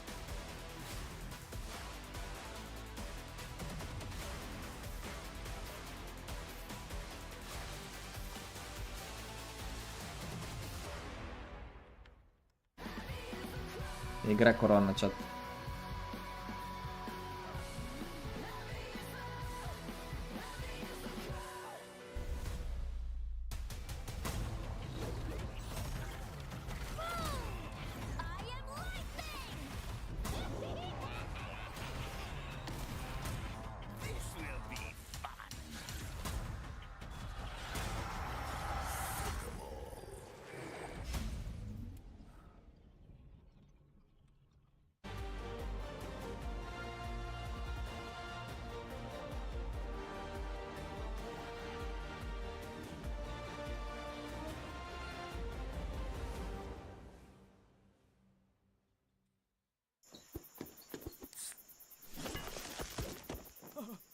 Red Bull gives you wings. And if you're wondering why I move the way I do, I just feel so good, good, good.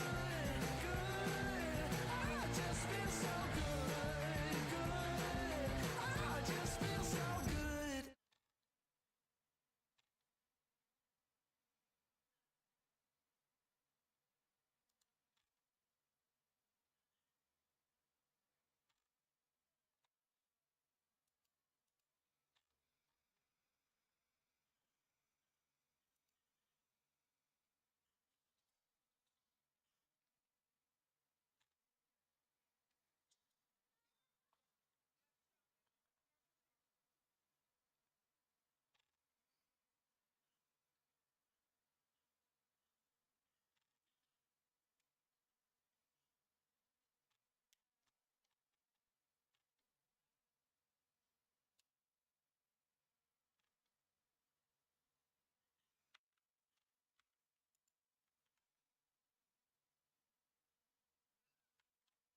Oriana e un carry, bro.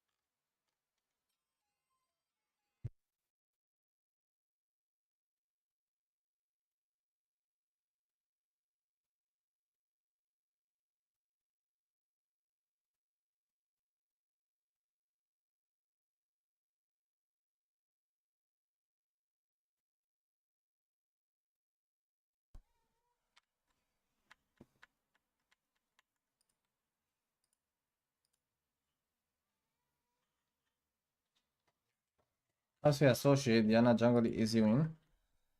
I mean, bro, nu cred că o să funcționeze un combo destul de basic. Lumea știe să joace și cum să joace versus el. În solo că merge de fiecare dată, dar e diferit.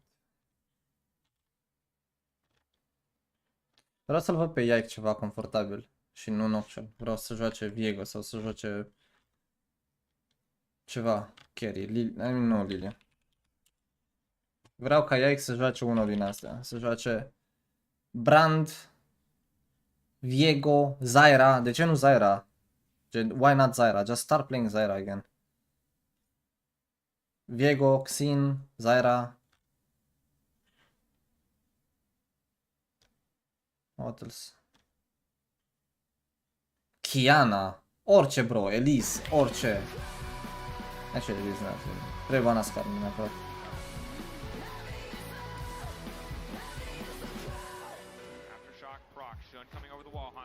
crucially pinned. Ulti fall, they're leaving him for dead. They know there's nothing left. BLG. Maybe I'm looking le blanc, I'm looking le blanc.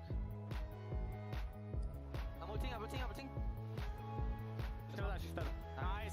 Trying to follow. It's a messy fight. Hazam already taken down. Bin is here to turn it back on. Quickly going over the wall. The blast cone does not matter. BLG. Counter-strike there. Beautiful CC coming through. Shockwave there. Hansama getting one pop. Cap's got nowhere left to go. The chain's connected. It's just a matter of time. Bin on a rampage. It's BLG that hits first in this best of 3. That music was entirely too cheery, okay? It was pretty cheery. If you looked at G2 shellacking, I said before the series I was not going to despair before a game was played. I will despair now that one game has been played, unfortunately, for the side of G2 before the side of BLG. There were so many questions going in, Emily, about you were definitely nervous, right, because of how they've been playing. Yeah. And this was markedly better. Yeah, I mean, I talked about it before, right? When they're at their best, they're one of, if not the best team in the world, or at least can contend with them, if you're saying Gen G, right? At their worst, we get some of the things we've seen from them during the Swiss stage at this tournament. And I think the big thing for me is that Shun coming in, right, as the substitute jungler seemed like a little bit of a Hail Mary decision mid-Swiss stage. He was so active early on the map with what they wanted to do, especially that early gank to set up mid lane right here.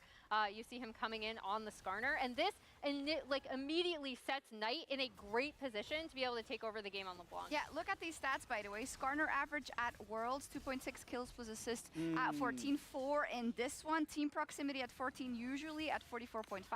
In this game, almost at 50. So the time he spends around his teammates in the early game. And it's like he's taking that substitution in and he's rolling with it. And I also have a lot of unresolved trauma of Shun ganking consistently from last year. And it is really a really big deal because, as Emily pointed out, when a team makes mid-tournament substitutions, you're always going to both have a an amplifying glass on the player individually, and what thank you, and what it means for the team as a whole. And Shun, I think, already mentioned. I also think has been getting a lot of criticism, and this Alistair game was a lot more in line with how BLG look when they look good. Yeah, G2 did try to fight back, but Jad, I know that you're disappointed that they did not cook. I'm actually really disappointed. I think BLG, LPL BLG showed up a bit more than Worlds BLG to this state.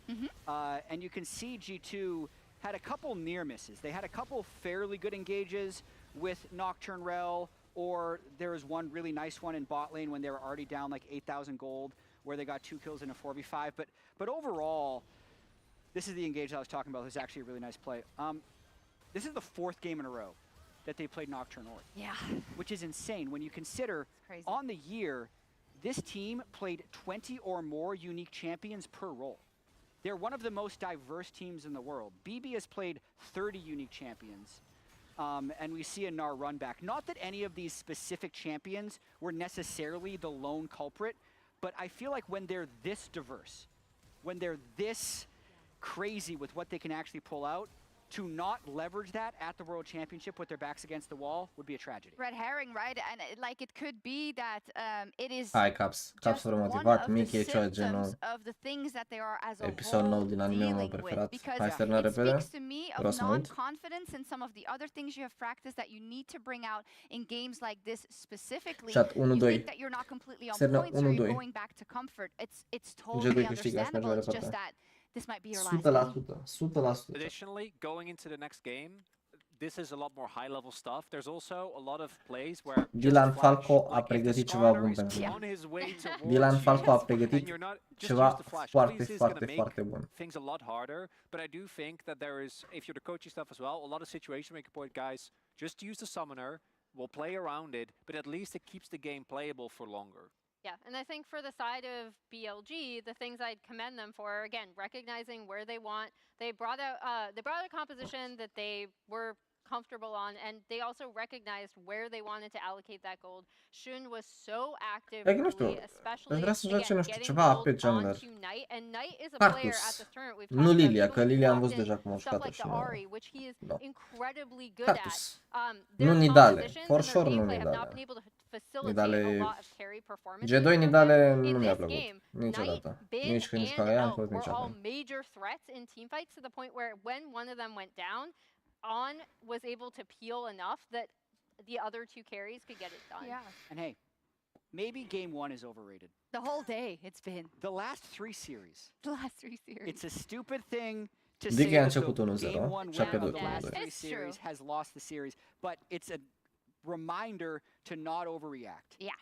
I feel like we've seen the same G2 for 4 games because they played Nocturne Orianna 4 Au times și in în a row. operație, păi cam a Now it is apărut o time to operație switch it up, have a trecut, sincer. fresh start, and win the next 2 games. They are still only 2 games away from quarterfinals. They also dropped the first Deci one cu when they pacul aici mai played un pic. BLG at Worlds last time. Yeah, They sau Monkai, why recouped not? in game 2. Poți să joci Monkai, dar aș prefera să-l văd pe ceva Such a mountain diferit. to climb, right? When you look at because you laid out a couple of things for G2 that you said that they are usually when they're at their best good at, and I just don't think we're seeing any of that now. And it feels like you need to tap into all of it immediately, which is hard, but it can happen. And we've known for some of the players on this roster, like Mickey, like Caps, to come back from positions like this. And listen, this is 2 years straight that this roster has been together. They've completely dominated the LEC. I want to see them continue. I want to see them go on to Paris, do their European tour because they've earned it. 2 more games they have to do it. Game 1 looked really bad. They need to bounce back. They need to reset in order to do it. Yeah, Paris, they have a lot of memories there and a lot of things left on the Rift, even in Paris. So they absolutely want to make it back. But BLG, the first seed from the LPL, they look poised to take it. Well said. BLG look absolutely terrifying. But as a fan of good League of Legends, I just want a game 3. Of course, if we get there, I might say something else when we get to that game 3. But for now, I'm just a fan of good League of Legends. Getting closer and closer to Champions League now, heading into this game 2. I think the biggest question on everyone's mind is if G2 can keep their cool, if they can keep their composure, and if we will remain in the world of Nocturne Orianna. I mean, as a Caps enjoyer, I do want to see him off it. I want to see him have something with a little O bit să more repete Aurora individual agency Ionei where ei, he can be the trebuie să sideline banem threat Skarner to pe 2. Aș domestically vrea să find văd some Ahri, success Skarner, playing through the sidelines. Ahri, But we'll see what the Skarner, game plan is, Jax, what the approach Benz. is from Cred că astea sunt cele mai bune banuri pe care putem să le As facem. we enter Champ Select, powered Please. by Omen and HyperX. Already seeing the Ahri ban, so Please, very much Skarner the ban. same. But now the debate Jax, coming in, perfect, Jax is fantastic. going to Putem be să banned banem away from Skarner it. și al treilea nu mă Honestly, deranjează problem. Gee, if we're drafting based on crowd reaction, then that was the right choice. You imagine the Kalista going to be the last ban once again from BLG. There's no pressure on them to really change anything up. Eu sunt de acord cu tine, Ion a arătat absolut fantastic la Worlds-ul ăsta și în LEC, în general, Ion a arătat foarte, foarte bine. So what will they first pick? Will it once again be the Orianna? They're going to shift things up. I think it's smart. Take that away from Shun, but also grab it for yourselves. A strong front line. We've seen it have so much success so far at this World Championship. And I think that overall it is a well-rounded pick. Now BLG, Voi spune doar Dad is not happy. Pentru că până acum n-au arătat deloc că se joacă Skarner. N-au arătat deloc prioritatea asta pe Skarner care se întâmplă într-o dată. Mi se pare mai mult un takeaway de la ei decât ceva ce vrem noi să jucăm. And with the prevalence of swaps, it feels like that after Jax it becomes one of the next best blinds.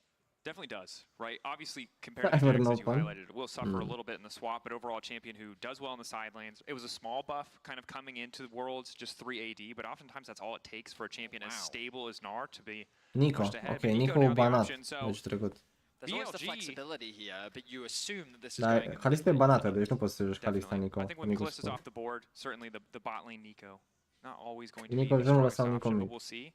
Obviously, in our previous series, there was, Caitlyn Lux. There was a lot of these ranged options. Is now Yasuo is getting Silas e locked super in. bun aici în Silas is getting locked in. Okay. And I will say, no matter what happens in this game, as an EU pundit that has Îmi watched this place, team all până year, acum e mult mai I'm glad inventiv. they're going out crazy. I'm glad they're going out cooking. Ar putea să fie Sai la suport. Hold up, chat. Ar putea să fie Sai la suport. Cu Yasuo flex mid top. Altfel nu înțeleg picul ăsta de Yasuo luat așa. Sau nu e îngânar, nevermind. Vede deja că nevermind. E Silas mid și Yasuo top. Ce banăm aici? O să banăm iar este la Xayah, probabil. Meci trecut puteam să ne jucăm Lucian Nami, prieteni. Au luat Kai'Sa pe 4, puteam să jucăm Lucian Nami lejer Lucian Nami cu Nocturne Oriana. Nu. Am preferat să ne jucăm MF RL, că a spart Mickey pe RL până acum. Draven ban cu Poppy ban, ca meciul trecut.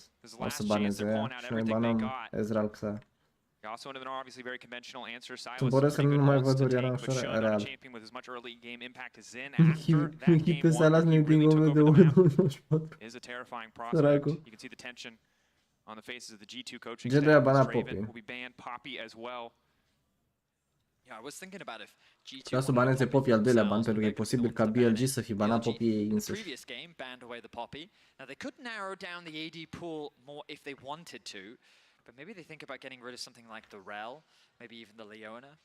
Dacă ia Rel, care Sam, ascultă. Au nevoie de knock-ups pentru Yasuo-ul. Deci clar că o să joace Rel. 100%.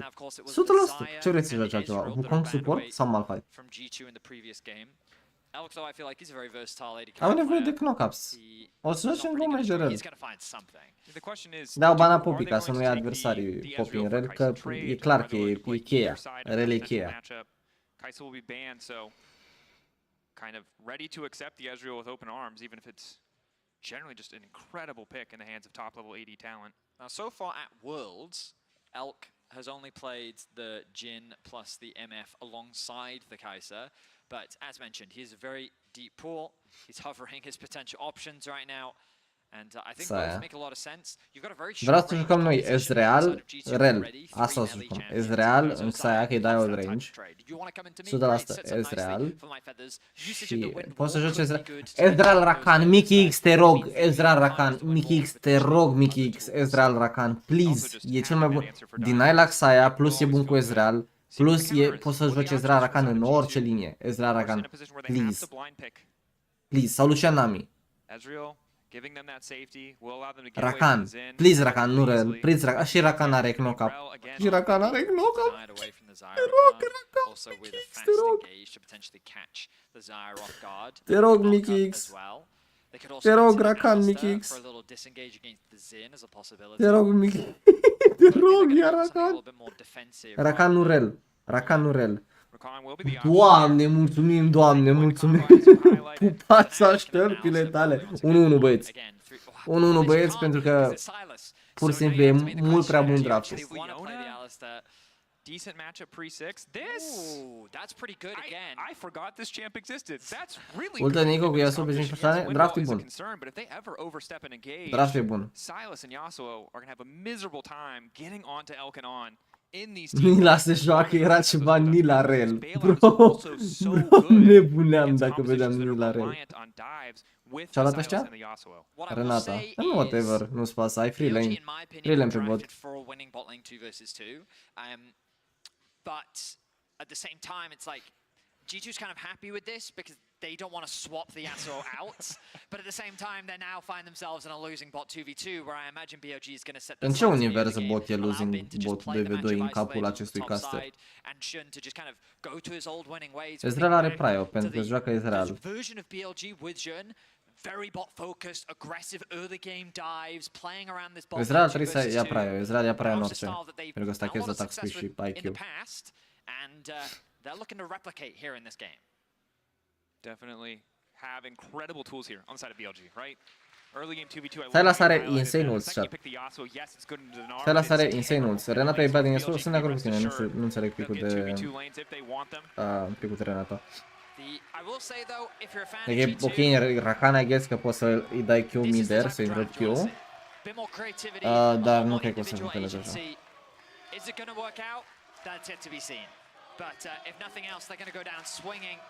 Are tricou cu sine. breaks the mold a little bit more than what we've seen from them so far. And go out fighting. Let's go G2, dar nu, gen în Paris pentru runda următoare, G2, nu în acasă, pavionul. Vreau level 1 invade. G2 în 2019-2020 când aveau cel mai mult succes, făceau foarte multe invade-uri level 1 cu Rakan Sylas. Just go invade something, do something, level 1. Okay. Dacă se făcea schema pe... Bro, ați observat că G2 nu mai au creativitate level 1? Asta era free kill pe Xinzao, by the way. Intrau din Baron Pit cu E peste perete, cu Sylas, așteptau următorul E sau cu Rakan W și ăla cu Xinzao rămânea acolo. Dar G2 nu mai face chestii de genul. De ani de zile, nu mai face chestii de genul. Level 1. Dacă vă uitați la G2 2019 sau 2020, nu știu exact, când s-au bătut în finală versus Origin, în tot turneul ăla, gen, tot play-off-ul ăla, cu semis, cu quarters, cu bla bla bla, în fiecare match, Mickey X se juca Rakan și făceau ceva level 1. Se făceau un invade, level 1, se scotea First Blood sau Summoner level 1 mereu. De-aia erau atât de dominanți. Mai grav antrenor să le dea la creație. Dar nu depinde de antrenor, bro, depinde de jucător să aibă inițiativă. Dar arăta atât de dominant pentru că pur și simplu făceau mereu chestii level 1 și te băteau la level 1. Când aveau lead încă de la level 1 și e mai ușor să joci jocul dacă începi cu First Blood.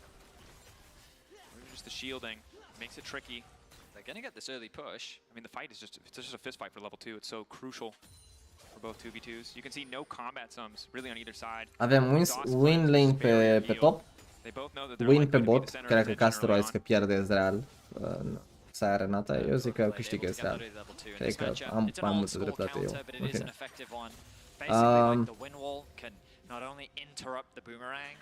Nu așa a zis casterul că Renata să ia prea în Ezreal și că câștigă linia și că e grea linia. Că așa am avut impresia că am auzit. Era Reckless? Nu bro, era dominant înainte să intre Reckless. După ce a intrat Reckless a fost cea mai bad perioadă din istoria G2-ului. Mininar, the movement speed, the hyperprocs just keep champions at arm's length. And then when he's in Meganar, you get the Tornado, and he's a bigger target to hit. Yeah. So and then you walk away, because Meganar beats everybody, but that's fine. You can just leave. Cap's gonna struggle a little bit. Da, zis că e losing bot pentru G2. Deci am auzit bine. Nu pare losing, nu? Nu prea pare losing această linie. Oh, nu. Caps. Awesome there. One more auto. Cap's going back in for a little bit of extra healing. Will at least survive, but a disastrous early lane. Sticking around, Doran's, I don't know if it's enough, but luckily they see Shun on the ward crucially at Raptors. Caps knows that he just has to survive in the context of the 1v1. Blooming blows, not going to do much here. Yeah, I mean, it's a tough matchup, and Knight did a good job of playing around the cannon minion. Mamma, are și gras pe Neko, by the way. And so he was able to find a really nice damage. Cap's going to try his best to back quickly so that he can TP back into lane. Ah, luat agro. Good. Chestia asta dă even la linie, by the way. E 1-11 Nico. A trălat. Dacă nu trebuie să mai dea recall. Trăla mega. Bă, sabie stricată. Sabie stricată, nu sabie stricată, dar l-ai văzut la Raptor? Unde credeai că a fugit? Yo, ieșea mega nou instant flash. Nu trebuie să dea flash. Bravo, bă! Spadă stricată, așa da. Ăla cu... dar ai văzut că avea bomb blazing. Moment of split coordination. Cap's too low. Cap's no mana. Can't follow to get more damage down. Now Mickey trying to body block. If Knight does try to stop the recall. I mean, the good news for Caps is the wave is in a pretty good spot. But yeah, a bit of a misplay there from Mickey. He wanted to connect the flash into the knockup. I assume he thought that he could flash over the route, but it ends up connecting. Play a fost bun, dacă dispărea clona de Neko și își lua E de Sylas, venea Rakan să scotea kill acolo. Sau flash. Da, uite, ăsta e genul de Mickey care îmi place, cu play-uri creative, cu chestii ce... Hai să pierde flash. Perfect, bravo! Le trebuie, așa trebuie să jucăm. Gen, asta făcea Mickey și în 2019, când era literalmente cel mai bun suport din Europa. Gen, era absolut ireal, uite-l el. Câtă presiune pune. Asta din hard losing lane, într-o linie care literalmente Caps are un wave peste ăsta cu Nico. Din 2 gankuri, până acum suport. Exact. Exact. Și fix așa trebuie să joace. On and Elk, of course, resetting first means Elk is already in the top lane. However, they're mixing things up. Want to put pressure on top side so they can secure control of the Grubs pit. Okay, acum să vedem ce facem la Grubs. Should be able to do some work here. But Elk already having boots too. Sper să nu moară Hansama în cu Gnar. Tornado, where's it going to go? Going back in, taking his time, moving away. Bravo. Windwall a little bit awkward. Zon now starting to chase, but Yike is Oi, here oi, as oi, well. oi. Able to connect. Doesn't get the knockback, no setup angle. Dacă nimerea EU, Yike își lua ultima de Yasuo și putea să continue. Maybe Ru? Merge? E sinerul pentru Herald. Pullback handshake is big. Broken Blade just barely able to escape. Guardian proc. Oh my god, G2 playing on the edge here. Nu comentez. Am pierdut Grabi. N-avem TP de Yasuo, ăștia au TP de Gnar și Mega. Dacă se scoate un grab, deja e mai mult decât suficient. Dacă se scoate un grab, deja e mai mult decât suficient. Bro, de ce sunt așa fricoși BLG? What? Vezi deja în approach-ul lor cât de diferit este? Yasuo era 1 HP, bro, fără TP. Yasuo era 1 HP fără TP. Și G2 a luat grabul. Ok.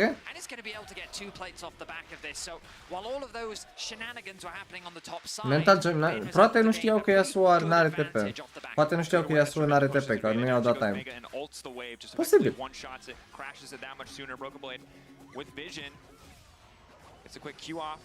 Îi dă delay-ul ăsta acum. It's good for G2. Dar arată diferit chat, parcă e watchable, parcă G2 e o echipă de calibru înalt. Mie așa mi se pare. De mie mi se pare că G2 arată de 1 miliard și 500 de ori mai bine decât a arătat în meciul anterior. Wave e bad, dar trebuie să-și dea record să meargă top. Bro, trebuie să dai match. Ok,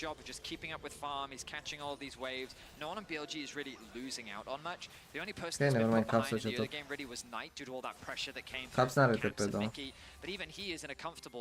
Ar putea să bată la dragonul ăsta, sincer. Dar au Nico level 6, Mickey X. Pullback knockup is going to be there as well. Clean interrupt coming in from the side of BLG, an excellent pick. Mickey overconfident to step up. Thought they'd all be focused on the Drake. Level 4 there for Mickey. He's going to be 2 levels down behind on.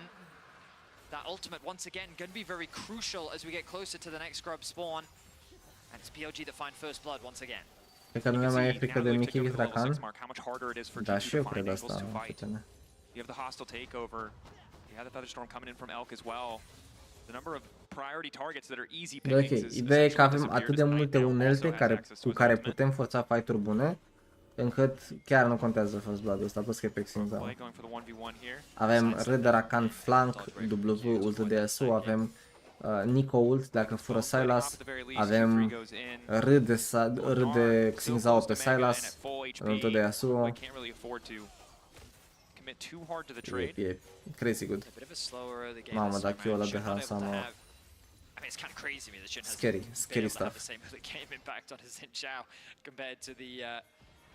Compared to the Skarner, but I think where he wanted to play through was the bot side of the map, and because of how defensive this Ezreal Rakan is and how safe they can play in lane, he wasn't able to find many opportunities there, and mid would be his other option, but because of the pressure that was thrown onto Knight, that also limited his early game options.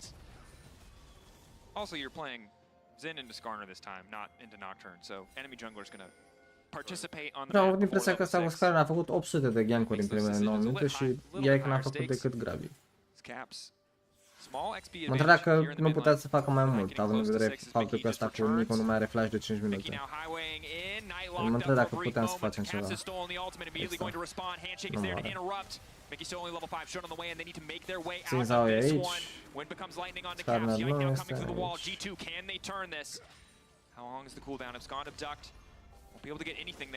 at least calling the attention, but Bin going crazy on the top side, doesn't quite connect the wall, but will force Broken Blade back. The supporting staff of BLG and Shun and On there to cover for their mid laner. Great Great timing from KD them și pe to Rakan provide făcea that până la utility and ultimul turn the și play around to actually get the flash out from Caps. Knight didn't have to expend anything. Now look at them once again, returning that pressure from mid into bot, setting their sights on covering for Elk, maybe even looking for a gank. But I don't think they'll be able to find much once again. This bot lane very slippery from G2. Mickey very close to that level 6, and remember Grubs, 25 seconds.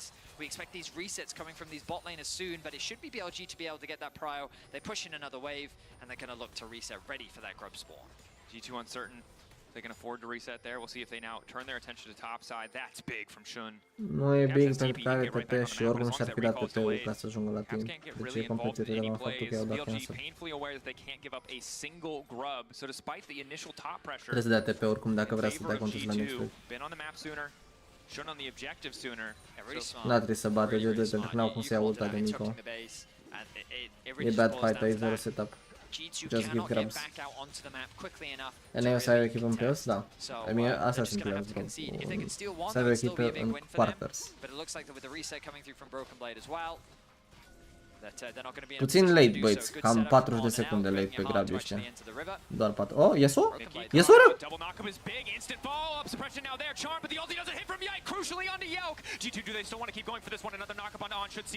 Să vină asta cu mare. Come on, please, Caps, please, Caps. Bravo, Caps. Fața și călpile tăi, Caps. Un sărut senzual pe chelie, pe freză. Nice, și-am luat și grabs-ul să avem spawn. Să mergem G2, am ratat toate abilitățile Skarner, să mergem G2.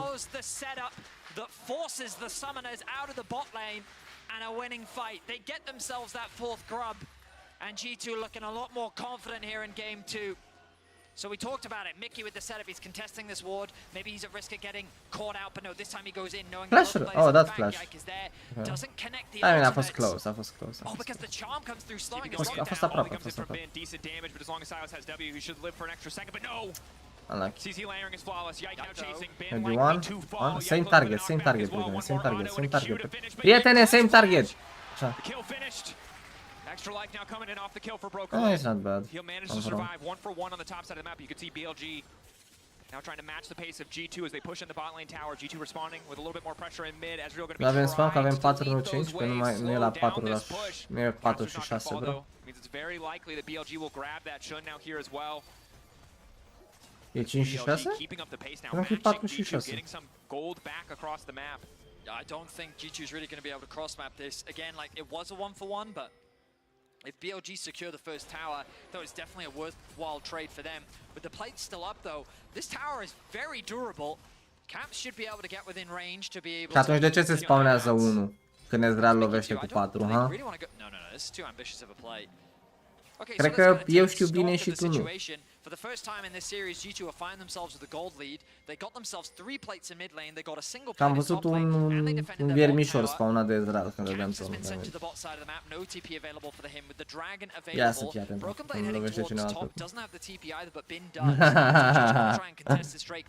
prins, hâț, luate hâțometru, domnule. One of the biggest shifts that we're seeing in this game. Deja românul eu, real. A little bit more agency in the side lane on the Silas in that previous skirmish. Luăm Chemtech Drake. Drake-ul ăsta e super bun pe Silas. Extra healing. Broken Blade, sabie stricată pe Rogue, nu e la romul ăsta. Dar mine trebuie să rămân în săpturi. N-are flash-uri mult. Dacă nu face 1v2, a? Face 1v2? Dă-te-n!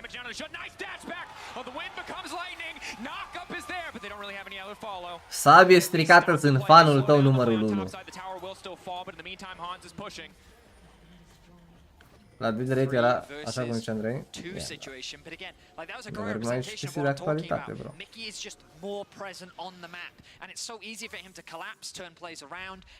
Dacă era o secundă mai devreme acolo, midi beat. Ok, tot e bine. Îmi place mult mai mult Mickey și pe Rakan. Nu știu dacă doar mie, dar e o plăcere să-l văd jucând Rakan și nu Rel. Chiar dacă campionii încep amândoi cu aceeași literă. N-avem bră de Rakan pentru fight-ul ăsta, nu cred că ar trebui să contez că nici Xun n-are ultă pe Xin. Xun se joacă cu Xin. Hai Ezreal, dă-și niște damage, niște poke. Ai o plantă pentru mana dacă dorești, dacă poftești. Așteaptă TP-ul de Sylas, dar nu l-are. Cred că s-a luat turn, I guess. A luat turn, a luat turn. E ok. It's fine. Mai bine așa decât să forțăm fight-ul fără sens. An exchange across the map. G2 still in a very comfortable spot. Caps is able to get a lot of solo gold off the back of that. Notice that he's a full level up overnight. Hans Summer as well, quietly, has just become this. Ok. Ce învățăm? Dacă G2 reușește, și nu vreau să scubesc, dacă G2 reușește să câștige meciul ăsta, ce învățăm? Învățăm faptul că BLG o să aleagă blue side. 1. 2. Nu o să mai dea blind pe Gnar, pentru că le e frică de Yasuo. Sau o să dea Gnar... se transformă? Avem râu, Sim are flash, dar nu-l dă. Îl ține pentru late game. Perfect, îmi place. Hearthstone prop. Să mergem pe belușul. Nu o să mai ia blind nici Nico, nici Gnar. Primul meci s-a pierdut intenționat și am banat Nico ca să-i facem să credem că ne e frică de Nico, când de fapt noi aveam Sylas pregătit în Nico. Hashtag outplayed mental. Și acum suntem în capul lor.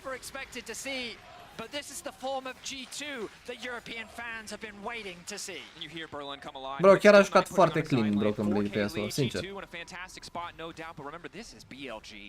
This is a team who have team fought out a bigger gold leads in most of their impressive games. So this is a team you can't afford to disrespect, but BLG clearly not respecting the potential here for G2. Bro, Caps a dat W pe crit ca să ajungă în range. Then he's knocked up, then he's knocked up again, and then he's thrown into a wall. He never had the chance. One more auto could have given him Mega Gnar, then he ults, and then maybe the play gets turned around, or at least he's able to get away. But as much as they try, asta n-am înțeles picul ăsta de 5 nu știu în ce univers and crucially that tier 2 tower in the top lane. And you can see G2 player confidence is improving. The mechanics have been clean. Caps, I believe, the first hostile takeover, gets the ult into the wall to interrupt any of the hostile takeover, buffers that input. Same there with the Abscond of Duct. Absorbs most of that duration using the E stun to keep Shun in the area. And now we're getting into a situation where Broken Blades is... he can't lose in a side lane. Like, who's gonna stop him? Gnar can wave clear, but the reason why you pick Yasuo into Gnar is because, as we talked about in the lane phase, when there's a wave, he can get on top of the Minimar, and then you can use the W to mitigate his ability to kite. So Broken Blade's going to be this side lane threat. Caps is sitting on the other side lane, and so G2 now have these multiple points of pressure, and now the story's reversed. BLG want to plan these fights. I was going to say, we've completely swapped. And I think that one of the things about this Yasuo build, and it's the same as the Yone build, right, that makes it so frustrating, is if you are ever caught on a side lane, you cannot get away. Caps spotting Knight, at least for a brief moment. Again, the Stride Breaker, Blade of the Rune King, these are not champions you can escape from in an isolated 1v1. And our stats team just pinged us a huge congratulations for Caps as he was able to secure his 300th kill at Worlds. He's the 8th player to achieve this in Worlds history. Goes to showcase the legacy of the player. The question is that going to be a consolation prize or an additional... Da, Mickey, dacă era el, murea acolo. Huracan scoate ward-ul, joacă în fața lor pentru că se simte mult mai safe și poate să-și permită să ia mai multe riscuri. On ăsta face același lucru ce-l face Mickey cu orice campion. Se duce în fața ta și curăță ward în fața ta. Îl lovești? El rămâne acolo sau avansează spre tine să te facă să crezi că are 5-6 oameni în spate și că o să te bată. Și scoate ward în față. Mickey îi sfuge când se dă în el, dar măcar nu moare Huracan, right? So it's good. Sure. Caps has more HP than anyone on BLG. He's at 2.9k HP with just these two items. All I'm saying is bring back cut down. I'm saying bring back cut down. Yeah, do you want to know another or Dominic's passive, put it back on there. His W scales with his missing health. I mean, it could be a situation. Hold that thought. As On has been caught out. They're trying to layer the CC on. Holding on to Bro, arată cu totul diferit, adică arată mult mai bine. I thought the Caps would try to steal away the Și îți dai seama că adversarii se simt sub presiune, adică nu se joacă versus Yasuo top în fiecare meci, nu se joacă versus... Restul sunt whatever, dar Yasuo top e elementul cheie aici. Și vedeți că ăsta nu e Yasuo doar la ce scalează la 10 de turi. Adică dacă era de la ce scalează la 10 de turi, n-avea nicio șansă. Asta e așa mai restrâns de... presiunea publicului. Are două iteme,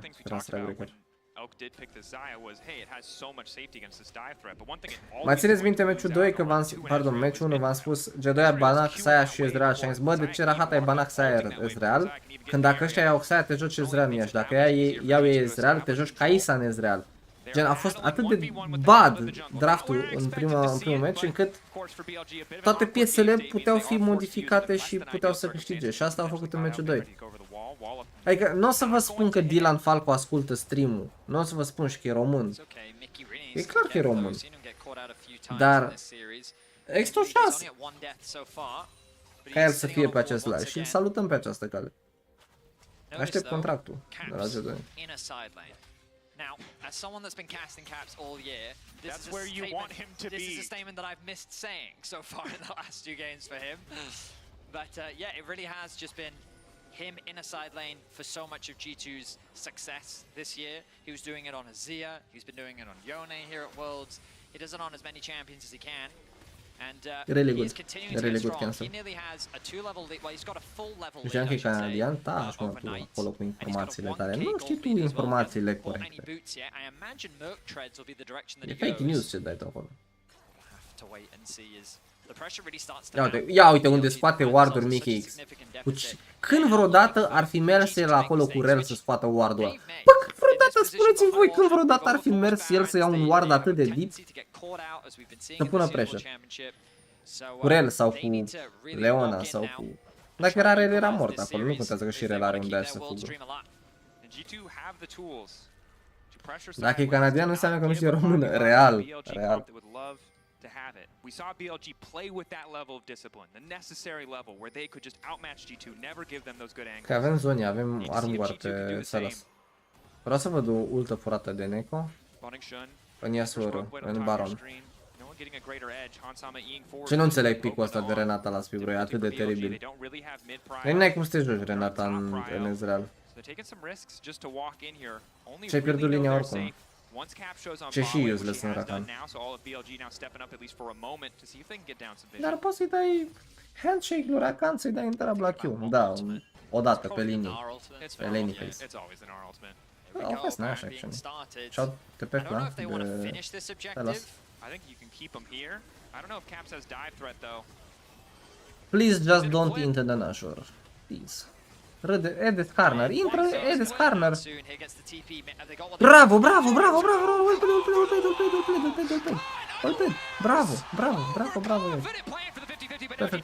Trebuie să intre pe Exin. Trebuie să căutăm turn. Mamă, ce mă pache. Ce mă pache League of Legends european. Nu ajutați pe Broken Blade. I mean, Hansama a trollat, bro. Hansama a stat în pitul ăla și a ținut de Baron până s-a plictisit. Gen, până a făcut Baronul singur 16 secunde. Iai, Knight, stai cu minte. Ok, dacă Hansama iese mai devreme, fight-ul se termină 500 de ori mai rapid. No, please don't. Okay, thank. Iai MVP pentru fight-ul ăsta. Să mergem, bebelușule.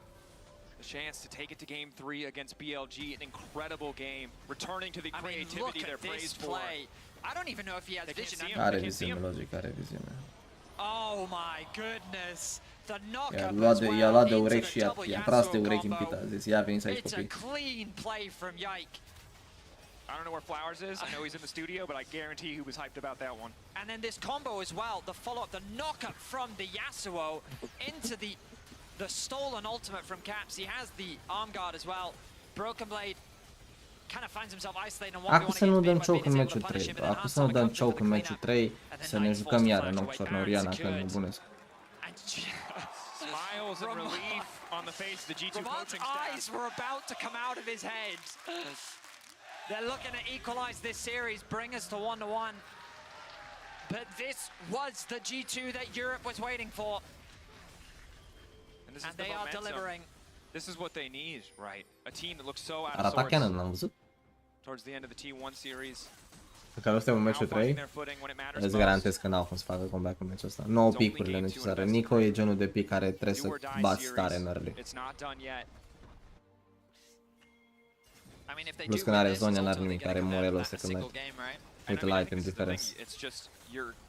Pe ea nu-l bate nimeni în toată echipa aia. Sinzao e useless aici, Nico e useless.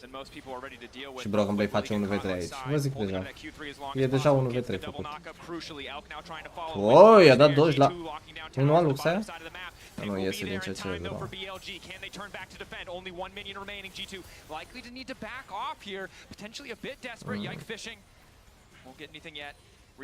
Ea e că aici trebuie să dea în turnul ăsta. Turnul ăsta trebuie să pice pe wave anterior. Eventual să bage în fața cripilor ca să tancheze el. Trebuie să facem măcar turnul ăsta. Bro. Oh no, oh no, am vorbit prea devreme. Oh no. Oh no. Oh no. From rude. From? Ce spune from?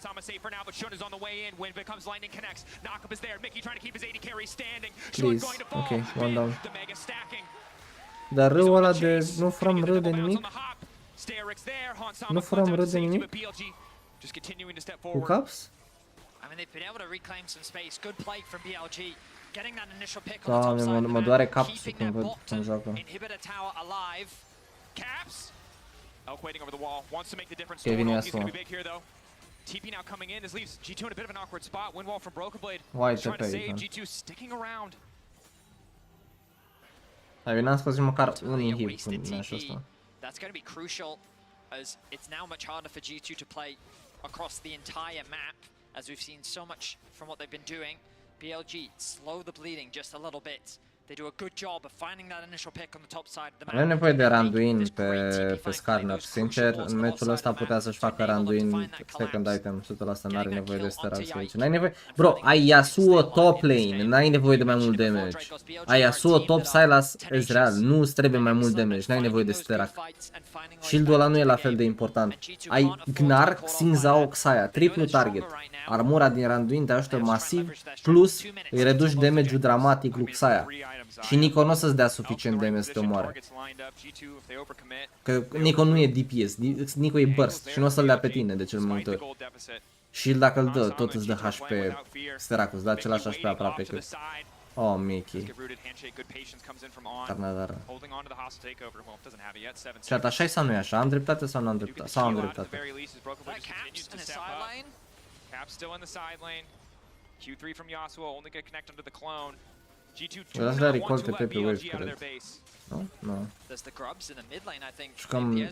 Se duce bot să facă dev și apoi jucăm Drake pentru soul, I guess. We play safe. Mamă, farmează de Hansama. Bro, dacă aud o persoană că zice după meci, mamă, cât de mi-a dat Hansama cu Ezreal într-un meci de 30 de minute în timp ce e ultra fed, de nebunesc. Poți să dea hard chase. Yeah, hard chase, hard chase. Hard chase, dar trebuie să-l omoare încet. Gen... Slowly, gen slow, foarte slow. Bro, omoră mai încet că apare și Baron și Soul. Așa, bravo, capsul fața și preza aia. Bro, dar omoră-l, mă, ușor că nu te omoră. Slow, uite, așteaptă. Nu e suficient, ai 50 de secunde. Cred că e free Soul. Dacă mai trăgeau de timp 10 secunde, bro, venea și Broken în sabie spartă, veneau toți.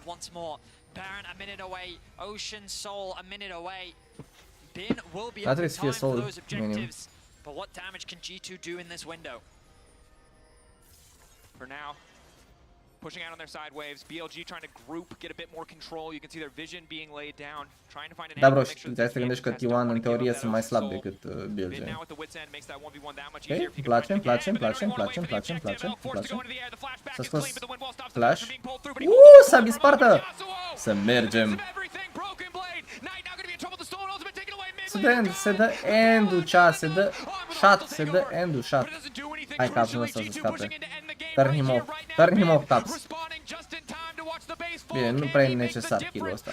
Sincer, am rămas pe mine. Bravo! Hai! Bravo! mamă, cum l-a jucat ei meciul ăsta, nebunesc. Wow. Absolut cinematograf. Absolut cinematograf. Aș mai merge. Aș mai merge la cinematograf să văd meciul ăsta. Doar asta. Nu primul meci. Nu m-aș uita la primul meci. Aș merge să-mi cumpăr popcorn sau la toaletă. În loc să mă uit la primul meci.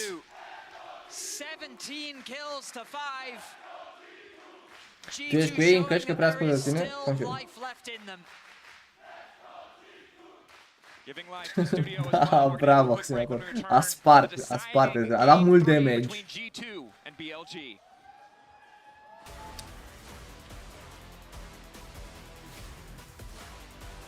A jucat și Yasuo bine? I mean, în afară de gafa după Baron, a jucat foarte bine în Broken Blade. Sincer, cred că echipa putea să facă mai mult pentru el. Adică echipa a fost foarte slow în multe puncte în care putea să facă mai multe dacă avea ajutorul echipei.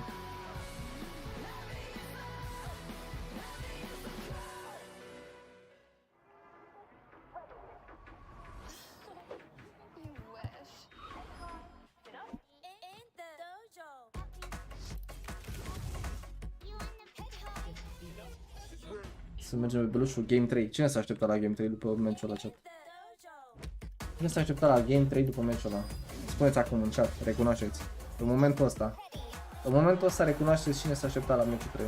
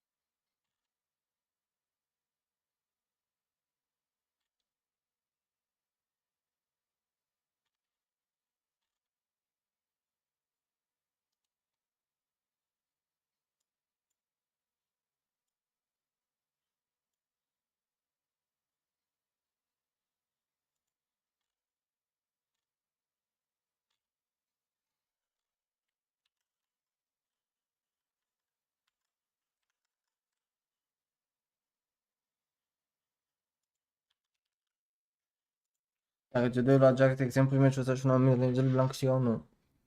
N-ai de unde să știi. N-ai de unde să știi cum ar fi jucat. Dar cred că Yasuo a fost cheie în meciul ăsta, în mânar.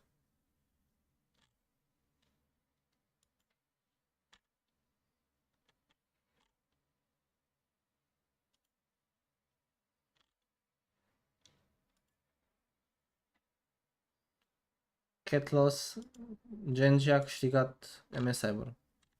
Literalmente acum 6 luni a câștigat MSI, care tot la fel e un turneu internațional.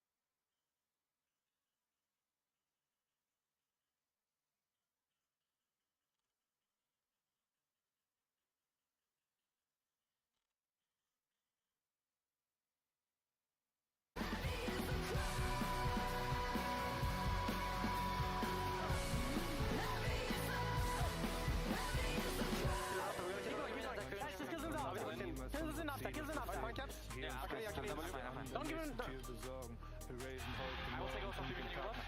Nice! Yeah, can I take him? Okay. Oh shit. Maybe a bit early, but... No, it's fine. Look, no flash, no flash! Don't go too deep. I will knock him off now. Come to me. Don't want to see the flip. Run out soon. Here gets the TP. And they got what they want. Over the wall! Caught unawares! Yes, together bot. We can... Yeah, guys. Chill out. It's only an hour. It is GG. Let's focus on next, guys, okay? I'm here for an hour. Winning game 1 is a trap. We told you. G2 bites back in game 2 and does exactly what Jat and I think the entire European population wanted them to do. Did they cook? They did. They cooked with the Yasuo top, and they had a great Silas angle. But I'll also say the credit has to go to G2 because the advice of cook and draft is about as quality as play better and be aggressive. You have to actually do it, and that's the hard and impressive part from G2. Yeah, but we said it right very early on. What a tremendous Silas angle. Yeah. It really doesn't get better. Legitimately, just off the first rotation, and I even ended up getting a Renata ult as well. Like, just into Gnar, that's good. Add a Zinzao and a Nico on top of that, and I think that immediately you could see as well BLG looking at that pick and probably going like, oh god. And normally we see Silas locked in later. I can even imagine that they would have thrown a ban towards it, and it made such a difference to give Caps this much agency, and it meant that basically every single ult set up BB as well, who I think had an incredible game. Yeah, I was going to say that's the big thing for me is that not only does he have fantastic ultimates to steal from almost every member of BLG, but then 3 of them set up for this Yasuo, which we were talking about how important BB is and his success is to the way that G2 plays. This is a signature pick for him. We've seen him be successful on it before, and he had so much setup coming into team fights. Yeah, it's nice to see also, as Jat was calling out, that they had played previously the Nocturne Orianna 4 times in a row, right? You break that up, you also now kind of establish, hey, Yike is quite proficient on Skarner, as we're going to see later as well, so it changes the dynamic of the series a lot.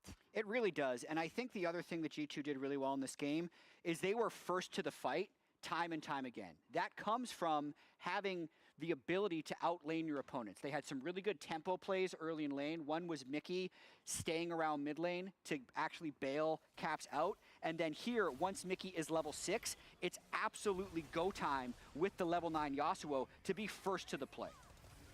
It is Hans having a lot of impact on the Ezreal as well. Much easier to play out this game in the game state, but you're right. The fact that in the previous game they were late on every decision, here they are in front, and they also keep going. They don't let up.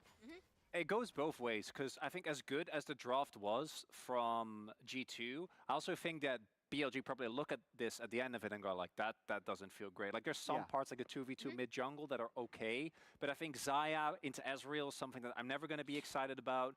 Obviously the counter pick towards the Gnar ended up being a really big deal. So that to me is going to be the main thing both teams are going to be looking towards going into the game number 3. A couple of things. We mentioned Yike already, but every second counts. And thanks to that reliable Cisco network, Yike stings right at the right time to take down BLG. And I think incredibly important that he had this type of performance on the Skarner, something they did not first pick in game 1, something that they successfully first picked here in game 2. And what an incredible pull over the wall in a tense moment of the game. They had a big lead, they needed to close it out, and they decisively baited the Baron fight. And the continuation of this play was impressive as well, Emily. Yeah, and when you talk about like, oh, what is the difference as we see Caps using that stolen Nico ult to clean up the back half of this fight, what is the difference between like a good Baron setup and a bad one? It is being cognizant of when your opponents can come in. They immediately turn, they know what they're going to do off of the Yike play, they clean up the fight with Caps' Silas on the back half, and then they're able to get Baron immediately. Yeah, Yike, of course, had owner steal his Baron in that last series versus T1, which, you know, that was a game they maybe would have won without that, so it's good that that is cleaned up. A question I want to pose to you, because Dylan, the coach, has been, of G2, has been very vocal also on this Worlds broadcast in our cooldown about this is the way we like to play, where we can put one of our laners, especially Caps, in a side lane. We know expertly how to play that 1-3-1 or that 4-1, and that's how we like to play with pressure. Now, I have seen them get victories this way at Worlds. I don't know if I am confident at this point in time that they can get victories if that gets distorted.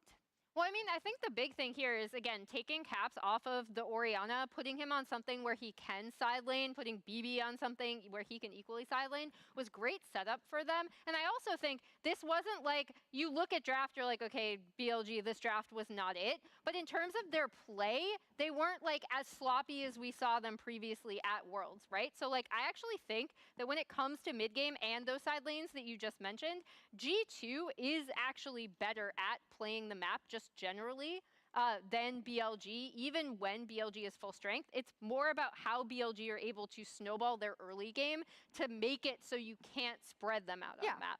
And I really want to take a moment as well, like as we are just about to head into game number 3, like how much pressure is on this? And I know that we talked about it in the previous series, but that was 2/4, or yeah, it was 2/4 seeds, right? Yeah. Not our third seed for DK. yeah. But let's be honest. Yeah, in terms of strengths, what does it mean if you don't make it here? The #1 seed from the LEC, the #1 seed of the LPL, both teams completely ran their regions. One of them won't even be able to make it to quarterfinals. Yeah, and this is massive for BLG because, again, the ceiling for this is they are the best team in the world. They went out, they got Knight for this roster for the purpose of making Worlds. This is a game you have to win to continue. Shocks, how important is the Yeah, G2 win for here? G2, 600 plus days with this roster. Every single part of your practice, of your scrims, of your life dedicated to getting the international results that you have not gotten yet. This is the time, boys. It certainly is. I don't think the stakes could be higher in a single best of 3. A single game is going to determine everything. No luxury of a lower bracket, any additional eliminations. You wasted all your second chances. A best of 1. And again, an entire year of effort that could be deleted in a moment. For BLG, it was a similar story last year. They won game 1 against G2. They lost game 2. They brought it back. Question is, can G2 rewrite? Can they show us something new this year? Well, it's a question of, will it be a repeat of history from last year, where BLG are able to take down G2, or will it be a change? Will G2 finally be able to return to the quarterfinals at the World Championship? As Poppy going to be banned, Jax, G2. Ok, Poppy ban, pentru că Poppy e bună pe red side pentru flex până în 5. Super top.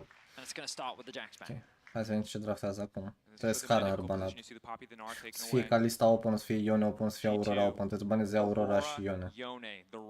Ahriban. Trebuie să baneze Ione, dar... Bro, please don't stop trading Ione cu Aurora. Please stop! Au banat ăștia Ione. Ok. Aurora ban. Dar trebuie să le dai Skarner dacă le dai Aurora. Gen Skarner sau Aurora? Ok, le dai Skarner. Oh god, cu ce dăm match cu Skarner acum? I think the Skarner is going to be the first pick from BLG. It's been so effective for both junglers across the series. I mean, we can't understate Shun single-handedly winning the map for his team in game 1. And they're going to go for it again. Nu mai luați Orianna în Skarner, please. Just don't pick Orianna. Maybe we see a return to something like the Sejuani or the Maokai for Da, Maokai, vreau Maokai, da, Maokai, ia Maokai. Foarte bun Maokai, da. Vrem Maokai, chat, vrem, chat. Hai, chat, Maokai, hai. Nu, Nuxin Zhao! Este useless meciul trecut, Nuxin Zhao. Please, Nuxin Zhao, please nu, don't. Yasuo first. Nuxin Zhao în Skarner a doua oară. A zis, mamă, ce useless ai fost, vreau și eu. Îmi picau dinții dacă ne jucam Brandman în Skarner. Da, dă-i Havard pe Brand și zici dacă orice să-ți ia Xin Zhao, că e ok. Ce Brand, bro, dacă a luat deja Xin Zhao? Unde pui Xin Zhao? Support? E Renekton cu Xin Zhao, e deadly, nu ai counterplay. Ninja Tabis pe orice campion, te joci Soraka top cu Ninja Tabis și să rărea jocul.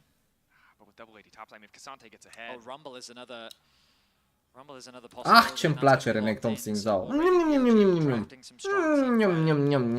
Delicios. Și acum știu să ia Maokai support. No, Rel, Skarner, Rumble. GG.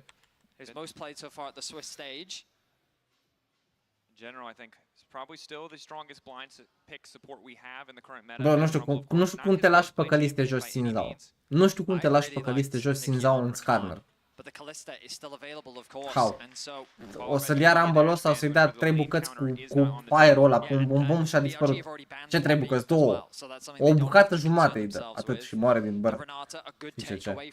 Kalista, măcar atât. That's fine. Trebuie banată Renata, trebuie banată Nico pentru BLG. Și noi trebuie să banăm Ash și Ezreal, maybe? Ash MF. MF ca mega combo, I guess. Mai faci o serie după sau mă pot băga la Sfântul Meci să... Nu vreau să văd că îl plâng. Nu știu dacă o să mai fac o serie pentru că e deja foarte târziu și am fost plecat dimineața și sunt mega tired. Okay, well now you imagine support is going to come through here. They want to give Caps counterpick, which makes so much sense to me. You want to make sure that he's really set up for success. Am chestii de făcut. Dacă mă pun în pat la 11 e perfect pentru mine și mâine. By default. Pairs nicely alongside the Kalista, but so does a Leona. Both. Nu, Mickey Alistar, nu. Vreau Rakan last pick. Luați altceva aici, luați mid-ul. Luați mid. Oh, an old school bot lane. Champion does incredibly well into melee-focused compositions. If you don't have a lot of burst on your team, Tarek has one of the best ultimates in the game, but the timing has to be flawless. Honestly, it was an old school rogue bot lane. 3 ore m-am uitat la seria asta, 3 ore. 3 ore. 3 ore ca să-l văd pe Mickey X luând Tarek. To play it against an LPL team. Are they thinking about taking the Silas away from Caps? Yes, they will. The blind pick going to come through. The ultimate's not the craziest. Of course, the Tarek ulti steal away could be good, but the teamfight comp is what they've drafted. Potential of the Silas. I think Renekton versus Silas in a side lane could largely go either way. Fratele ia Tarek, că e bun în scarner. Cu siguranță nu o să-l dea scarner capul de perete și rămâne acolo în lane face. Siguranță nu. Sufficiency for Elk. BLG. De airport. Chiar miroase de airport. Da, Nafiri și gata, mâncăm coliva. Nafiri vreau să văd. Sau Veigar, da. Chia. Nu, eu vreau să vedem Nafiri, dacă se poate. E counter la Silas. Ok, I like that. Avem compoziție full. Primele 24 de minute trebuie să câștigăm sau să terminăm jocul. Literalmente avem Renekton early mid game, Stinzao early mid game, Ryze early mid game, că nu scalează la fel de bine ca alți mages, Kalista, Tarek, early mid game. Dacă pierdem early mid game, să terminăm jocul. Și nu știu cât de bun este Ryze în scarner. Că nu cred că poți să dai EW înainte să ajungă la tine. Nu cred că ești în range. Cred că te ia pe sus, zice. Hopa!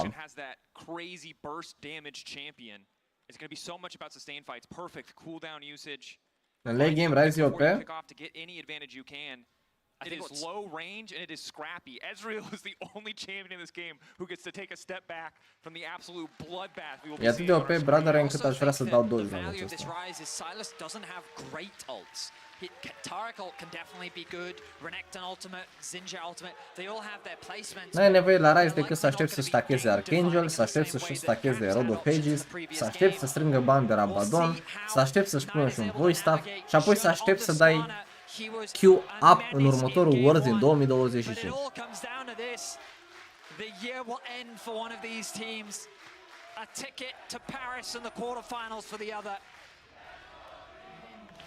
Mi pare un comp rău la G2. I mean, ai 0 elemente de scaling dacă treci de minutul 30 meci over. Și gen, dacă treci de minutul 30 fără să ai un lead considerabil e GG. Trebuie să stachezi toți dragonii în early și mi se pare că e foarte bad Tarek în scarner, pentru că o să pierzi în linie foarte, foarte mult. Mi se pare foarte vulnerabil Tarek. Ok, după level 6 de Kalista o să se schimbe dinamica. Dar nu poți dai una, nu poți dai ultă de Kalista la fiecare gank attempt. Și 2 la mână. Trebuie să joci lane, că-i spun atunci.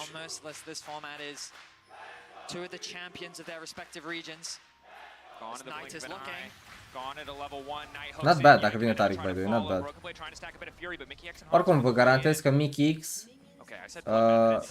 și-a creat foarte mulți fani noi luni Taric. Deci, practic, toată comunitatea de jucători de Taric sunt fanii lui Mickey X. Acum sunt foarte fericiți. Deci, practic, în jur de 4 oameni i-au dat follow pe Twitter. Looks like no steal, no invade, nothing too crazy, just a bit of information. Yike going to be starting on his top side. Shun is going to be doing the exact same thing. So both junglers likely looking to play towards bot side. And that Ăsta are bomb plating în Ezreal. Sau mi se pare mie. Consistently respect ban because of the comfort that he has in the champion. You can see there when Rel is demounted, she has a slight range advantage. Ce-a dublat followerii? Da, are vreo 200 de mii. Dacă are 200 de mii, 4. Now the mid lane matchup is interesting because you can choose to run things Okay, like I mean, strike if you really want to be. Ryze e bun ca și matchup în Sylas, that's for sure. E printre... Sunt două matchup-uri bune pentru Ryze, și anume Cannon și Sylas. Bine, sunt mai multe, dar astea sunt principalele care vin.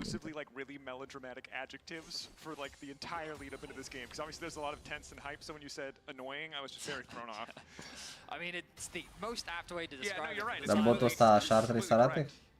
Cream că Kalista câștigă linia în early game. In the laning phase, he's doing perfectly fine for the early lane. Ryze can't really kill you. He doesn't have that kind of damage in the early game. Trebuie să spun că Ezreal chiar ia prea absolut orice.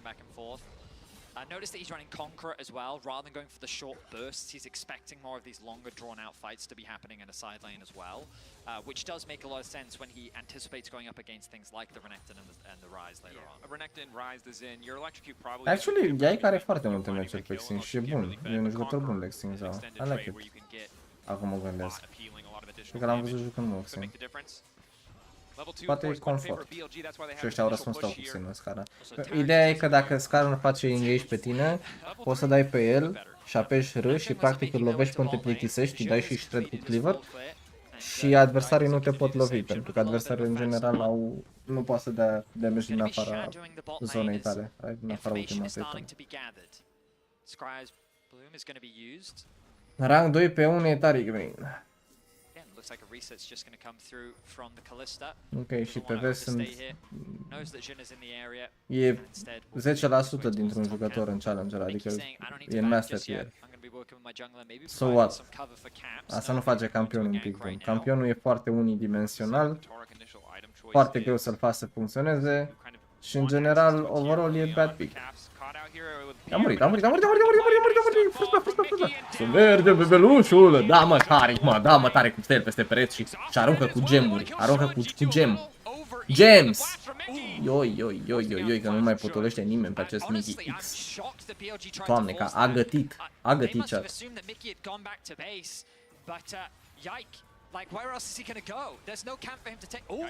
Ok, this is good, e good. Dacă intră ăsta, nu? Nu mai e good. N-aveam nici mana.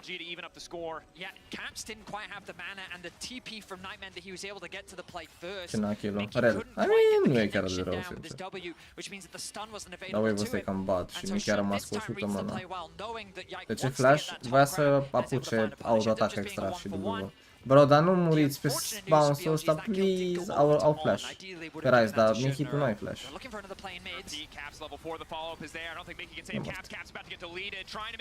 E mort. Dacă te atacă un hacker, ce faci? Mort. Ești mort. Tocmai a dat TP înapoi în bază. Ok, s-a bespartă? W?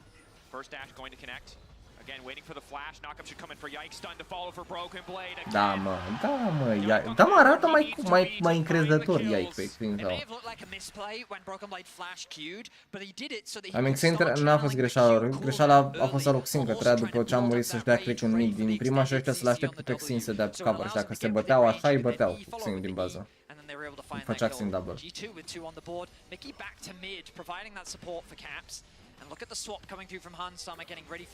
Mamă, dar e toată echipa din nou aici. Kinzao, lasă Raptorii, mergi și ajută pe ăștia. Award. Ok. N-au voie să ia pink-ul ăla, Xin, W, E, Q, R. Ăsta e level 6, e level 6 pe Silas. N-avem flash pe Rise, nici exhaust, n-avem nimic. Yeah, trebuie să facă share 24/7 cu toată lumea. Yeah, Caps e foarte bine din XP. The ultimate gives him so much additional damage to his overall kit. Without that level 6, they don't feel confident enough to fight it. Kalista is here. Ezreal's on the way up, but it's 5 members of BLG on the top side of the map. Hai că oricum nu vreau să jucăm pentru grabs. Top wave was only even, and Broken Blade was forced to go bot lane to catch the wave that was crashing. Better setup from BLG overall. Să luăm dragonul. Are încă un bug, o văzut om și ajută. Deci nu tot acum știu. Bro, are tuneler până face dragonul singur.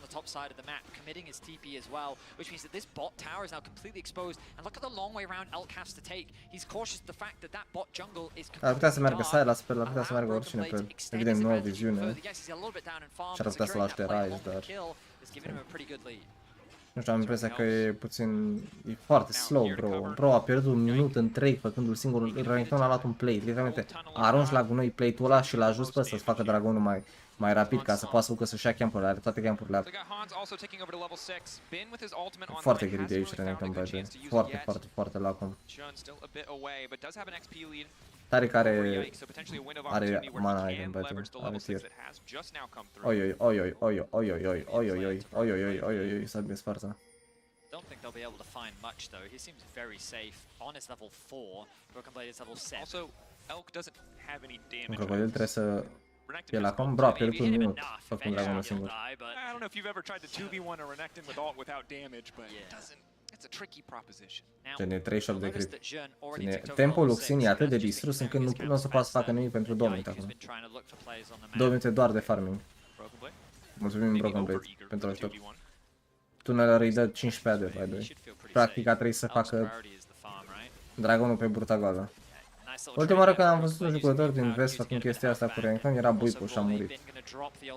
A dat în fază și a rămas acolo, tot versus Rel. Mi-au aminte, mă bântuie noaptea. Trebuia să fie la red, trebuia deja să fie în bază cu tot clear-ul terminat, bro. Și gata să atace.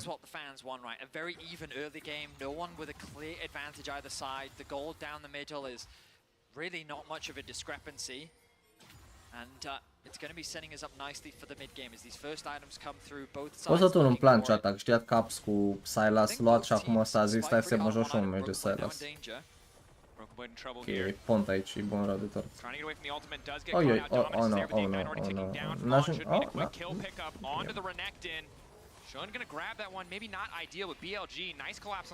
Da, m-a auzit zicând de Buipo Renekton și a zis stai că ți-ară că pot mai bine.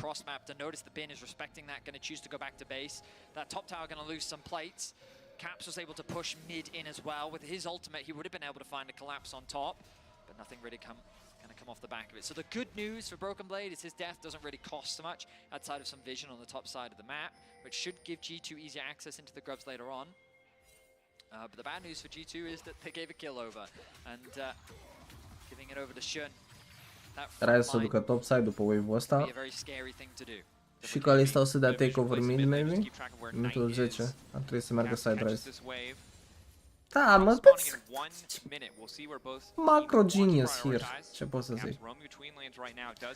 E așa pe un match, BLG.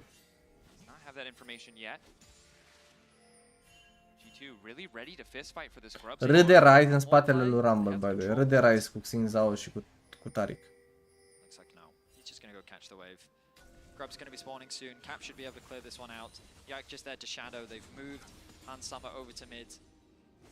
Look at how comfortable Caps clears out those waves. Level 9 secured for him. And based on the fact that On is not moving up, it seems like BLG are just willing to concede the second set of grubs. They know no 4 buff will be given over. Not bad to trade at this point. Instead, may look to make a play on the bottom side. They might just want to trade plates. G2 though. Broken Blade isn't too scared about the dive just yet because they have information. They've spotted Jun out, so he should feel safe in the 2 versus 1. Ezreal just used the E as well to get away. I'm surprised G2 aren't just going for the grubs. They had numbers advantage on top side. BLG seemed willing to take a Mercy, ai făcut full setup de grabs în early game și ai realizat că ești off tempo și că trebuie să-l protejezi pe Renekton că altfel și-a dive. Și acum piați grabs. Mid-prio, though, is there for the side of G2. But again, BLG only need a single grub. They get it. They don't need to stick around. Good window of opportunity leveraged by the side of BLG. That's all they really wanted. Didn't have to risk much to get it either. Yeah, I mean, as you rightly said, I think BLG really got everything that they wanted here. 4 grubs secured. They're going to use that advantage to help secure the tower on the bot side of the map, and it will be the first tower of the game too. All this influx of gold. That's a huge gold injection. It just jumped up to a 2k gold lead. Yeah, and there's no cross map available either. G2 can get some plates for themselves, but we're still 2.5 minutes away from the tower plating actually falling. Keep in mind, we've now got first item completions for both Shun and Knight. They should be much stronger in any of the fights. Now, the good news is, if you want to look at it holistically, is a lot of that gold lead is sitting on.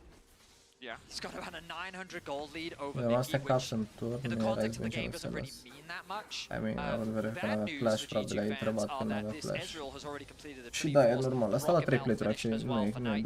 So these first item spikes are crucial given that the dragon's spawning in 10 seconds. So I'm not sure if G2 should feel confident enough to actually fight this. The resets are coming through from the 2 carries. We'll see if they actually complete an item in time. Să-i fure ultimata de Taric. Dacă fără ultimata de Taric cu Sylas, ar putea să dea Sylas R, să caseze R înspre Taric și Kalista să-l tragă cum face chestia asta și pune ultimata în cooldown, dar nu-i dă R de Taric. Bro, dar pierdem și Grab, pierdem și Dragon, pierdem și First Tower, pierdem tot și ne jucăm com de early și a trebuit să mai și câștigăm din când în când.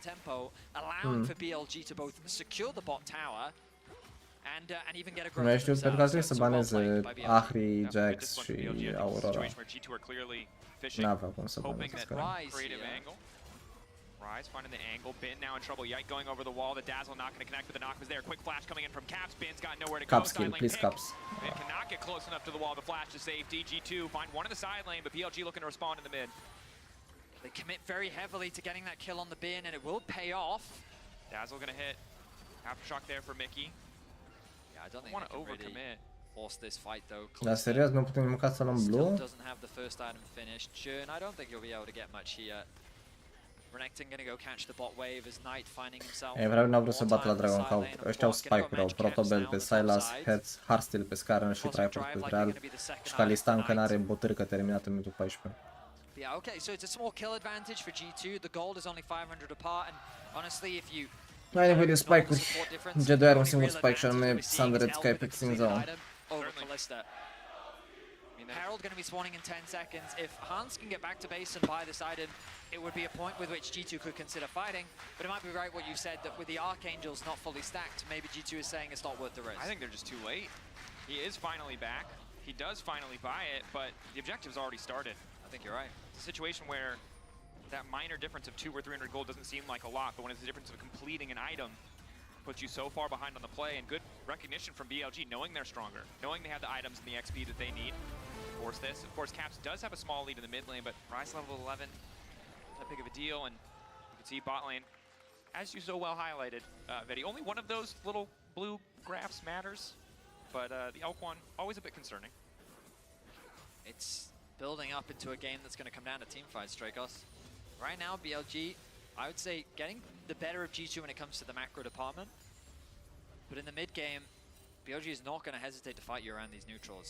Like Rumble, Rel, Sylas. I mean, joacă cu Waze și cu Sun. I mean, ori joacă cu unul, ori joacă cu altul, nu e unul main neapărat. Dar au avut mai mult succes cu Waze, de-aia e puțin surprinzător că l-au pe Sun. Astăzi, probabil au avut rezultate mai bune în scrim-ul cu Sun, I don't know. Yeah, Kalista as well, but you highlighted it, right? It's not nearly as simple or as straightforward. Okay, Kalista are a spike little bit of a bigger commitment than what BLG E have to super bring, late. and also Ideea e că nu au spike-uri, bro, și nu Ezreal poți să te bagi. Și dacă ești acolo din prima, nu ai spike-uri. Și n-au jucat bad, adică și dacă au dat setup la grabii aia, a trebuit să meargă în bot side doar pentru că adversarii aveau tempo să-i dea dive-ul Renekton și să... Evident, nu e worth să iei 3 grabs, mai bine iei 2 și să protejezi weak side-ul. Să nu pierzi jumătate de hartă for nothing. Tense affair. Okay. Getting it stunned, but nice timing on the crash down means that it's going to be able to get away to safety. Pings. Rez are Archangel soon. Top side river from both. I mean, we're hard spiking by then. Around that ward that's sitting in that brush. Onto the early prio, keeping out. N-am văzut când am luat ăștia Heraldul, sincer. TP's available. bot tower, though. I mean, these outer towers for BLG, making it very difficult for G2 to really gain much control on the map. Broken Blade taking a rough trade there with the Leandry's finish for Bin. He is just chunking down the HP of Broken Blade. Difficult 1v1 matchup, most certainly. The Dazzle doesn't connect. G2 really grouped around this top side, maybe hoping to find a pick. Not really a lot to play for on the map right now. Dragon set up the next big thing as Elk is able to find a good ulti. Nice bit of poke also allows him to contest the wave. Pare broken Taric chat. Jumătatea și pe înainte să joacă fight. E mort aici, dacă intervine. On bit of an awkward start. Mickey ignited now trying to use the ultimate and they're going to turn it back. He's invulnerable for 2.5 seconds. Good ulti coming in from Jun and Elk still untouched for a moment. Realm Warp coming in as well. On going to be in trouble. Mickey still standing. The healing coming through. BLG. De ce suntem hype? E 1-1 și am dat 3 ultimate. Knight coming in, flashing from here. He wants to turn a TP coming in as well, but Knight stolen away this ultimate. It's a double kill for Elk, and again the Ezreal starting to take over, doing a bit more damage. Okay, Rise. Coming in, the stride breaker. Caps, please, Caps. Flash forward, one more on it, wants to finish the job. He'll get him a pin. There to punish. It's an even fight thus far. A crazy skirmish that Caps wasn't even involved in. Dacă nu și-ar trebui să fie OP. Mickey s-a murit cu exhaust up, flash up, tot up. I think that ended up being an even trade of 3 for 3. Caps were pushing this top wave. Bin will scare him off. Let's look back at how this one started. It's Mickey taking a dangerous path to regroup with the Ike. On sees an opportunity, misses the Q, connects the ultimate though. Q from Elk doesn't actually find purchase either. Mickey with the re-engage knows that he has the ulti to stay alive. Shouldn't buys time during the suppression, but then Han's ulti brings him back in. Now though they can look for the re-engage as Elk finds a nice Q onto Dacă Mickey poate Ezreal să lovească pe Taric cu Q când... Ai, n-aș fi murit oricum la side asta, knowing that the TP is coming through. It looks good initially for BLG, but then this Silas is just isolated as Jun is forced away, and so is Elk. Broken Blade with a clutch play there to end up trading 1 for 1. Tension, shouting behind the scenes.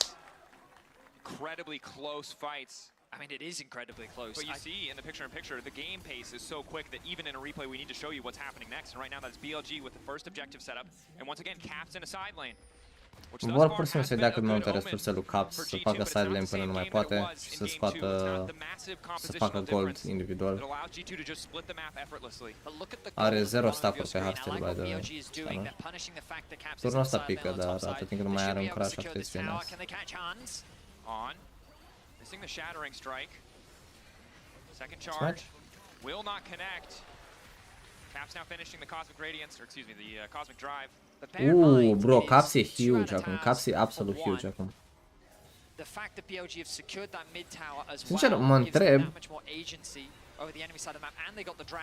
dacă nu cumva ar fi smart ca ăsta cu Rai să-și facă ceva tip Visage sau Abyssal Mask sau ceva MR, pentru că realistic vorbind moare la Sylas, Rumble, Ezreal care e hibrid damage, Rel au foarte mult AP damage și damage ca Rise ai oricum, ai nevoie de CDR.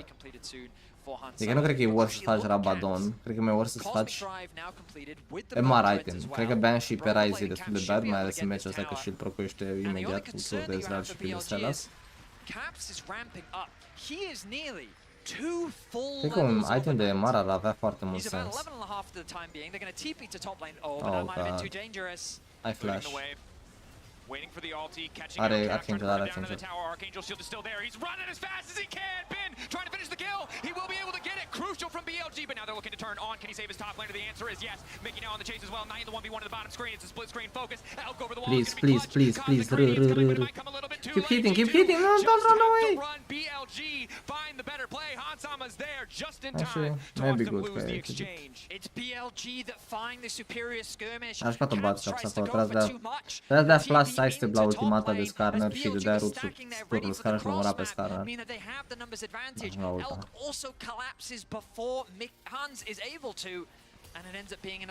Alisana se pare mega good? Yeah, și mie. Vreau să văd să-și facă ceva mai mult. Să cauți poate că la meciul ăsta, da. Has to immediately back away as the mid lane tier 1 will fall. It's still so close, Straykos. Both teams with E cât de mult damage a luat la Rumble, right? The items are pretty much similar across the board. Ezreal ca Enic, Roy Kern ar fi insane. The Muramana completed. Kalista e Spike, Ryze e Spike, Xin o să fie Spike pe Cleaver, vrea să-și farmeze, Renekton își face Sterak.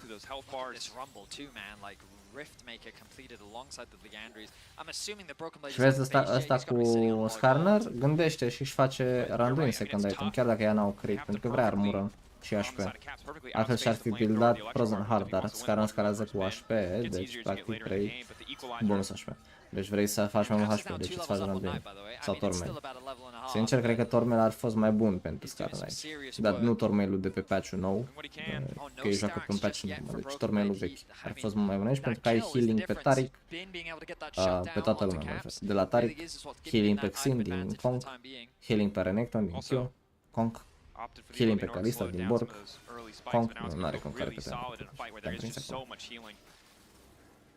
Tormel a fost mult mai bun.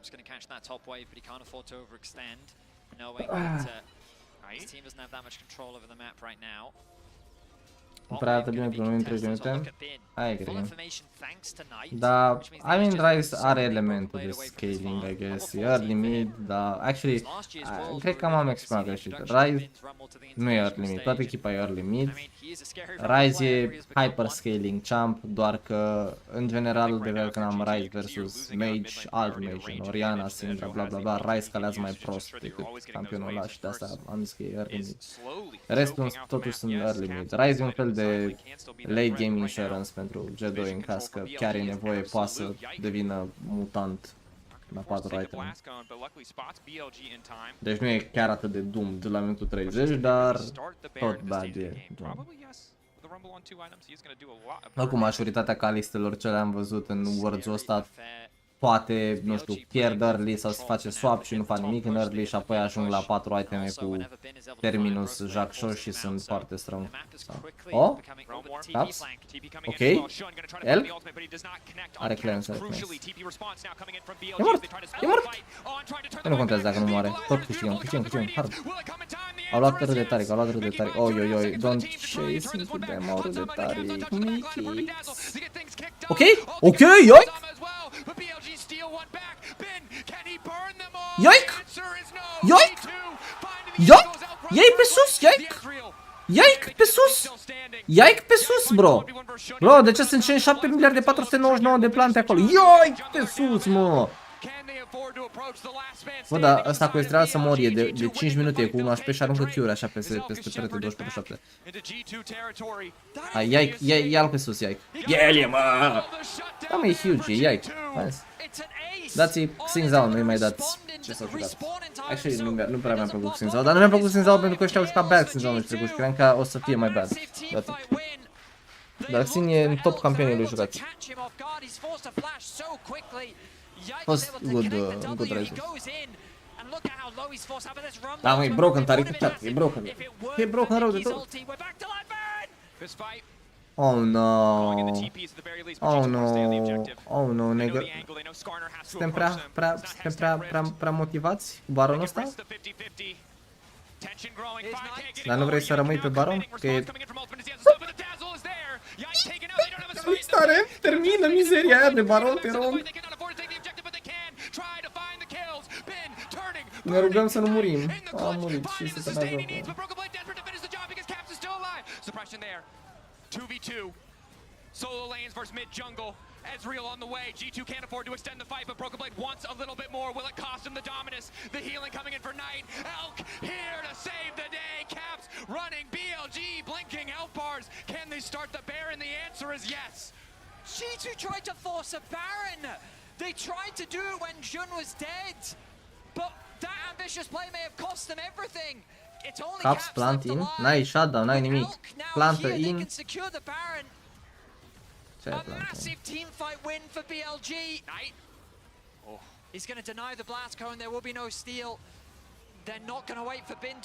Bro, nici măcar nu era acolo scara, putea să se poziționeze și să termine baronul.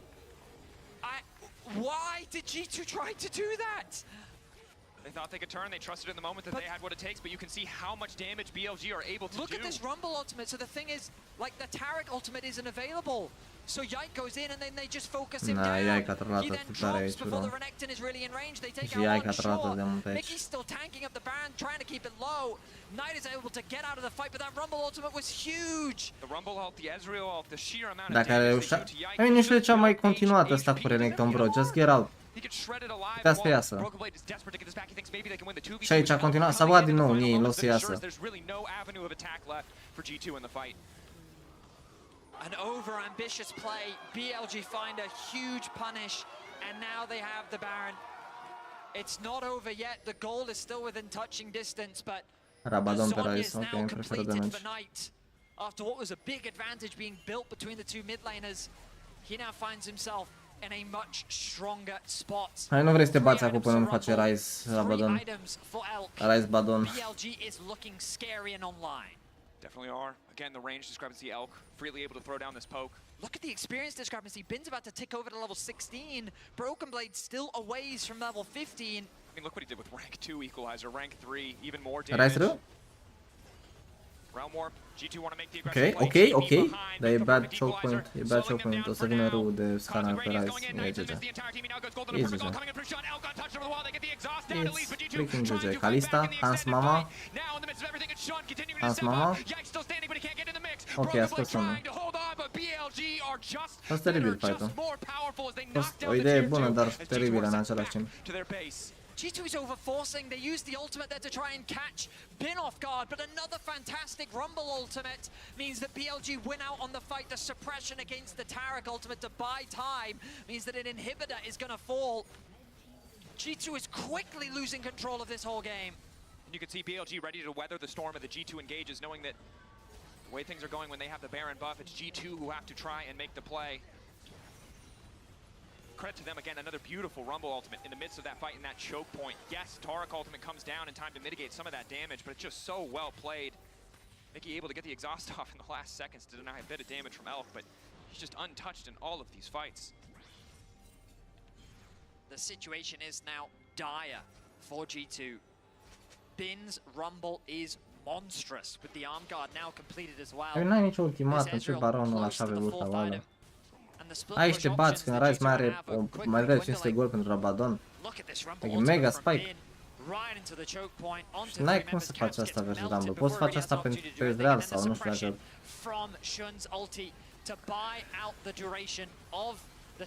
Și a ieșit mai bine, by the way, aici puteam să pierdem tot jocul, by the way. A ieșit bine, gen, a ieșit foarte bine. La cum a început, a ieșit bine. They just can't afford to lose Caps in the start of those fights. He's so much of their damage. You can see Caps are Rabadon. Nu cred că vrem să ne bată în Dragon, right? Yeah, just keep going with push. Da, cred că Renekton e cel mai slab campion care poți să-l joci în... când ai inhibitorul down. He may step too far as the Realm Warp if he does need to escape. Soul point going to be secured by the side of BLG, 5 minutes. So they're able to force a fight, and right now they've set up to take better control of the map again. So hard to match this Ezreal in the mid lane, the pressure he provides. Elk is just so terrifying now. Ezreal is so difficult to lock down in the late game fights, and G2 in that previous fight around the blue buff found a way to get his flash. He had no cleanse. They were able to lock him down. Dacă am pune și... Ok, Rise? N-ai flash, bro, n-ai flash, bro. BLG can just buy time. Baron respawns in about a minute and a half. Continue to control the top side of G2's Ce să menținem poziția? Nu cred că să ajungem la spike-ul de Sterapexin înainte de nash-ul ăsta. Aș vrea să văd pe Caps push-ing bot-ul, by the way. Pentru că pușează mult mai rapid ca Renekton și actually... I don't know. Trebuie să dăm T2-ul ăsta. Ne bate la Baron. De asta aș vrea să pușeze Rise bot-ul, că ar avea actually pressure și ar fi fost deja la tier 2-ul lor. Până pușează Renekton... Dar probabil vrea să-i dea XP lui Rene. Uite acum merge Caps, că a făcut Rene 16. The Baron fell. G2 felt the pressure. And now they've calmed down. The problem is they have to deal with the consequences of their decision. Hans will complete the Wit's End, so he's definitely a scary threat on the side of G2 with the Death Cap finish for Caps as well. A big spike for him. Perhaps Cum îi G2 dai can insta still kill lui find a Ezreal, good mai fight. ok. Ezreal are E, flash și cleanse. Cu ce? Cum îi dai insta kill? Își vinde Xinzao item și buildează Eclipse cu Opportunity și Serilda. Throwing that Hail Mary might be their only way out. Despite how good this series has been. It's elimination or ascension. Nice. There's no in between. Trebuie să căutăm un fight, deci un fight bun, dar e greu să inițiezi pe ăștia. Trebuie să inițiem pe Rumble, maybe. O să ne luăm engage de real 100%. Ia, Rudetaric bun, Rudetaric. Really bun, foarte bun Rudetaric pe de. E huge. A trollat Silas, a trollat Silas. First target, please. Nice, 2. Silas. Ține pe caps în viață, Asta, mamă cât de huge Renekton. Mamă ce aram nebun! Haide!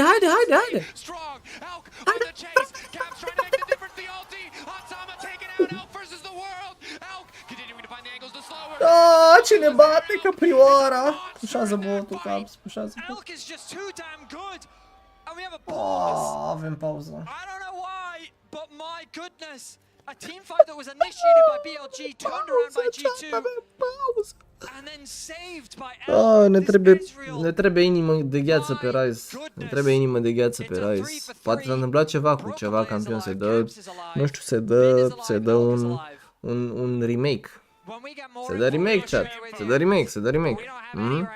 Se dă remake până când era în viață doar Ezreal și la G2 erau toți în viață. Atunci se dă un throwback de ăsta așa micuț. Dar să nu ne mai bate Ezreal singur pe toți. I mean, everything on the line for both of these teams, and you can tell in this game the smallest differences. Da, Chrono de ăsta, exact. One ability missing there. And the mental game is so crucial now. Who can weather the pause? You're not allowed to speak. You have to sit in silence. You have to sit there knowing how you played that fight, whether it was incredible, whether it was terrible. That is going to sit with you in this moment, in this pause. League officials are investigating a report of a potential bug. Okay. We'll keep you updated as we know more. And we'll actually see what Shox thinks as we send it over to the AD. I was asking for us to crosstalk with you guys. Hello. Yeah. How are you? I was we were going to get some water. We were going to take a break. Yeah, but no. Well, what happened? Well, the pause we're finding out. All I know is that Ezreal hits like a truck. That's completely succinct analysis. I don't have anything else to add. Elk seems pretty good at League of Legends. He does, and it's kind of weird that one of the best ADs is in this elimination match right now, but here we are. It's odd. I came here and I was like, Elk is about to destroy them, and so we have an ongoing debate. I'm curious what your thoughts are. At least I'll speak for me. I won't speak for Emily and Crocker. We don't know how long this pause is going to be. I feel like the G2 comp should outscale. Yeah. I feel like everyone can build Bruiser. They can eat the burst from anything that BLG throws at them. How can you scale when you're all dead? And then Shox definitely disagrees with this. Who kills the Ezreal is kind of the problem. Yeah, that's kind of my question Nobody kills the Ezreal. Like, the Rise is very scary, but all everyone else has to do is, like, meatball in. And if Elk is there, untouched, landing Qs... We got to see that fight again. That fight was so incredibly close. I think we're going to see it on World Feed in just a second, which is like the global one, so everybody gets to take another look at it. Nice. League officials are investigating a report of a potential bug. Hansama is the player who paused. So. Again, the fact that this final game between these two number 2 seeds it's crazy. Is still this close, this deep. This is a really big thing. Okay. Good. So initially it's winning for G2. Oh, I thought this was a G2 win fight, especially once they caught and killed on. So the Rumble Ultima doesn't do a lot, right? You have the ult from the Taric absorb so much damage, and Yike splits the fight. But then they get trapped. And Elk is pumping. He's positioning. He's arcane shifting. But then he lands everything. Like he actually lands everything. He's aimbotting. He lands everything, dar Rețele a arătat 6 sferuri. So I wonder if Hans thought he like had a Q go off before that Q hit him, that he maybe was gonna try and dodge. maybe. Who knows? Like maybe his buttons, like, cause he. Regardless, though, I feel like about it was. the bug, I think it was pretty telegraphed. Like you could see as that fight played out, right? And you get the initial 2 kills, and we were just talking about this. How I feel like Cred că e ceva Calista bug, că prea s-a uitat la el. I coined sequential play, which means they see the end of the fight as the fight begins, and they know despite losing those 2 members, their positioning of their AD carry, especially Ezreal, and the way he can weave in and around that space is tremendously valuable, and that is what instills the fear of the angels in me.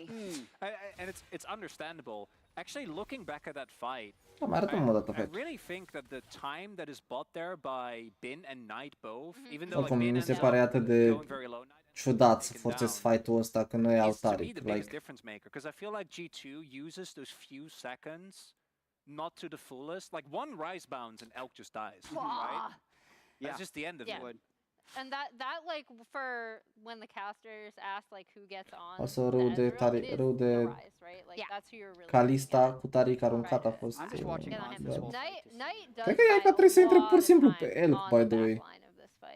Trebuie să meargă pe Elk. I think does alright in this position still, but then they're all clumped up and low, right? So then Ezreal is just. All right, so we have an update. So league officials are investigating a report of a potential bug. Hansama is the player who paused as an update. The issue in question involves Hansama being able or able to cast Rend. Yeah, that's what I saw. So he had a ton of Rend stacks on Rumble. Yeah, tournament officials are determining whether this was the result of a bug or normal gameplay, because if he does press it, Elk dies, right? Well, no, it was the Rumble. The Rumble had like, it looked like 8 spears during stasis. And then maybe he pressed E while he was in stasis. Maybe. And I actually don't even know, do you waste? Vedius is gone. He's gone, he's drinking some water. He can't help you. I think you might waste it if you press it early. I hate that there's I don't hate that's great detail. There should be a pause if something is awry, right? But this game was so great to watch as it was going. I feel so bad that we're out of it. Practic Rumble n-a murit pentru că nu s-a dus randul de Calista. And us at the desk were just talking about how these are the series you live for in League of Legends esports. This is it. But like even if everything goes from here as it was, like that the game isn't over one way or another. Like even if Elk lives there, because there he has 2 more kills. No, I know that, but like there will be another fight. Like the game is not going to be decided unless there's a scenario which I guess could happen where Elk just keeps going. From here. I've seen that a few times. I'm not saying it doesn't. I'm not saying it's not going to happen. Okay, you argue it for me, because G2 outscales, right? Emily? In theory. So, but even if they outscale, but Ezreal outranges. That's the one Ezreal thing. outranges and is also scaling. So how do G2 play out the fight correctly if they get split by a Rumble ult every time? They leverage their pressure on the map better, which I think they are good. Again, like if I'm looking at where these 2 teams are at their best, I do still think that G2 plays the map a lot better, like plays split map pressure better in those mid to late game situations than even like a BLG who looks at their like LPL best. And it's also something that the Rise even further augments because of the sideline pressure that you get to have with the ultimate. And I think for BLG, it's about brute forcing, because I don't think they can match the Rise on side lanes as much. So if they start objectives early or deep push mid lane and just go, that's their best chance. And that's literally how that last fight started. It was Rel running it down so that the fight would actually start. He needs to go in to die to get the Taric ult. And they covered it on cast, but also, forcing them to use Taric ult defensively instead of offensively, where they are setting up a potential pick onto Elk and taking him out early, or taking the Rumble out early before he can ult in a fight, for example, because that takes away their 2 major like damage dealers in a fight. Like sure, Knight is going to get in and be able to do a lot, but eventually they'll be able to whittle him down. Why do I have so much stake in this game? Because it's absolute cinema. It's your team. Oh, it's crazy. Just knowing, take this with a huge grain of salt, knowing what I know about pauses. Yes. Cum naiba și-au dat seama de bug? Nu știu, bro, ești Calista, încerci să omori adversarul, apeși butonul și adversarul nu moare. Cred că așa și-o dă seama. Toate că am avut la un moment dat un bug în competitive cu echipierul meu se juca Kled și a dat pe ultimata de Kled înspre Dragon. Adversarul a pus Trundle Pillar și Kled mergea, se teleporta înapoi, mai mergea o dată, se teleporta înapoi, mai mergea o dată, se teleporta înapoi și cu echipierul meu n-a realizat că ăla e un bug și că putem să dăm remake.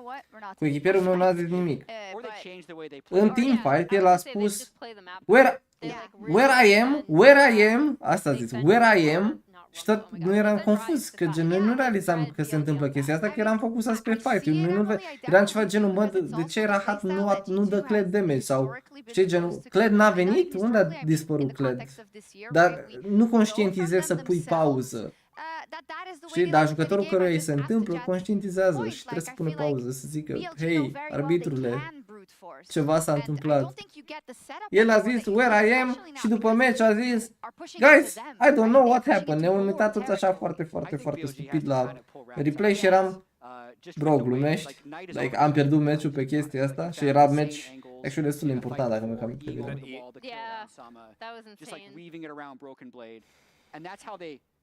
Got the Baron to get in this gold lead in the first place and have some item power spikes. Ce face Riot acum? Ori se face chrono break, ori se continuă de unde a fost, ori se dă chrono break, ori se dă remake la joc cu Kalista disabled. Și nu mai e voie să iei Kalista în tot turneul. Which is just fascinating to me at this moment. With how much pressure's on both of these teams. Yeah, it's like you're, oh my god, my brain cannot handle that. I think there's the white noise spamming too. I think we're checking because they are talking on stage. I think we're checking. I think they've been given the okay. They have been given the okay to do so. We are paused in the midst of our game as league officials investigate a report of a potential bug from Hansama, who alleges in a critical team fight he was unable to cast Rend. Tournament officials are reviewing the shadow play to determine whether this was the result of a bug or of normal gameplay. You would want to know, wouldn't you? And we're in the middle of a 9-game day possibly, but we'll take a look at everything that happened here before that. It was going good until it wasn't. For G2. I'm trying to cast my mind back to the situation before this fight, but a lot happened. Yeah, a lot has happened in this game. Like this game has had a lot of twists and turns. Come on, you think? Yeah, well, I was gonna say, like, the big thing for me is in fights like this, again, where they are able to get them across. Yeah, Elk still lives, which is kind of insane. It is kind of hard for G2 to force fights too. Yeah. Which is the awkward part, and that was one example where they absorbed the original engage and got the counter engage. This is the fight where I thought G2 was going to be able to take control of the game. Yike dies early, and specifically watch Knight Silas, top left of your screen, how he finds this Eon on Hansama. And we were debating whether an instant Uitați-vă pe Discord, ok? Intrați pe Discord. La general. Vă pun acolo. Nu pot să difuzez clipul pe stream acum. Ce facem ori? Uitați-vă la Kled, uitați-vă la ce v-am trimis pe Discord. Și uitați-vă ce face Kled. Dar nu sunteți pe Discord, aveți link în descriere. Meciul era...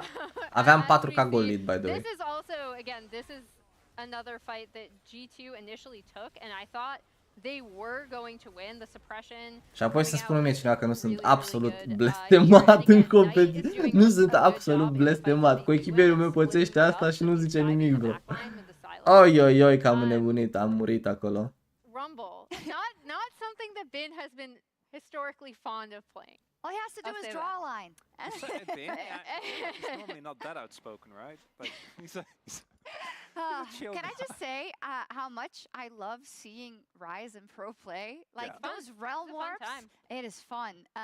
I don't know if I'll keep having fun if this game ends. There's a lot of lore in EU connected to Rise and G2 mid laners. I'm sorry, but my head's down. I'm trying to look up Rend. It's okay. We're still awaiting. We're still awaiting updates. You're looking up like I will say, okay, I see that players have taken bathroom breaks as well, which I mean, this is good for them, I guess, in long games like that. Oh, it's crazy, just the pressure. They can talk now, I mean, they can talk over it, and that's where it becomes so interesting, right? Because I feel like when you play a game like this where you go up against a composition that you weren't necessarily prepared to go up against, right? You are learning as you go. So every team fight that happens and every skirmish that happens as BLG, you are figuring out how to play this more correctly. And I feel like they're very close to solving the Rubik's Cube, because we see now what Knight realizes what he has to do to mark Hansama. We know that Bin, you can say whatever about the Rumble, but he knows how to split G2 up expertly so that Elk gets the space to arcade shift towards Hansama. It's, I mean, you're seeing, it's like poetry in motion, and I feel like once they've solved it, it's problematic. Yeah, I mean, I'm still pretty concerned about BLG in this. And for it to all come down to this, I think is just massive for this team again. Like, to take a step back and look at stake setting for this BLG lineup, again, they fall short, they go out, they get Knight for this year, right? They're like, okay, we got this. This is our Worlds roster. And they, until this series, I would say, have not looked particularly strong. If we have time, I'd love to watch the fight one more time. Yeah, I think we have an update. It's being typed to me right now so that there's no... If we can get back into game, please get us back into game. But here's a fight one more time. So here's Rend. The spears will last 4 seconds. If you have no spears nearby, you can't cast Rend. So what I'm going to be looking for here, I know he has a ton of spears. Bă, cred că nu vezi bug-ul ăla? Ia de da, și gândește că și-a luat Canto și-a luat bait la faza aia și a apăsat R între ei și s-a trezit singur, că cred s-a teleportat în spate și eu am apăsat R, follow-up la Cantos și la Cled care trebuia să fie acolo și s-a teleportat în spate. A fost senzațional. Chat, încercați să fiți oameni cu comentariile în chat fără miștouri, de genul până la urmă trebuie să... Avem un simț al umorului puțin mai dezvoltat. Then they wear off and he would be unable to cast it. So it really just depends when they check in the shadow. Let's get back into game, chat. Let's get back into game. Yeah, absolutely. Cut me off. We're in game. All right. I'm ready. We're ready too. We're ready. Let's start it. Moments away. Oh, we're not even ready yet. We're in the position to be ready. I saw the ready checks in game. We saw ready checks in game. The fans are clearly ready. Get the energy back up. We are heading back into game momentarily here. Dacă n-a apăsat mai repede, nu, pur și simplu îi bag, probabil n-a mers. Indeed. So, Betty and I reviewed, and we're not going to have an opinion, because that's up to the league officials. Yep. But we did, we'll just continue forward. Ready checks coming out. I mean, so to give context to the state of the game, it's 18 kills to 18 kills. BLG have a 5k gold lead. I see the unpause happening right now. So as of this moment, Broken Blade is alive, Caps is alive, Elk is alive, and Bin is alive. And we're back! And we're back. Okay, deci continuă de unde a rămas. The bot wave is going to be caught by Broken Blades. And yeah, we return to... Ok, avem soul point pentru BLG, Dragonul 2 minute. Baronul e încă up. Scarna se spawnează înaintea lui Sinzawa. Ar putea să încerce Nash în spawn. But now the QSS completed for Elk with no summoners available. Crucially, Caps' flash at the end of that fight was 5 seconds off cooldown. If he had it, he might have been able to kill Elk, but we're straight back into game and it's a Baron. Baron angle. They know Yike's dead for 5 more seconds. Cred că o să facă Baronul instant. Și apoi lumea o să plângă că, bă, vezi, doamne, au făcut ăștia Baronul, că s-a pus pauză. They're just going to be able to grab it. G2 have no response built on the back of that last team fight. Elk popping off, helping secure BLG, secure the Baron. A commanding play from BLG to recognize the fact that Yike is still dead. They have that window and they can do enough damage to secure it. Post bug? Presupun că nu, sau au decis împreună să continue. Caps was able to push out bot wave, got arm guard for himself. Shen just walking into the enemy jungle, feeling confident. Broken Blade going to go catch that top wave. 18 levels, level 18s being picked up across the board for multiple players. We're truly into the late game now. We're really at the point of the game where a single team fight likely to decide it all. With BLG in such a dominant position, G2 winning probably buys them time, gives them a bit more space. And look at that cooldown on Elk's Q. It doesn't have one. It doesn't have one. If he hits something, it does not have one. And of course, we are still 40 seconds away. I mean, G2 are just conceding the mid-wave. They're just conceding it. BLG pushing in. Recalls now coming in. Maybe a bit of a miscalculation here from the side of G2 as their side laners forced to return. And they can go straight back and they can get the soul off the back of this too. What are we doing? Oh, ok, trebuie să-i batem aici.